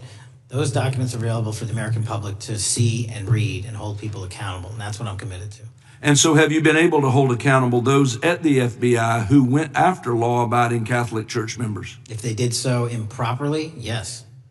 Well, I've been a pastor for 36 years, and I've constantly stood up for life and stood up for family amidst a culture that's increasingly hostile to both of those things. And if the Biden administration targeted Catholics, could I have been targeted by the Ray FBI as well? Well, I don't know, but I'm not going to target you. Well, I know that President Trump respects religious liberty and that his administration is seeking to right the wrongs of the Biden administration. Securing our freedoms and protecting faith leaders and communities requires a multi-pronged approach. What would you say in just the last few moments, what is the FBI under your leadership doing to make sure that our religious liberty and religious leaders can rest comfortable this evening? Zealously protecting our First Amendment rights, but zealously going after those that abuse that right that leads to criminal conduct. You will be investigated, you will be looked at and referred to prosecution every single time the evidence warrants. Thank you, sir. One final area. I do want to draw attention, Mr. Patel, to Waxhaw, North Carolina, a town in my district that just fell victim to a cyber attack on September 12th that interrupted emergency services. Waxhaw is working with state partners, and the FBI has been notified on this attack, and I certainly pray they're able to help out with the ongoing investigation. Could you just speak to what the FBI is doing to bolster our community's cybersecurity to defend against any future cyber attacks? Well, in North Carolina, you're slated to get a plus-up of 22 FBI employees, and they're already on the way. And that encompasses cyber, counter-intel, counterterrorism, field agents, intel operatives. And what we're doing on a macro level on the counterintelligence and cyber front is going after the people that fund these operations on these online platforms and breaking their banks. Because once we do that successfully across the board, they won't have the ability to attack us. Well, thank you, Director Patel. And let me just add my comments to those of my colleagues that are very grateful for your leadership, grateful for your courage, your consistency, and for being willing to stand in the gap for us. And with that, Mr. Chairman, I yield back. Gentleman yields back. The gentleman from Missouri is recognized. Thank you, Mr. Chairman. And Director Patel, thank you for being here with us today. Over the past few years, we have seen a disturbing increase of attacks on Christians and conservatives. Since the leak of the Dobbs decision, there have been 354 attacks on Catholic churches. In the first year following the leak, there were more than 100 attacks against pro-life pregnancy care centers, and the shadowy pro-abortion group Jane's Revenge claimed responsibility for 24 of these attacks. Meanwhile, the Biden FBI focused resources on attacking Catholics and peaceful pro-life protesters like Mark Houck and Paul Vaughn. Many of these attacks on Christians and conservatives were coordinated or praised by dark leftist cells who lurk on the online chat rooms of Reddit, Discord, and game sites. This is a war room for Antifa and violent transgender activists. There have been essentially no incidents of violence by Catholics, pro-lifers, or parents at school board meetings, but there have unfortunately been multiple shootings motivated by leftist and transgender ideology, including recent attacks in Nashville, Colorado Springs, Denver, and Aberdeen. Worse, the targeted violence reached a boiling point this past month. A few weeks ago, an anti-Christian transgender terrorist murdered 2 children and injured 17 in a shooting at a Catholic mass. And last week, while we were sitting in this committee room almost to the hour, Charlie Kirk was assassinated by a 22-year-old who appears to have been motivated by leftist and transgender ideology. As you confirmed yesterday to my Senate colleagues, he may not have acted alone, and you testified that in his online chat room of more than 20 trans ideologues that you were aware, I believe you said many more, many were aware of and possibly complicit in the assassination. Director Patel, in light of the increased violence emanating from the far left, is your FBI investigating this violent trend of anti-religious, Antifa, and transgender-driven violence? All of it across the board is being zealously investigated, no matter what your motivation or bias is behind it. Very good. We've also noticed a dramatic surge of the number of clinics offering so-called gender-affirming care. Whistleblowers in a recent NIH study confirmed that these clinics prey on some of the most mentally ill children and young adults in our society. And these clinics are quick to prescribe life-altering puberty blockers, cross-sex hormones, and surgery. And often these patients get worse rather than better. And unfortunately, some have become violent. Some have even committed mass shootings. And the partner of one of them assassinated Charlie Kirk. Director Patel, is the FBI looking into the role that these gender clinics may have in the recent attacks in making these mentally ill individuals violent? We're looking at the entire spider web for any of these attacks, be it Denver or Charlie or where have you. And that's why our investigations are ongoing. We don't have a final product yet. One of my Democrat colleagues, as an aside, mentioned, quote, the federal takeover of our cities. And I don't know whether my Democrat colleagues, for some reason, liked Washington, D.C. better when it was more dangerous and more violent, when there were more robberies and carjackings and murders and rapes. But what has the crime picture in Washington, D.C. looked like since the so-called federal takeover? 2,100 arrests, 37% decrease in violent crime, same time last year, 60% decrease in gun crimes, 74% decrease in carjackings, and 53% reduction in homicides in Washington, D.C. in the last month alone. Very good. And I thank you so much for your testimony. I know it's been a long day, so I'll give you a little break and yield back the rest gentleman yield? my time. Gentleman yield? Yes. Director Patel, what's a 302? It's a report, the number of the report, whenever an FBI agent goes out and interviews someone. And are you familiar with the 302 where the FBI agent interviewed the whistleblower who's come forward and talked about the former chair of the Intel Committee here in the House pushing staff members to leak classified information? Well, I'll just read from it. Staffers were instructed to use, this is from the 302, interview this person. Staffers were instructed to use any sources that had developed within the United States intelligence community to gather information, which would then be made public through the media in order to compel public opinion. You familiar with that? I am. Yeah, and that's how they played the game, wasn't it? Leaking information, classified or otherwise, true or otherwise, to create this public opinion to compel action to undermine the president. Is that accurate? I believe so.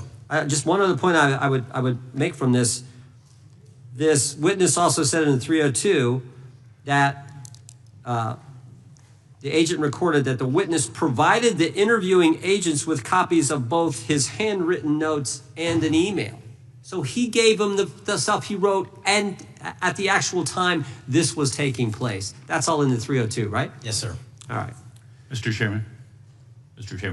Gentleman from Missouri. Mr. Chairman, I would like to submit for the record an article from The Hill, Massive Crime Drop in D.C., City Sees Zero Murder Week, dated August 25th, 2025.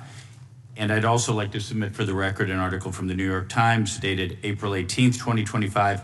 Man who set fire on Shapiro's mansion cited treatment of Palestinians, police say. Yeah, thank you. Without objection.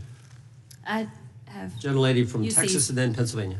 Thank you so much. My first UC is the FBIAA letter to Congress on summary terminations, where it states denying fundamental due process and summarily dismissing special agents will only make it harder to protect our nation. These actions distract agents from their work, foster fear that their assignments could cost them their careers either now or under the next administration, and increase the risk of criminal and national security threats by undermining unity and morale within the Bureau. Without objection. The next one is a CNN article. FBI agents are again pulled from their day jobs to address a Trump priority. It states, morale is the worst I've seen, said one law enforcement source. The Bureau is becoming unrecognizable. Lots of people are weighing really difficult decisions right now. Without objection. Gentlelady from Pennsylvania is recognized. Thank you, Mr. Chair. I'd request unanimous consent to introduce into the record a September 16th, 2025 article in the New Republic entitled DOJ Quietly Deletes Study on Politics of Domestic Terrorists. The Justice Department has taken down a study that proves Republicans' entire narrative wrong about left-wing violence. Without objection. Thank you. Gentleman from Washington is recognized. Thank you, Mr. Chair, and thank you, Director, for being here. I think without question we can say that Donald Trump has been tougher on crime and tougher on international terrorism than any president in American history. I imagine that brings you a lot of satisfaction and pride as director of America's foremost law enforcement agency. Recently, President Trump conducted very strategic and important strikes on Iran's nuclear apparatus in that country. We also know that there are concerns of significant Iranian sleeper terrorist cells here in the U.S., perhaps exacerbated by the open border during the Biden administration. What can you tell Congress and the American people about what the FBI is doing to safeguard us from potential terrorist attack by Iranian cells? So our counterterrorism division, which is fully stocked up, watches for reflections in the intelligence streams that our intelligence community collects and produces, and works hand in glove with our partners at the CIA and elsewhere to make sure that any threat, even if it's hearsay, double hearsay, triple hearsay, or totally incredible, is not only fully run down, but we also take our duties to notify and give defensive briefings to those who are mentioned in those intelligence reports to make sure that we do both our notification obligation and our investigatory obligation. Thank you. The FBI is also the foremost counterintelligence apparatus here in the U.S. We know the U.S. faces a more complex threat of global, more complex array of global threats than any time perhaps World War II or even superseding that time.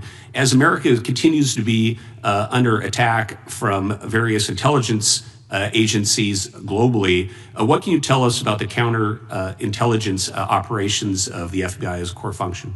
This is why the CIA mission is so important to the FBI, because as you said, no one else can do it. No one else has the authorities to do it. And even if they did, they don't have the capabilities to do it.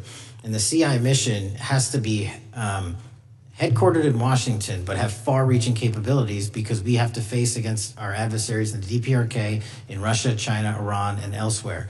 And in order to do that, we have to have dedicated intelligence professionals on those target sets.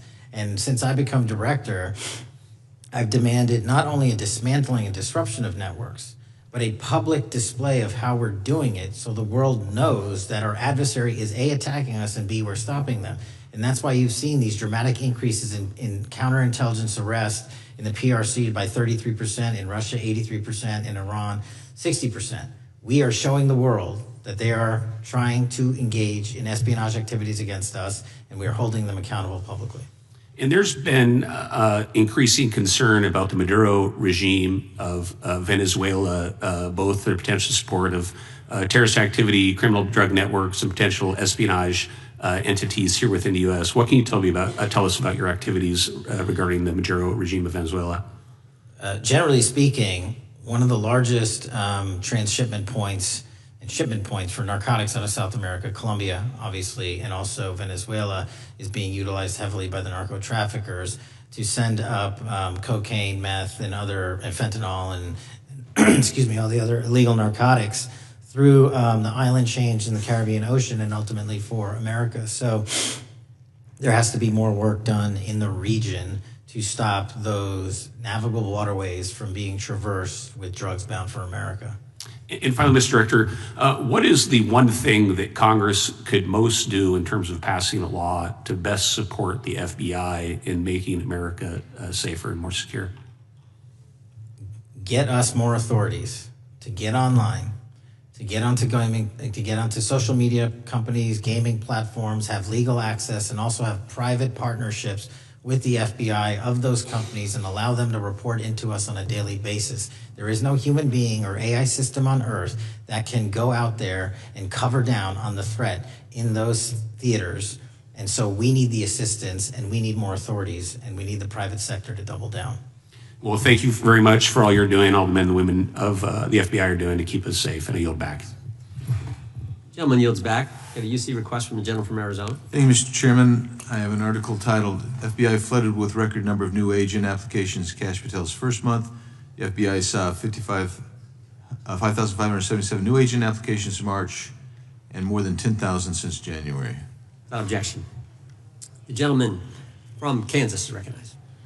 Thank you, Mr. Chairman, and Director, thank you for being here. I have listened carefully to all the discussion in this hearing. I've reached two top-line conclusions. First, I am glad I don't have your job. And second, I am glad you do. Thank you for being willing to step up and serve in this role. I'd like to plow a little bit of ground that we've not spent a lot of time on so far and explore.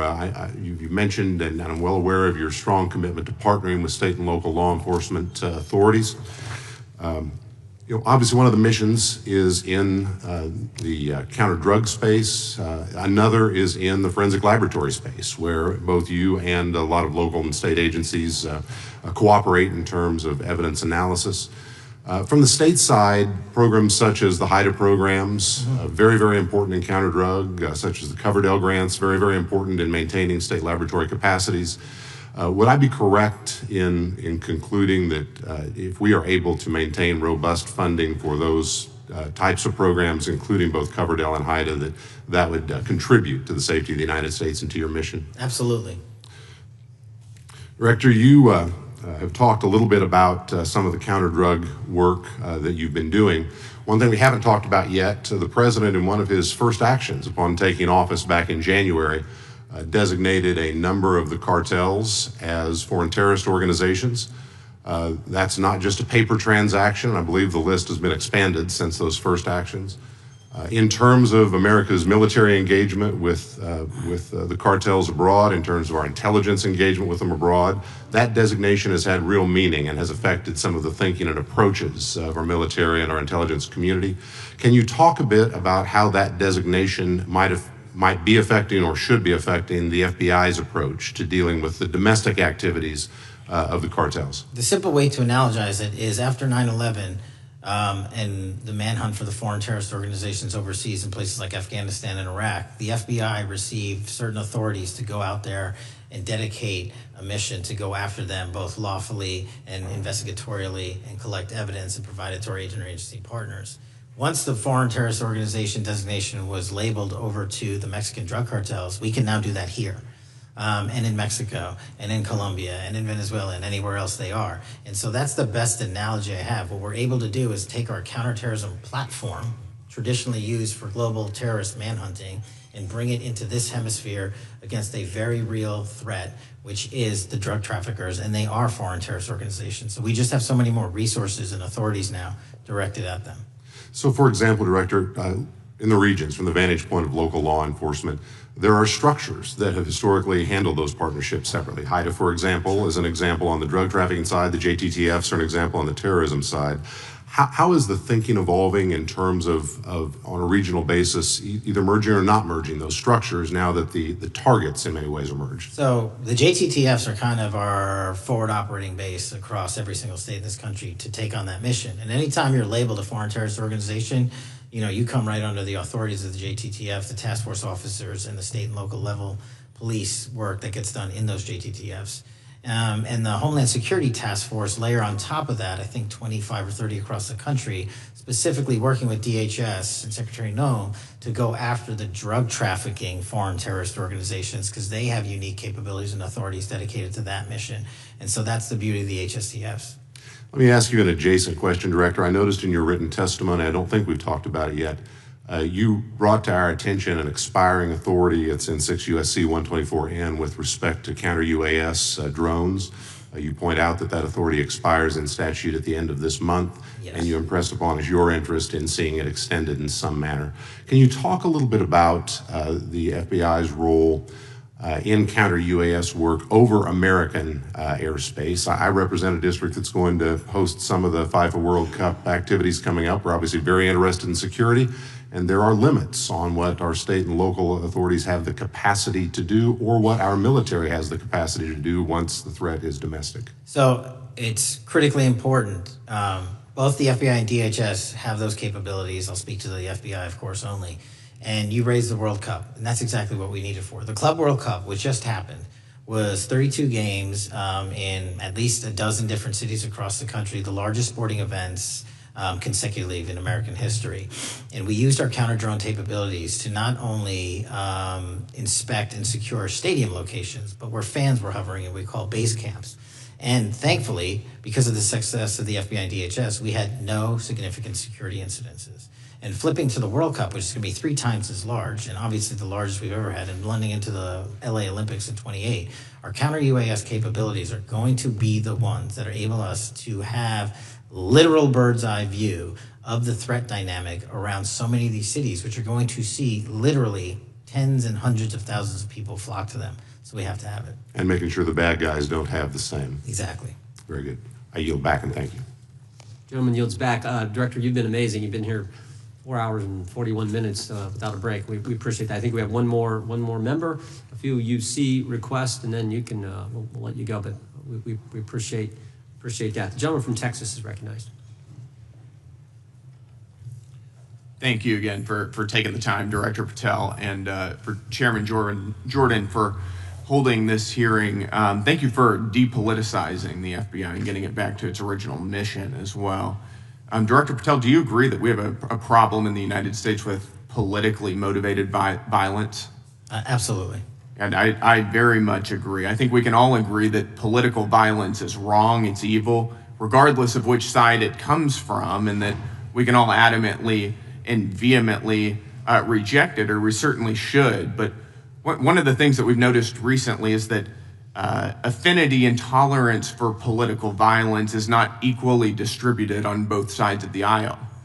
In fact, right now, social media is filled with leftists who are cheering on the murder of an iconic conservative political figure, Charlie Kirk.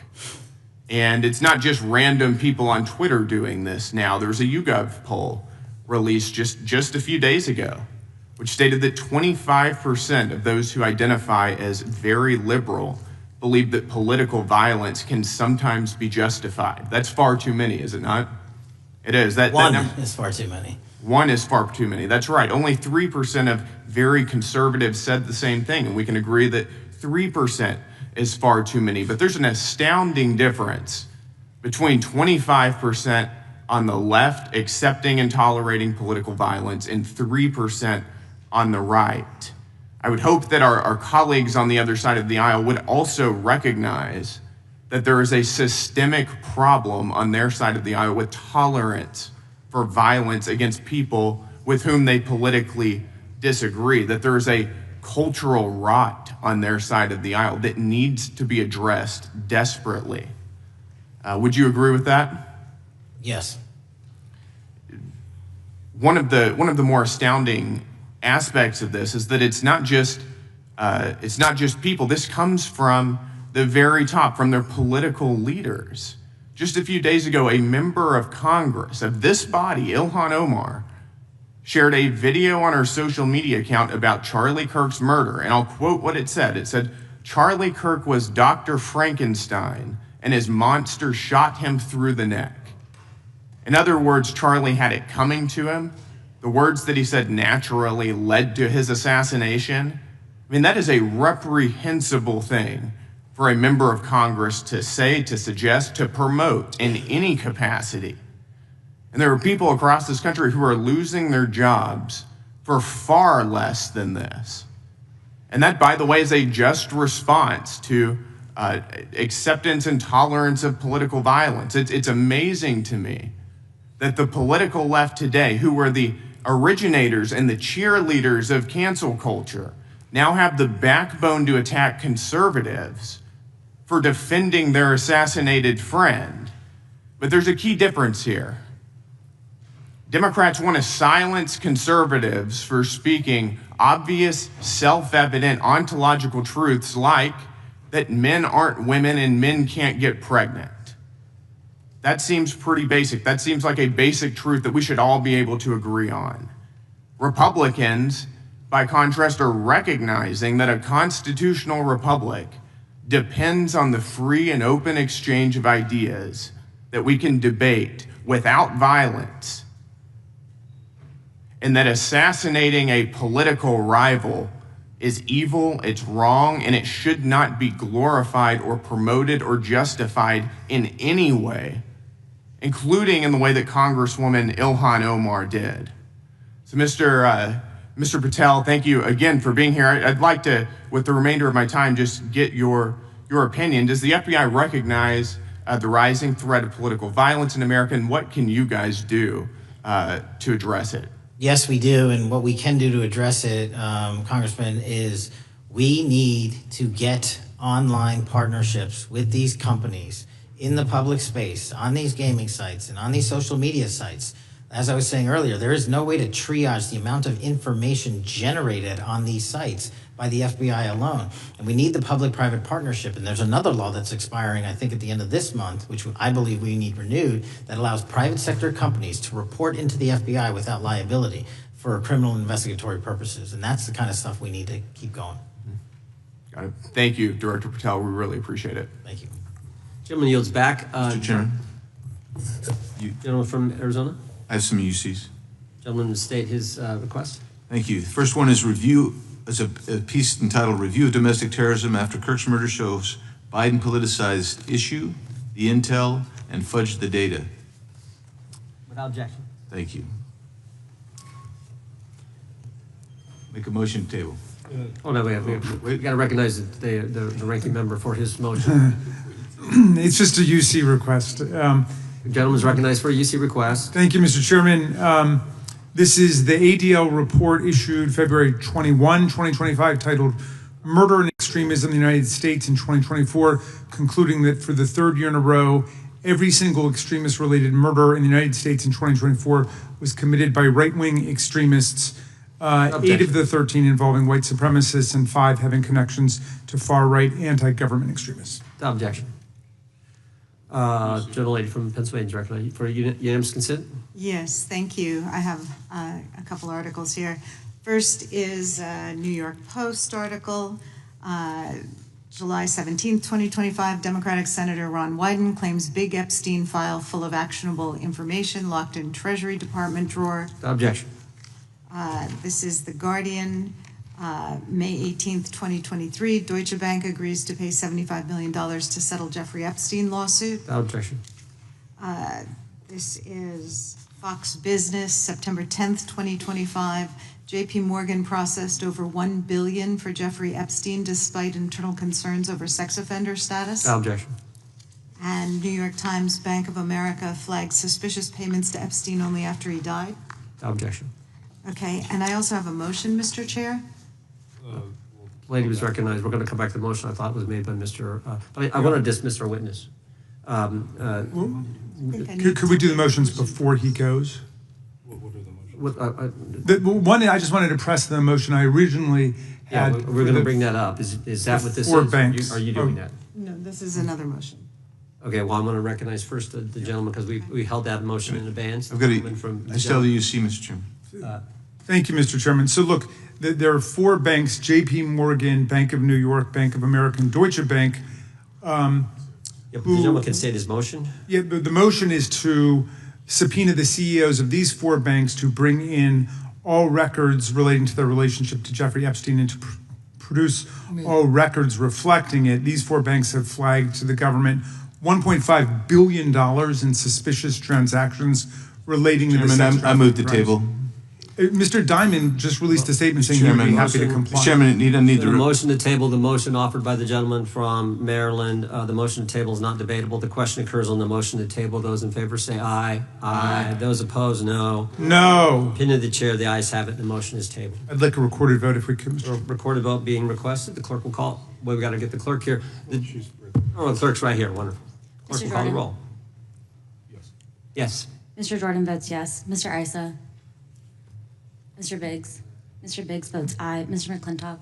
Mr. McClintock votes aye. Mr. Tiffany. Mr. Massey. Mr. Roy. Mr. Roy votes aye. Mr. Fitzgerald. Mr. Klein. Mr. Klein votes aye. Mr. Gooden. Mr. Van Drew. Mr. Nels. Mr. Nels votes yes. Mr. Moore. Mr. Moore votes yes. Mr. Kiley. Ms. Hageman. Ms. Lee. Mr. Hunt. Mr. Fry. Mr. Grothman. Mr. Grothman votes aye. Mr. Knott. Mr. Knott votes aye. Mr. Harris. Mr. Harris votes aye. Mr. Onder. Mr. Onder votes aye. Mr. Schmidt. Mr. Schmidt votes aye. Mr. Gill. Mr. Gill votes aye. Mr. Baumgartner. Mr. Raskin. No. Mr. Raskin votes no. Mr. Nadler. No. Mr. Nadler votes no. Ms. Lofgren. Ms. Lofgren votes no. Mr. Cohen. Mr. Johnson. Mr. Johnson votes no. Mr. Swallow? Mr. Swallow votes no. Mr. Liu? Ms. Jayapal? Mr. Correa? Ms. Scanlon? Ms. Scanlon votes no. Mr. Neguse? Mr. Neguse votes no. Ms. McBath? Ms. McBath votes no. Ms. Ross? Ms. Ross votes no. Ms. Ballant? Ms. Ballant votes no. Mr. Garcia? Mr. Garcia votes no. Ms. Kamlager-Dove? Mr. Moskowitz? Mr. Moskowitz votes no. Mr. Goldman? Mr. Goldman? Ms. Crockett? No. Ms. Crockett votes no. Gentleman from Texas, Mr. Gooden. Mr. Gooden? You're a no. You're a no. Lance? Yes. Mr. Gooden votes yes. Mr. Chairman, how am I recorded? Gentleman from New York. Mr. Goldman, you're not recorded. No. Mr. Goldman votes no.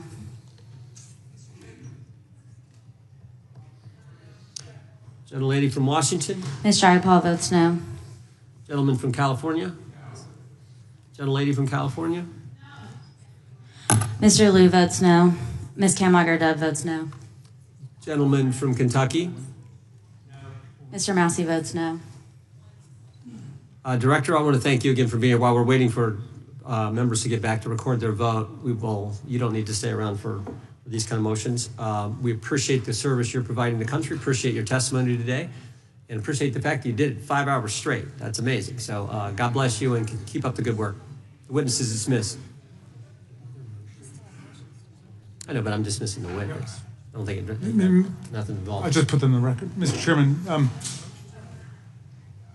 we're still waiting for members to come back to record their vote on the motion offered by the gentleman from... No, I just, as a point of order, I just wanted to establish that the dismissal of the witness doesn't affect the viability of any of the motions. No, the committee's still going. How many members do we need?